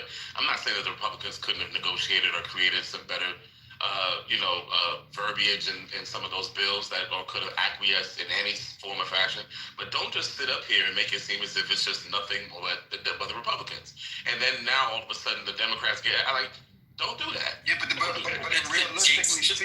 realistically speaking, that's dumb, and I'm gonna tell you why. It's always gonna be dumb. No. It's dumb because of the fact that if you were to swap yourself out, right? Swap them out with like yourself, right? And somebody else, and it could be any scenario where somebody says, okay, well, this is what I'm going to put through, and you're like, well, and we like negotiate that, and they're like, no, we cannot negotiate it. I win, I hold the gun, I hold everything, and you just gonna have to live with what I put out. It doesn't matter how many people get hurt, including the people that I'm in charge of, and you, right? This is what we're gonna do, and I'm just like, all right. But then when it comes to, the next time a situation comes into play, well, I need you to stand with me on this. Well, no, because you did this thing over here and you don't want to negotiate with me. So negotiate with me and then I'll stand with you. Well, no. Okay, well then what am I supposed to do? I'm supposed to just say, okay, just acquiesce and just be cool with it, even though it's going to hurt all of my people, all of your people, and you don't care, and you're going to say that it's my fault?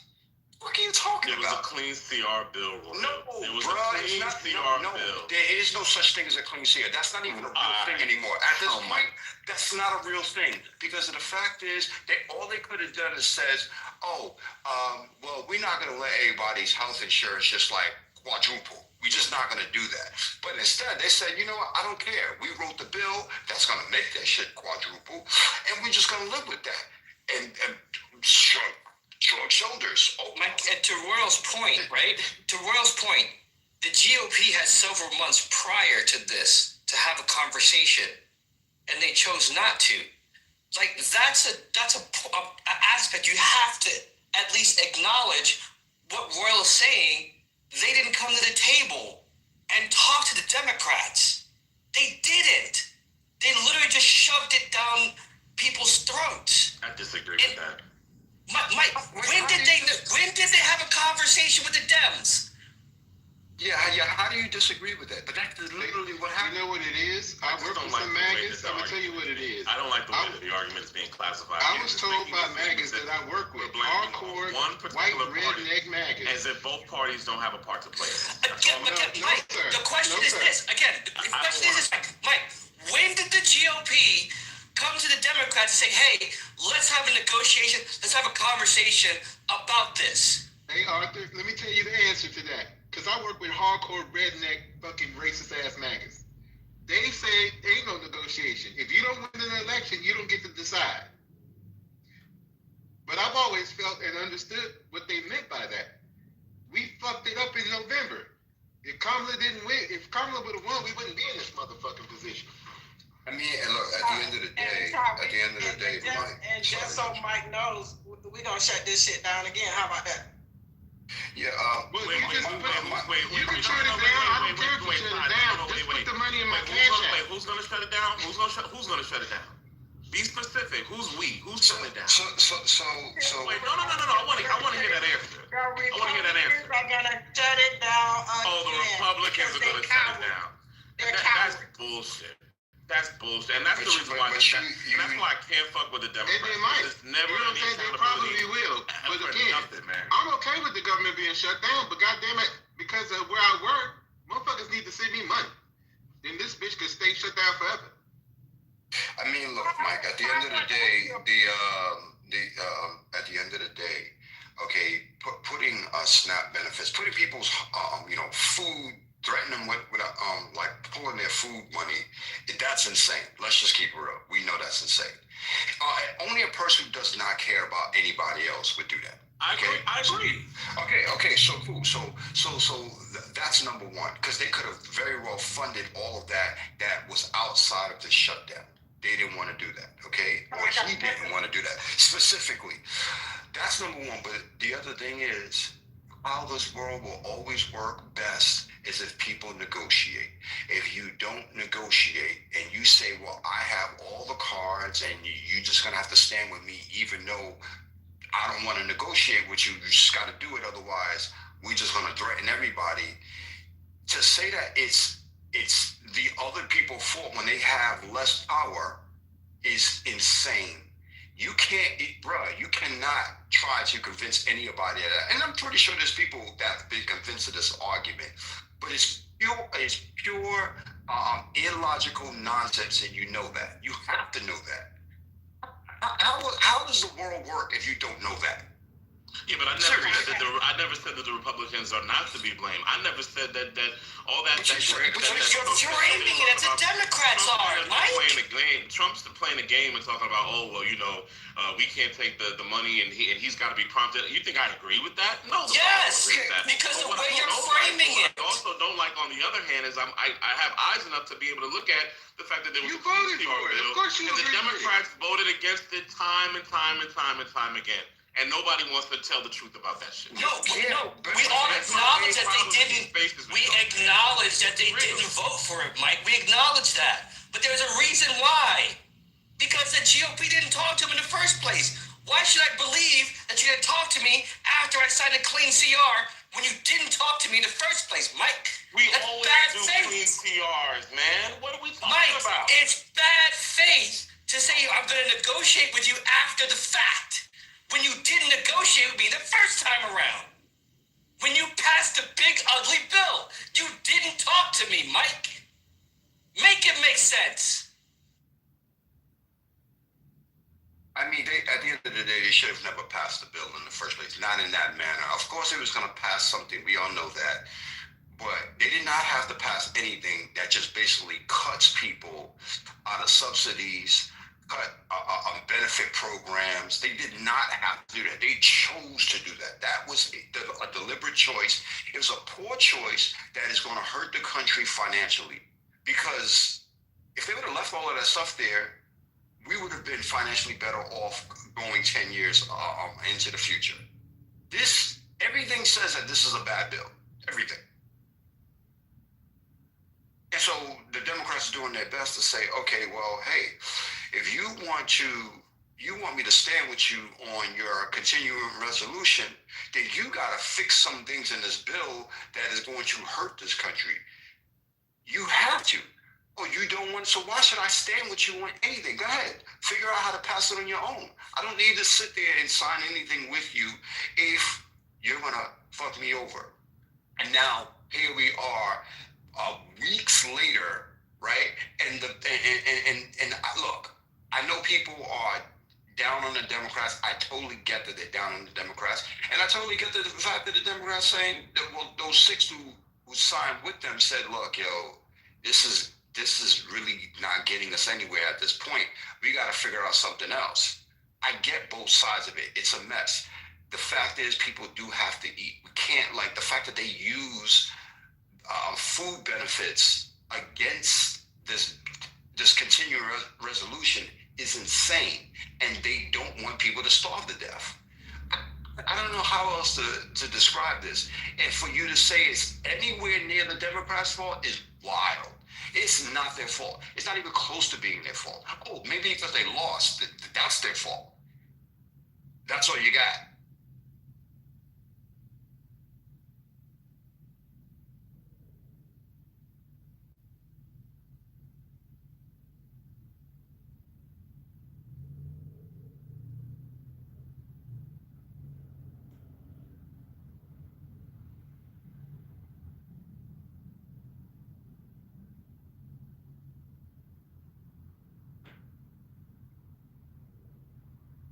That party's just not a good faith party at all, man. Just not. It doesn't make any sense that any majority of this country of constituents would ever vote for that party again. I don't get it.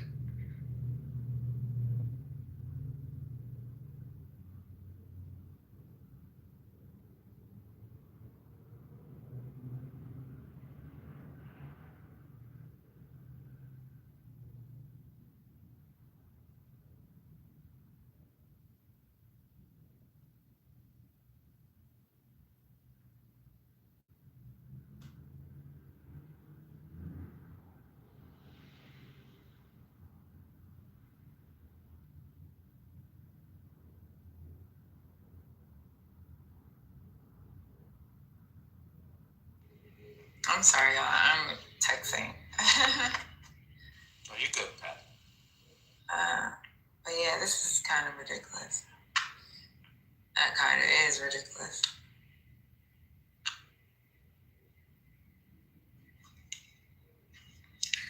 Do you feel like we need a backup plan to feed people, like a serious backup plan So right from now, the state governments? Right now, we don't.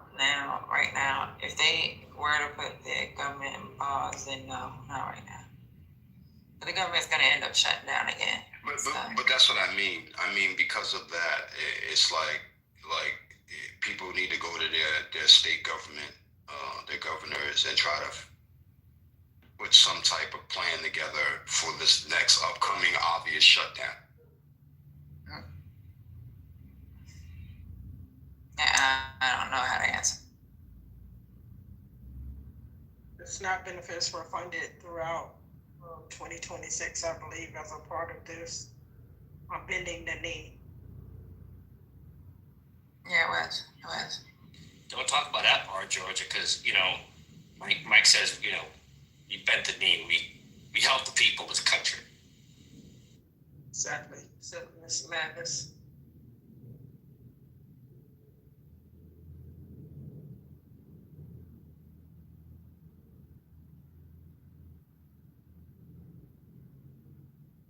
They also voted to back pay for furloughed federal workers when they bent the knee.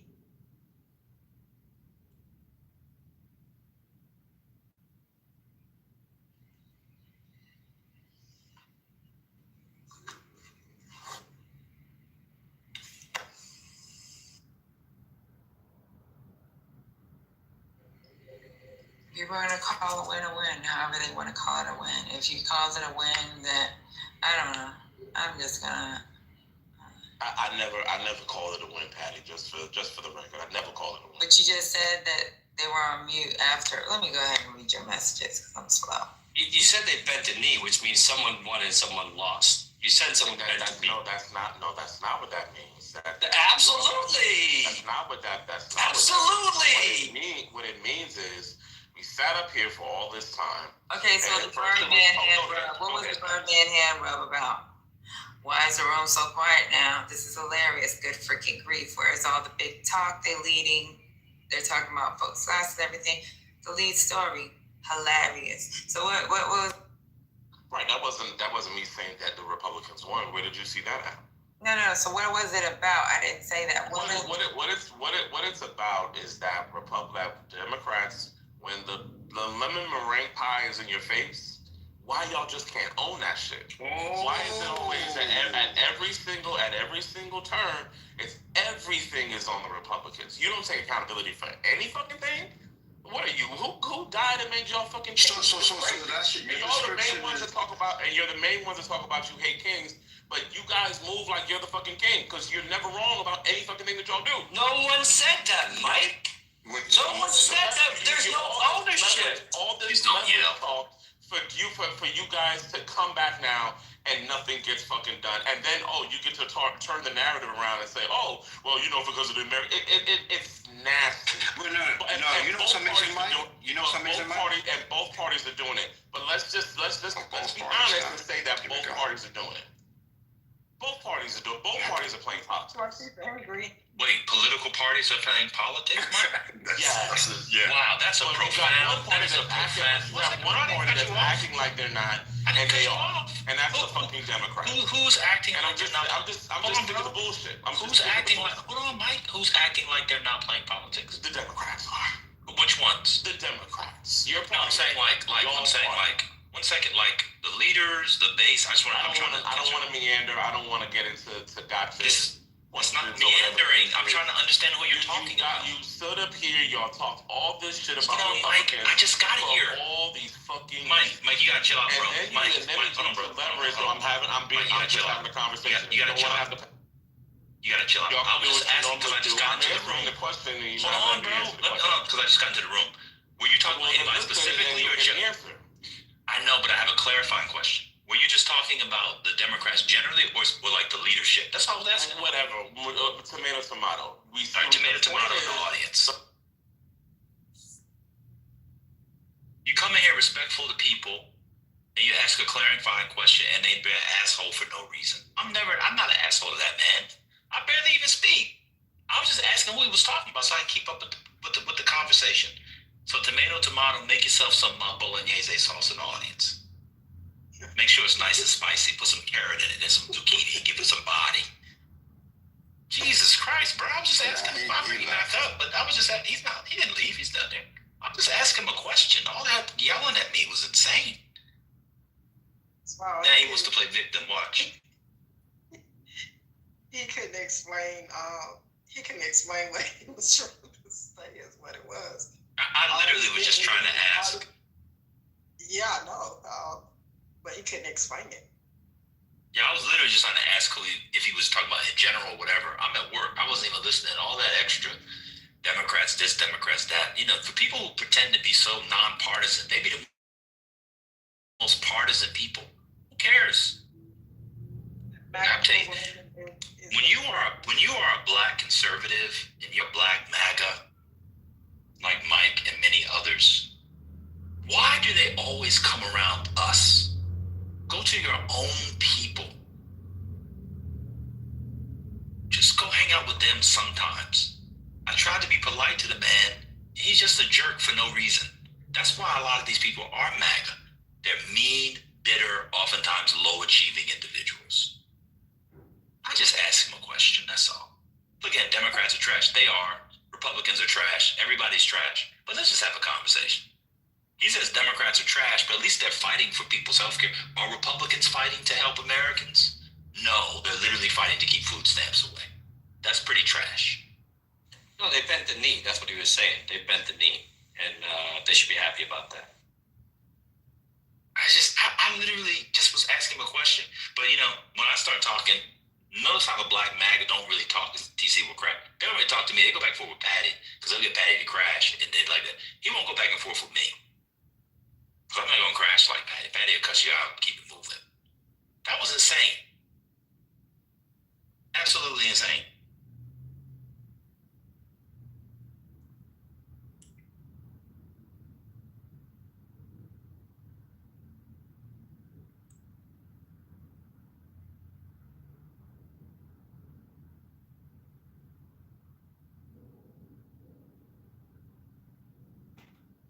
You know, after I'm reading all of the shit he put in the chat, I'm realizing he just puts fucking word salad. He doesn't have a coherent message at all. I gotta ask this. Oh God, I'm afraid to ask this. Actually, no, I'm not gonna do it. You know, he does that on purpose so he can be moved down. So he's rude on person to move down, and then later on he can say he was moved down. If you occasion your own removal, you don't get to then throw that in somebody's face later on. I was just asking him who he was talking to. He's just talking about. This is totally insane. These people are sick.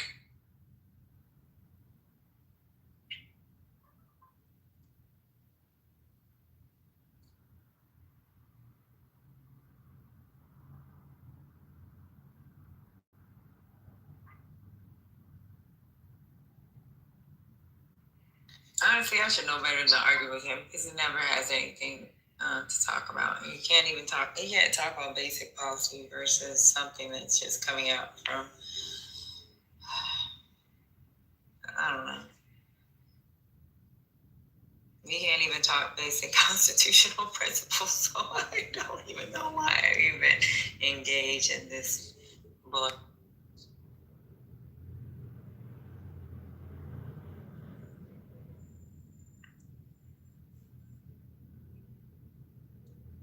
Omari, TC, or Anthony will be in here. 1, 2, 3.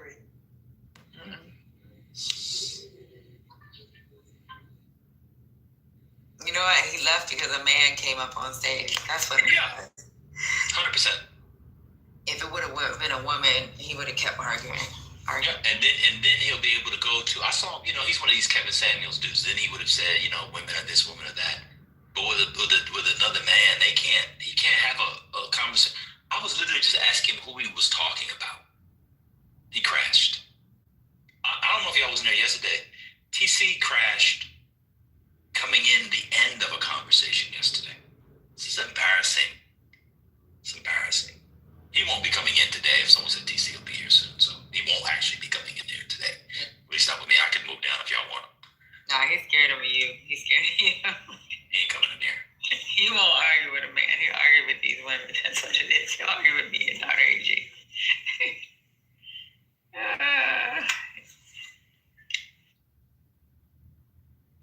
That shit is amazing. I love how you men love to argue with us women.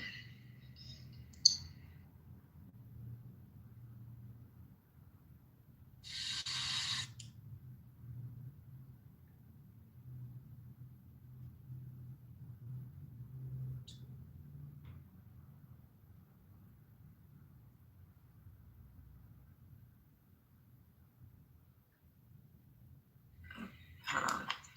Let me see what we got going on in the news other than last night.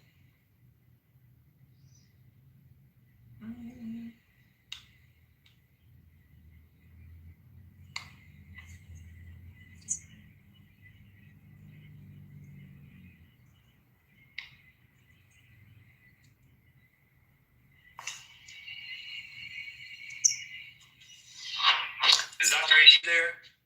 Dr. AG.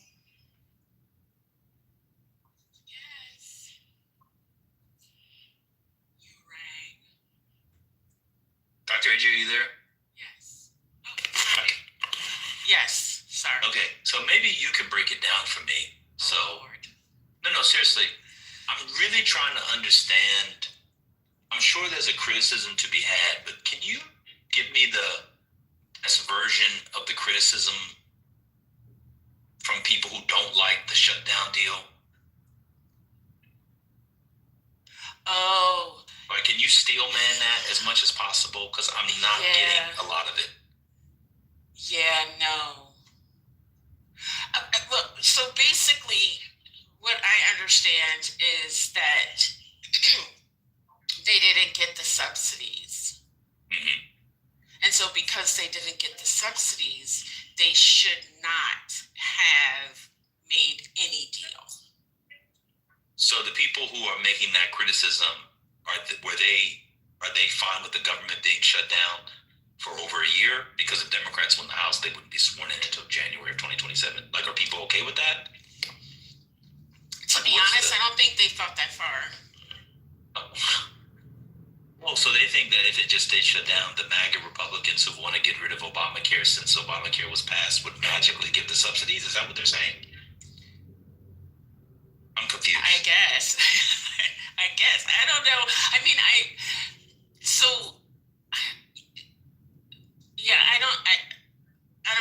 don't understand it outside of the purity point, which is very rarely thought out logically to any conclusion beyond being a purity point.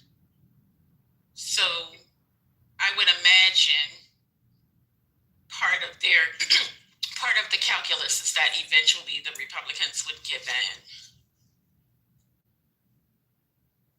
Oh. Yeah, that was their speech. That was all their speech. Even though there's no evidence to suggest that would happen. So then is the idea that if they renege on the vote and or they vote against it, do they not know that the Democrats could just shut the government down again in June?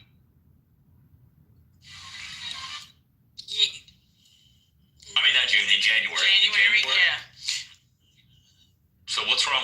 So that's the part I don't understand. What's wrong with that? I'm really trying to understand. Yeah, and so from what I heard from somebody today, it's like, okay, and so then it starts all over again, and then what? But they got, in case it does start, they got things that will lessen the suffering for people. Right. Yeah, that's what I said. But I mean, I don't think there's a logic to it, honestly, beyond they didn't get the thing that they said was the thing. Okay. Right? It's very myopic. Okay, I appreciate it. Thank you. Yeah.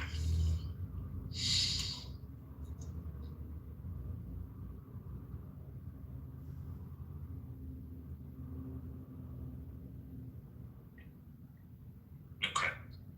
I mean, it sounds like to me, from what I've heard and read online, a lot of the issue is,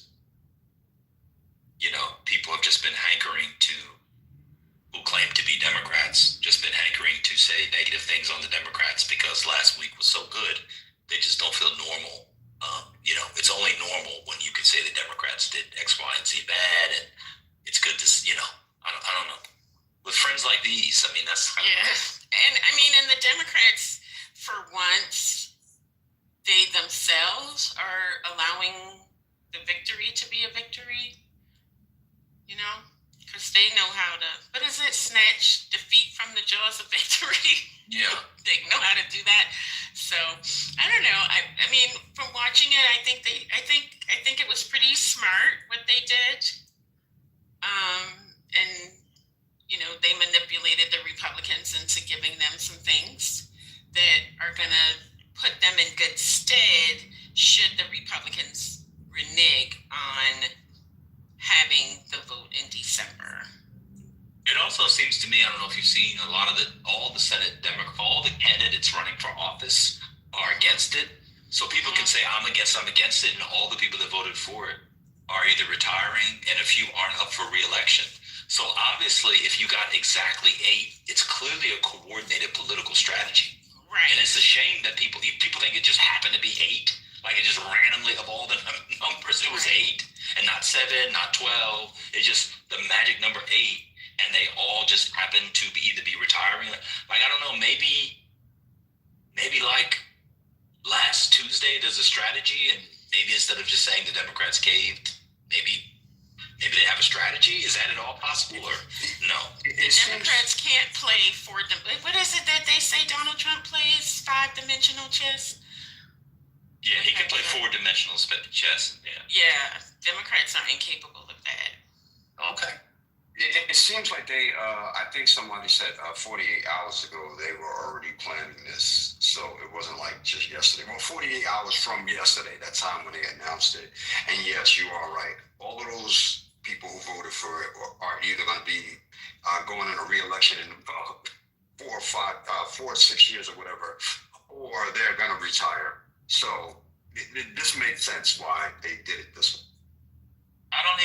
Trent's saying money came through. I don't even know what he's talking about. Why did money come through now, but not 2 weeks ago? That's what I'm saying. I don't even understand. I'm trying to understand people. So, if people don't like the deal, Brian Daboll just got fired. Breaking news for Giants fans. If people, I'm just confused. They could just shut it down again. I don't even understand. I don't even think it's that big of a. I don't even think it's like that. I don't even think it's that deep. Well, I don't know. They caved. So what did the Republicans get? They got guarantees of SNAP, which they didn't want. The president didn't want people to get back pay. They wanted to fire people, so they lost all of that. And now the big, sprawling, overspending government is back open. And now they have to give a vote on this thing, which they don't want to vote on. And if they don't, Democrats can politicize that. What did they cave in? Republicans got absolutely nothing. I don't even understand. Dr. AJ, help me.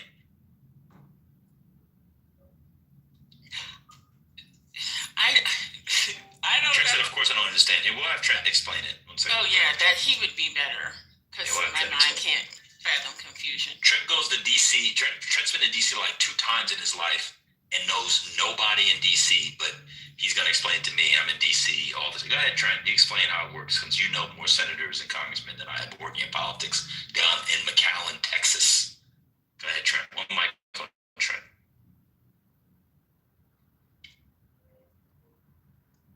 The same guy that was bigging up the tariffs and was going to bring back all these jobs. Well, he says he can't come out. Okay. That's too bad.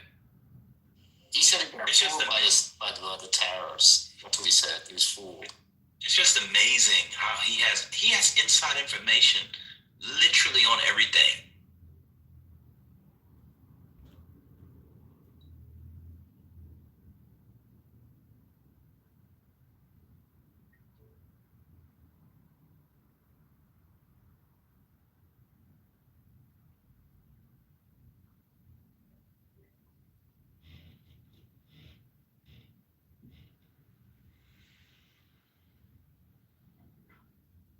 Oh, shoot.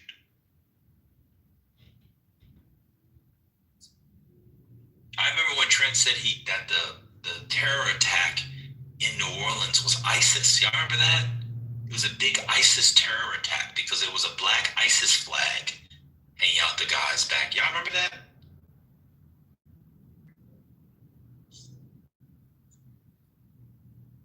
Yeah, that's what he was saying, because he had got advanced information from his sources on the ground. It's amazing. It's absolutely amazing. Oh, fantastic. It's like Trent. It was an ISIS flag in the back of the car. I just told you it was ISIS flag. I didn't. Yeah. You said it was ISIS. I said it was an ISIS flag in the back of the car. ISIS attack. Yes, and it came out that it would end up being an ISIS flag in the attack. I mean, okay. You said it was an ISIS attack. I said it was an ISIS flag in the back of the car, and the man was, crazed, thought he was ISIS. A lot of people think they're ISIS. Anyway, now, I mean, MAGA Music, I would love to talk about Brian Daboll, but we'll stick to the topic. I think, and I haven't really, I'll be honest, I haven't looked at every single senator that voted, but just from what I've seen, Name the ones you've looked at. Let's start there. What's his name that's retiring? The old dude. They're all fucking old. No. Why? Stay on mute. Because Trent, he said he didn't look into all of them. So let him tell us as he thinks of names he hasn't looked into. Go ahead, Trent. Tell us the senators you've looked into. Who's Angus King. So King, Durbin, and Fetterman, I think, had different reasons. Angus King is not retiring. No, I didn't say I said the old. So the old. So I said when you look at who voted, I need to go look further at where their funding comes from. So you looked into it. What did it say? So where does his funding come from? Angus King's funding, since you looked into it. Let me go look at Angus King's funding. Well, wait a minute. You just looked into it. How could you forget? It's been this morning. You've already forgotten? Yeah. So I'll tell you. I'll tell you. Angus King, who's a senator, raised only $5 million. His biggest contributors gave him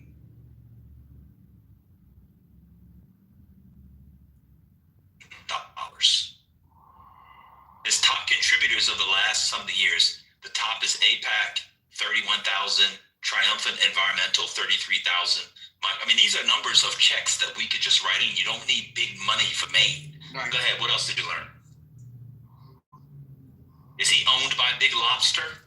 Owned by Big Lobster Roll, the potato roll company? They wanted to end the shutdown?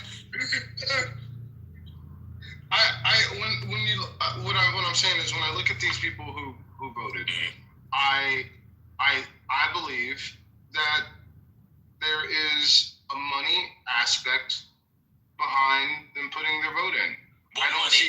So I'm asking, what money is Shaheen getting by ending the shutdown?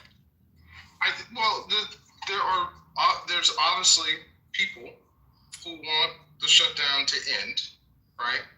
And I believe that money influenced it. I don't know. Okay, but you said you looked into it. Yeah, I did. I looked at. I had it pulled up. King, Durbin, and Kane does surprise me. I don't understand him. Because I don't. He's an independent. Yeah. Why does it surprise you? Kane surprises me. Oh, Kane. There's a King. Tim Kaine. Okay. Well, yeah. Why does it surprise you that the senator of Virginia, whose constituents are overrepresented in federal workers? That's true. Yeah, I guess that does. That surprises you. The senator of Virginia wants to end the shutdown. Come on, bro. That's not working. No, you're right. I didn't think the impact. But you said you found the money. You traced the money. So what money did you trace? No, I think it's money. I think it's money that's influencing what all money. What money? Money from certain PACs and industries. I think it's money. But why wouldn't it work the other way? Wouldn't the insurance companies want to hold out until they got the subsidies? They have more money than Big Crab and Big Lobster. Big Lobster is great. No, I don't think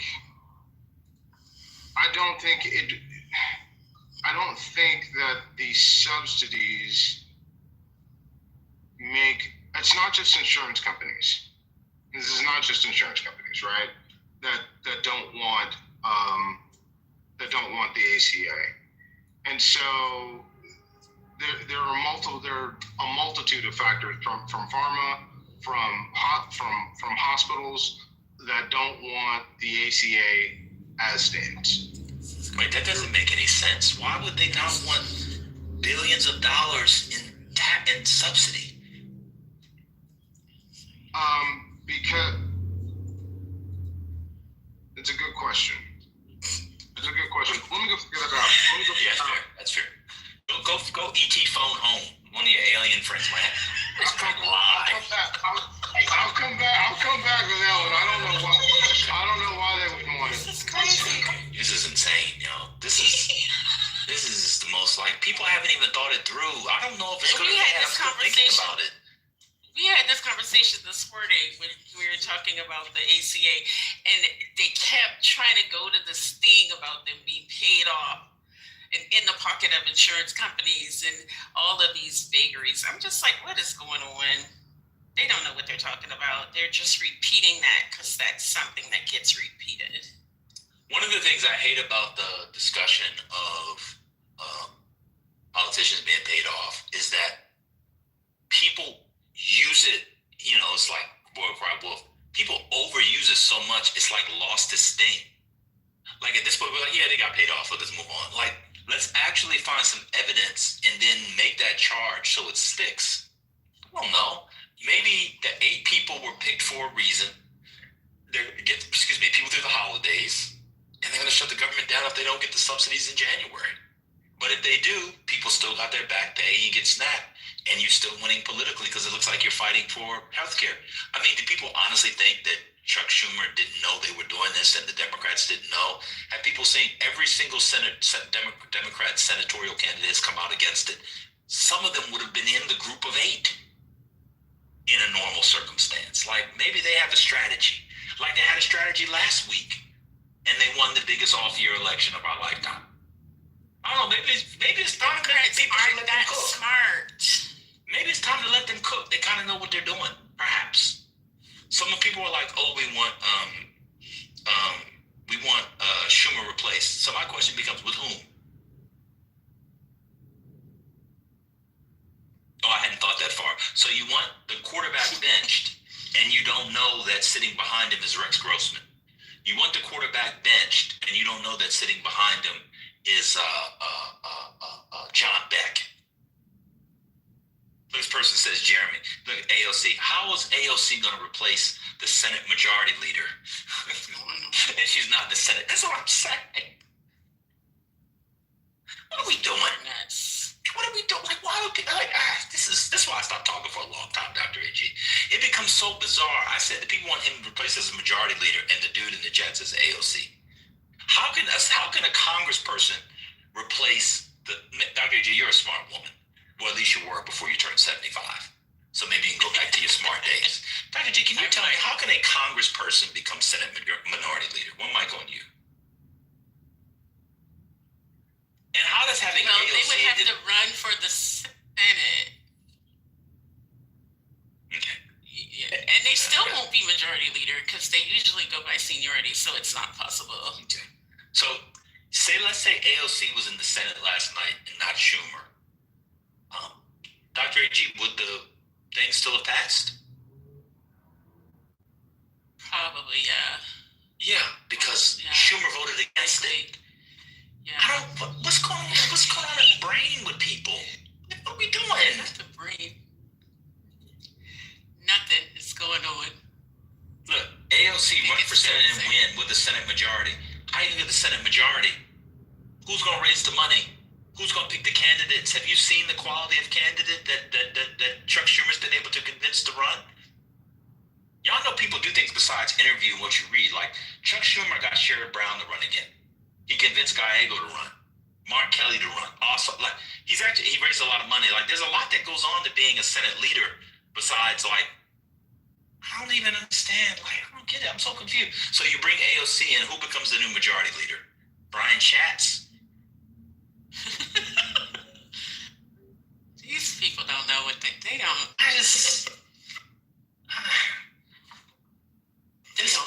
It's like the worst kind of dilettantism because it has actual material consequences. You can do dilettantism, with sports, with weaves, pedicures. I got a fantastic fisherman's roll-up. This new sweater, these sweaters I got, it's actually fantastic. Yeah, talk about sweaters. Like, come on, let's do that. So bizarre. So people want Schumer replaced, but don't know who's going to replace him. Malcolm X. Will Malcolm X replace him? What are we doing? Yeah. Talking. They don't be thinking.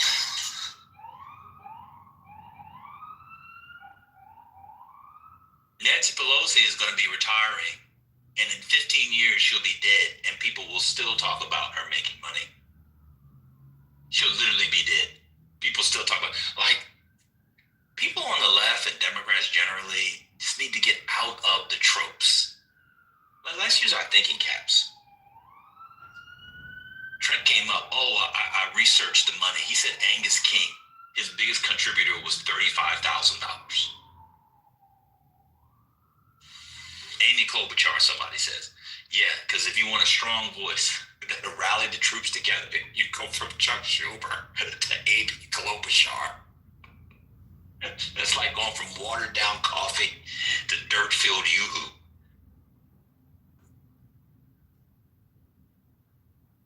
I'm so done with Democrats. I just tell you. The Democratic base. All that These talk. people are Democrats, though? Yeah, they are. They're all going to vote for Democrats, but they do the work of working against them. All they do is complain about Democrats all day. That's all they did. Last week, it was silence. All it took was to get out of the shutdown, and now Democrats will never win again. They said that they had no direction. The lady won by 15 points. The other lady won by 13. Dr. G, did you know Mamdani only won by 9? Why the moderates win by larger margins in less Democratic voting populaces than Mamdani? Isn't that interesting? Nobody wants to talk about it. I wonder. Nobody wants to talk about it. Black people flipped a bunch of seats. I think a white guy too in Mississippi. One white dude in Georgia. But Democrats will never win again. They flipped 3 in Mississippi. It's insane. Absolutely insane. 99% of the country's voted to the left, but now 6 days later, because of what 8 people did to get people on the ropes and get y'all people were talking about food stamps for weeks. Now the food stamps is not good enough. I didn't know food stamps was such a major issue in America, Dr. G. I certainly didn't know the ACA subsidies that Americans cared so much. That never came up in the election. Now I know everybody here is on Obama. I thought like what? 10% of Americans or less are on Obamacare exchanges. I guess I'm the only one not on Obamacare. Everybody's going to get on Obamacare. I had no idea so many people were on Obamacare online. What's going on? I'm done.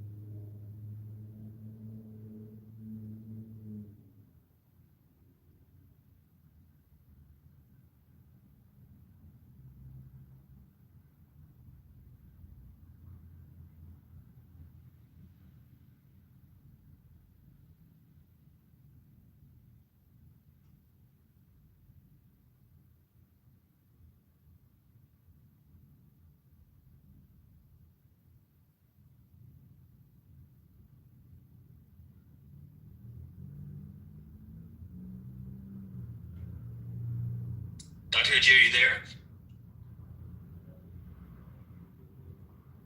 Yep, I'm here. Did you go to any of the Obamacare subsidy rallies? No. Did you see any in your town, city? Yes. You saw a rally for Obamacare subsidies? For the well, oh no, I'm sorry. No, but because they have those regular rallies, and during it, people were holding signs about the healthcare, but it wasn't exclusively for that. No. Okay.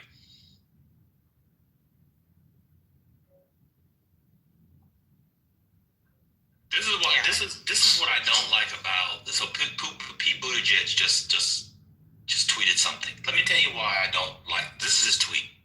Quote, "It's a bad deal. Everyday life making it better and more affordable must always be our bottom line. For months, I've been hearing people bracing for their health insurance bills to skyrocket, so much so that they will lose coverage altogether. Some say they simply haven't even opened their letter yet, dreading the bad news. Any deal that fails to address this directly is a bad deal. Let me tell you why I am not sympathetic to that. Because it doesn't go far enough. The Obamacare subsidies, rather than fighting for Obamacare subsidies, which they should do, you need to make the final turn of the screw, and the Democratic Party needs to get on track for a universal healthcare system. This is why I find a lot of the criticisms from a lot of people to be phony, because they're not making that move. That's the move I want to see. Because guess what? Say they got an extension for 1 year. They would have been here.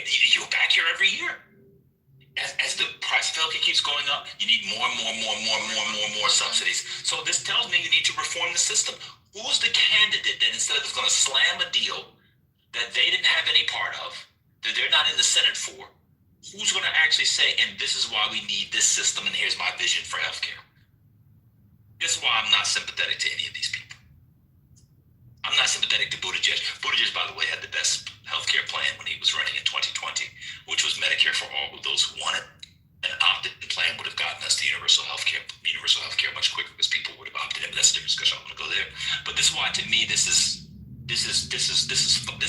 a little phony to me. I never heard anybody. I never heard Pete Buttigieg talk about Obamacare subsidies. Nobody ran on Obamacare subsidies in 24. Now all of a sudden, this is the issue du jour. Issue à la gare. Issue du mot. All of a sudden. What are we doing? You think that the Republicans, they told you they weren't going to give it to you? Oh, I know. Was Pete Buttigieg telling me he would have supported a shutdown that went from October 2025 to January 2027? Or like Brent said this morning, the shutdown was going to go so bad, the Republicans would have nuked the filibuster. Did y'all hear it from Brent this morning? Who said that? Brent, who's normally sober-minded, but he got the clubhouse brain worms. That's crazy. Oh, Mike's back. We'll bring up Mike.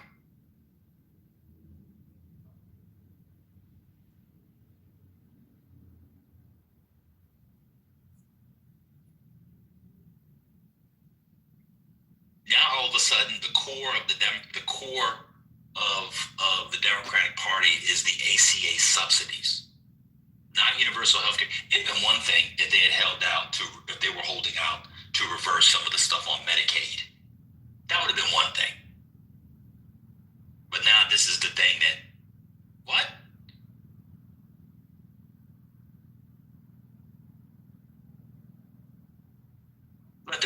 Guess what? Why is it okay for certain populations to suffer? Federal workers, poor people. It's okay for them to suffer for the greater good. But like middle and lower middle class people on the Obamacare exchanges, they're the ones that can't suffer. Now all of a sudden people care about the poor. The poor that's mocked every day for buying Jordans, the poor that's mocked every day for being bad with their money, the poor that can just financial literacy your way out of poverty.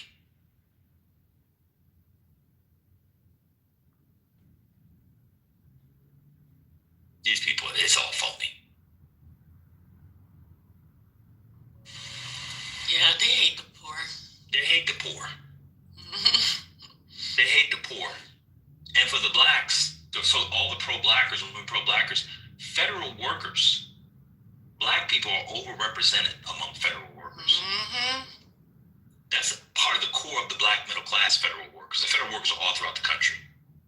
They're not only supporting themselves and their immediate families, but oftentimes because they have good jobs, they're supporting aunts, uncles, nephews, grandparents, kids, brothers, sisters, wives, lovers, whatever. Roomie lover friends, all that. But guess what? Now all of a sudden, you know, Russell Voigt was talking about not giving back pay. He was talking about people who were furloughed being fired. That's okay for those people to suffer at all times. with the ACA subsidies. That's the main thing. That's why the Buttigieg thing is phony to me. He didn't even mention the other parts of the deal. He didn't mention that the shutdown only goes until the end of January. That is the centrist position. People who don't like the deal, that's actually the centrist position. I'm done.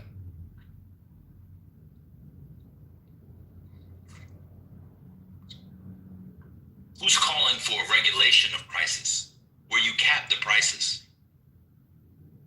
in these plans?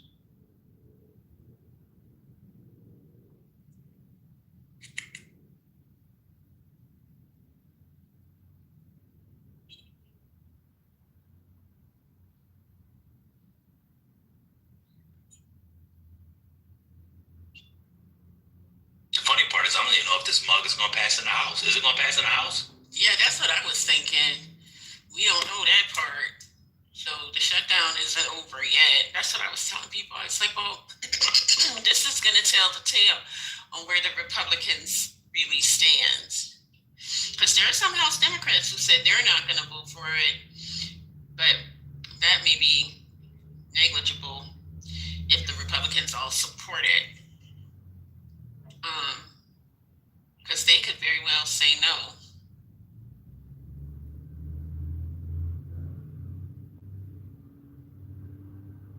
And then we'll see what the MAGA have to say about that.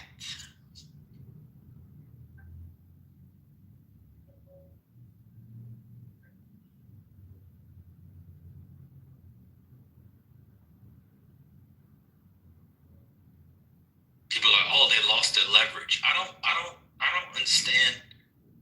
Mike, instead of just calling people dumb, you just come up, bro. It's not that big deal. I don't understand how you lose your leverage if you can simply shut it down again. I don't get it. Okay, so real quick. You there? Yeah. Okay. So he couldn't explain it to me in brief, but in short, essentially the ACA has an effect on anybody that's got hourly staffing. So it's not hospitals, because you're correct. Some hospitals do benefit, but hospital management systems are affected from reimbursement and because they have so many hourly employees. So really, that has nothing to do with what we're talking about. Okay, but we're not talking about reimbursement rates. Okay, so the long and short of the long and short of it, he said, it's just basically any major business doesn't want the burden of the ACA on them. They'd rather shift the burden of the healthcare costs to the household. This has nothing to do with that. These were subsidies. These were premium subsidies. Those businesses, depending on the size, are still required to provide certain levels of coverage without the subsidy. Trent, these are the subsidies that were put in 2021 and 2022. What are you talking about? So this is what was told me. Obviously the ACA is very popular amongst the public. It's very what? Very popular. Correct. As he said, 70% of people want it. He said, but when you get into the corporate class, and you look at the bottom line of what you've got to do to afford these things, they'd rather shift the money to the burden of the household. That's what he said. But what does that mean? This has nothing to do with that. I don't even know what you're talking about. Shifting money to the burden of the household. Okay, well, let me ask you this instead of me being the intelligent one. Why do the Republicans want to get rid of the ACA? Oh, very easy. There's several answers. One is personal. They don't like the fact that it was spearheaded by a popular Democratic president and one they have a particular loathing for. Two, they don't like the fact that it centralizes certain regulations, that certain measures must be done. That's federal law. Three, they know that it gets us closer to a universal healthcare system. Four, they have a certain constituency and people who vote for them that don't like the burden that it places on them. 5, some of them don't like that you can be denied the pre-existing coverage. Some of them don't like the 26-year-old P. I don't know if you know what the ACA is, but it's a massive piece of legislation. I don't get it. Yeah, I agreed. And bottom line is it costs businesses more.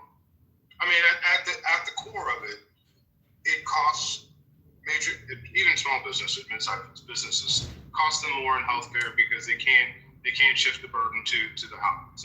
What does that mean? What do you mean by that? They can't shift the burden. If I'm going to provide, essentially, if I'm going to provide healthcare, I've got to provide it to all instead of just the healthy people where it'd be cheaper. So it affects my bottom line. That's wrong. Okay. That's not true. No, the ACA does not require businesses to give health care. No, it doesn't. But if I'm going to provide that as a perk, so then let's just ask a simple question: Why is the business community against it? It's usually middle-sized businesses because I think if you're over 50, there's a particular floor that they have to reach in the type of coverage that they offer, the type of plans they offer, and that for some has led to high prices. It's true, but for larger companies, some of them actually seen their costs go down. So yes, that I will agree with you. A lot of people in the middle 50 to I think it's 100. I forget what it is, 50 to 1,000, whatever it is. That middle, the small middle-sized business, they have seen a pinch. I will agree with that. But I don't. I mean, it's been around for almost 2 decades now. You're right. There are some employer mandates on the type of coverage they offer, but I think if it's over 50 employees. But I don't know what that has to do with the what we're talking about. I'm slightly confused. Because my stance is always if the money doesn't want it to happen, money typically wins. And if the money says that it's not true. Okay. Well, okay. So when Biden put a minimum 15% tax on billion-dollar-plus corporations, money didn't win. Do you know there's a tax? There's no loophole. There's a minimum tax for corporations over $1 billion. They didn't win. When they put, 1 second, I'm gonna give you some examples. Medicare in healthcare, baby, I'm gonna give you some examples. In Medicare negotiation, they didn't win. When they capped insulin at $35 for people on Medicare, they didn't win. When they capped out-of-pocket costs for seniors, they didn't win. I've seen many losses from big money lately. Trump's tariffs, they didn't win. 1 second, hold on. Trump's tariffs, big money didn't. Wait, you're telling me companies want tariffs?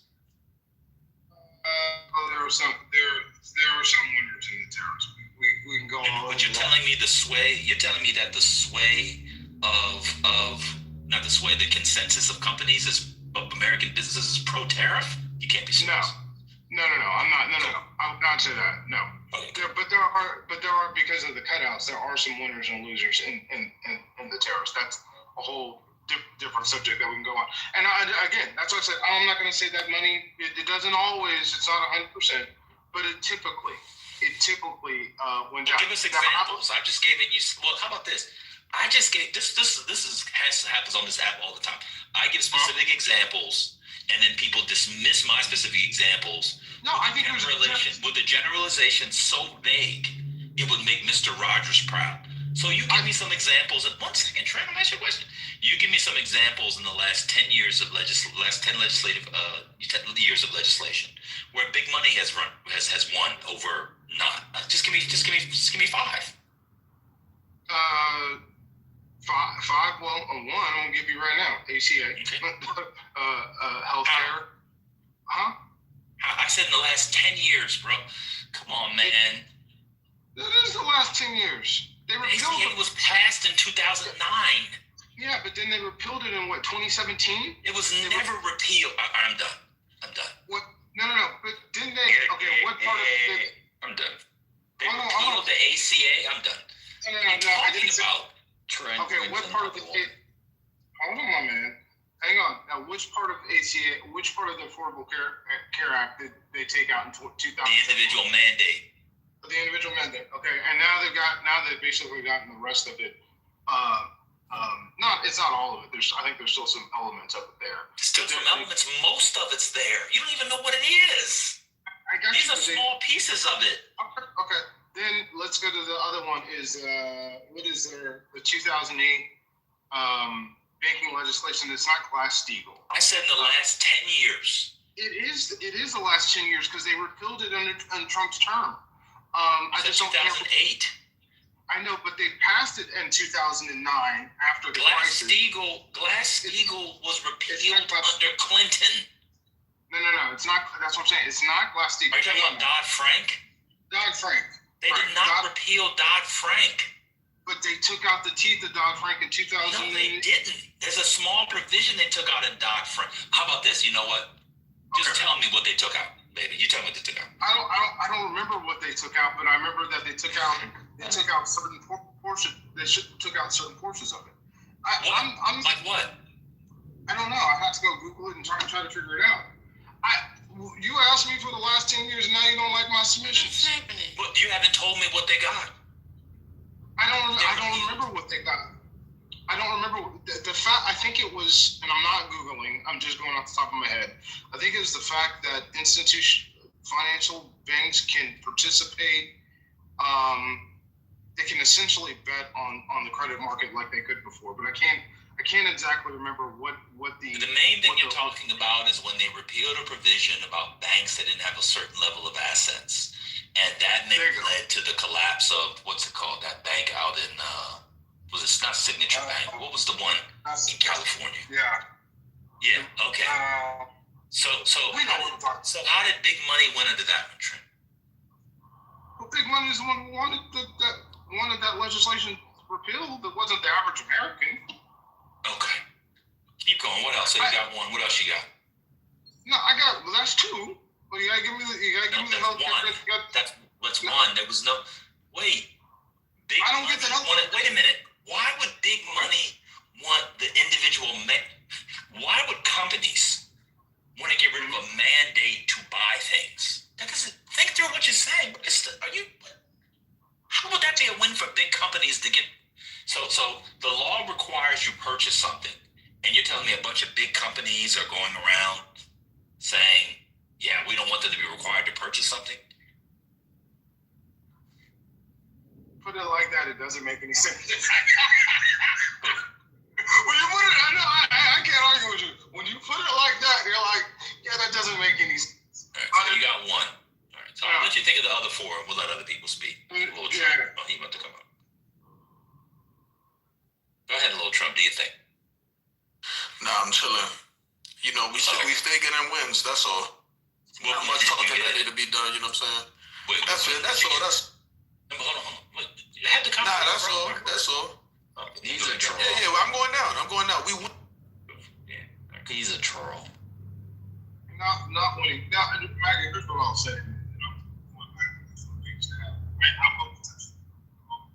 But I will say, what we are seeing on both sides of the aisle is, I don't think this will work in the long term because it is so popular amongst Americans. And I just don't think that I think Americans are moving more towards I'm not going to try not use the term, but a more government controlled style in our economy. And I don't think that this is going to be good for Republicans. I don't think the people are going to like it when they lose coverage, especially the types of people that are going to hit the stories. Just like what they thought they liked the ICE raids, they thought they were going to like that until they could see, people going into shock, being pulled out of cars, and people running into daycares being dragged into it. So when people see the zombies, they change. I will give it that. So good to see you. That wasn't fake. What was that, Trent? The seizure was fake. No, the seizure wasn't fake, bro. Those are real seizure. And look, bro. I live down here at the border, correct? And I was actually just talking to some folks at a business down here. The people down here, they just did some raids down here in McAllen. The people down here are pissed. They don't like it. It is not going the way people think it's going to go. What's not going? The raids or the shutdown? I'm confused. The ICE raids, because they're taking people off construction sites, and it's pissing these people off. Okay, and these guys have worker permits that they took off this construction site, and they see the National Guard here. It's a 97% Hispanic area. These people feel targeted, and some of them supported Trump. I'm just telling you, it is not going the way that Republicans think. They need to get off of this. It's going to cost them in the election. Thought was going to happen is they thought they were going to go after the criminal organization, which there are. There are criminal organizations, and they thought that those were going to, like Trinidad Alvarez. There are a lot of people down here that were afraid. That's the Venezuelan gang. There are a lot of people down here that were very afraid of that gang because it is very violent. But that's not what has happened. They're going against, they're snatching grandmothers out of the grocery store. This is not what people envision happening, losing their neighbors and their friends.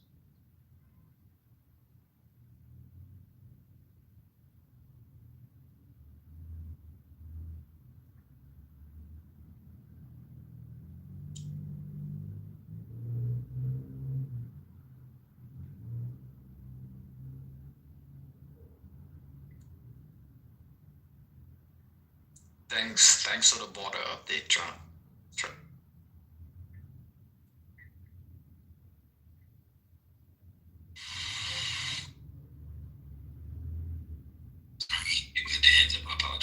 This is why I troll y'all. People know I'm not a troll. Like, I actually am a real person. My name is Brian. But I troll you guys because all that yapping, right? With all that audacity, just to take a L. Just to take a big fat L. That's what I was asking. You know what I'm saying? Like we just keep winning. And we're not going to address you guys. We're not going to answer your questions because right now... We're chilling at work, bro. The other day, you told me you wouldn't do this, and now you're doing the thing. That's the definition of a troll. You're literally trolling. That's the definition of a troll. Now I got to kick you out of the room. Have a good one. All right, call me a troll, whatever. I came on this app with my government name, and I'm a real intellectual, What you're doing now is trolling. Yeah, it's really dumb. If I may... like the worst of the trolls said that. And I hate to be that person, but the only people losing are the Republican farmers and the Republican constituents who are crying at their lawmakers. Those are the people who are losing. I'm losing. All of us are losing right now. That is wild. Everybody taking his L together.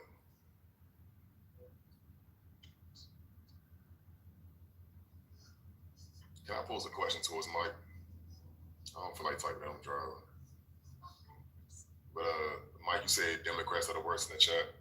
I just question you, King. I just wrote it in the chat too. If you can please just answer the question for what it is. When is the last time that a Republican administration turned over a better economy than they inherited? When's the last time?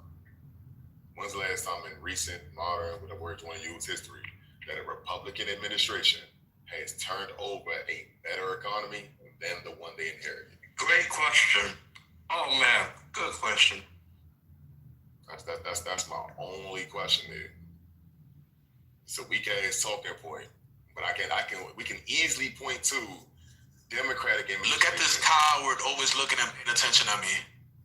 I'm fucking flattered. Come on, little Trump. He always looks for me, and it's so obvious, it's so weak.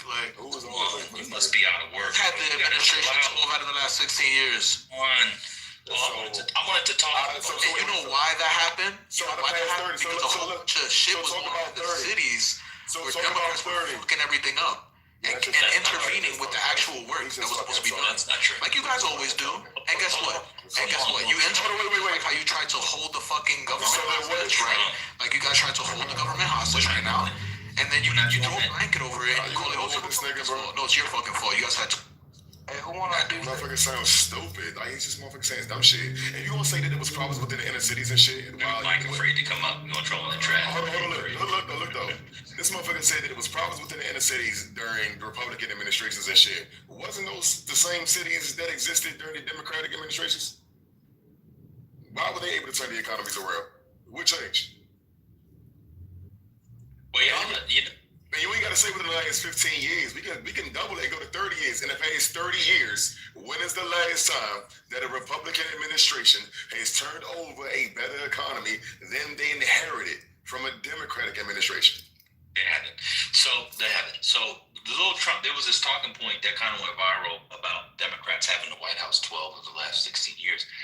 While that's true, it's a ridiculous point because you have to ask little Trump, when did they have the Congress with it?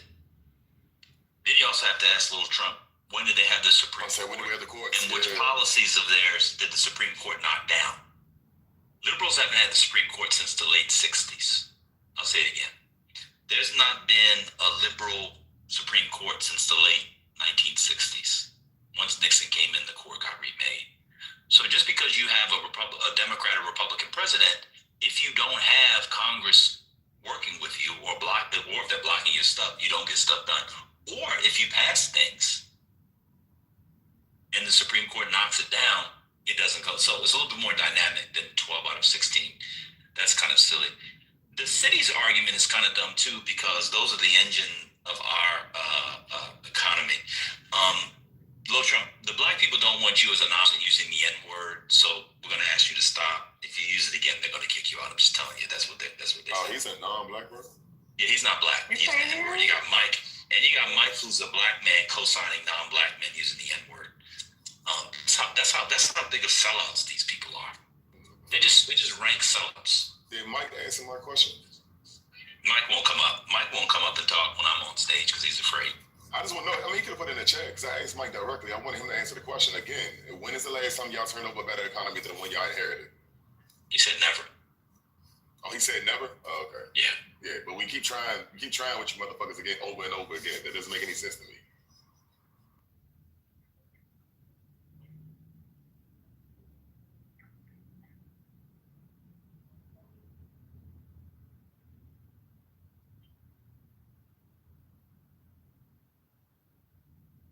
Somebody, I don't know if it was ahead or Lord Trump or whoever it was, man, was trying to make the argument why of government overspending and shit like that, man, and not understanding that a lot of things are just outside his scope of knowledge. But beyond that, my other question is always, if Trump's whole plight in office right now is, government overspending, getting the budget under control, saving us money, X, Y, and Z, then why, as a multi-billionaire, is he currently suing the federal government for like $250 million?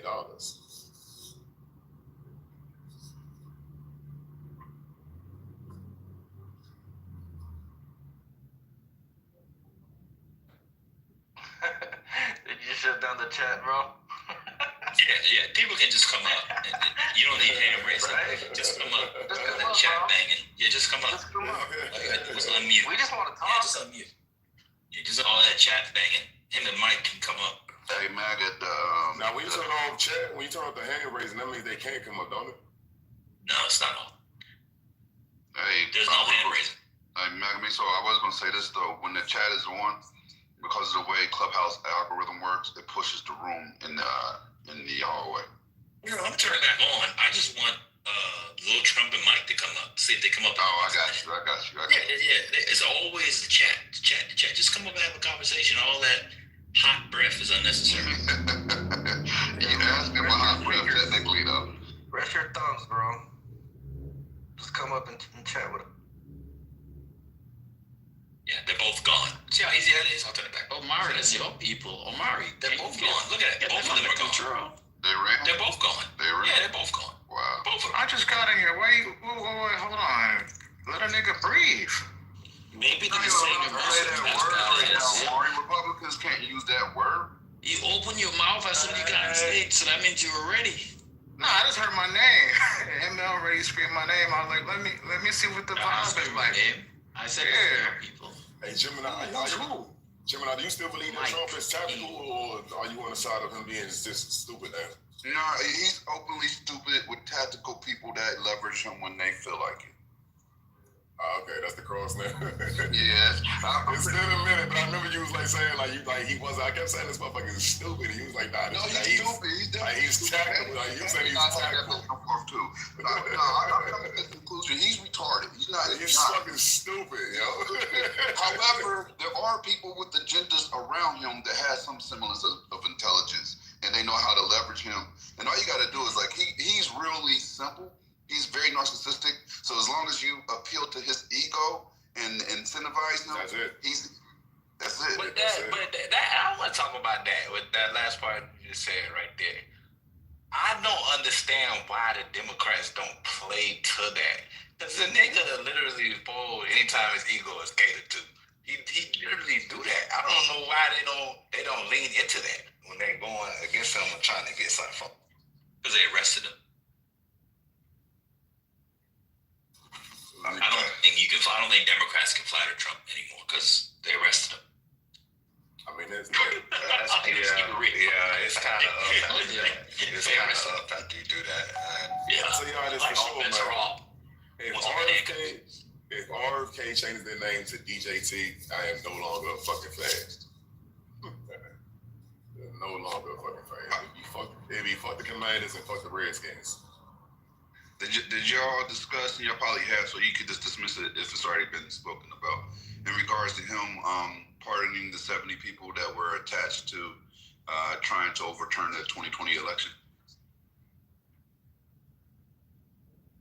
Oh, you said not talking about it? No. I think they did earlier. Oh, they did? Okay, all right. You can bring back up, I don't think we were in here. But a bunch of them still facing. No, I don't want to be redundant. Hey, Gemini, and a bunch of them had state crimes also. Yeah, a lot of the pardoning is just symbolic because they have state crimes, and obviously he can only pardon at a federal level. But it still shows, I fuck with y'all. Thanks for trying to do dirt. He's sending a message that I always got your back. Exactly. On my behalf. Exactly. You've been on some real mob shit. If you really look at it, if you're his enemy, he's gonna try to find any way. Somehow you're corrupt, you're a criminal, which is funny coming from a 34-time felon. And then if you fuck with him, he's gonna try to pardon you and pull you out of jail. And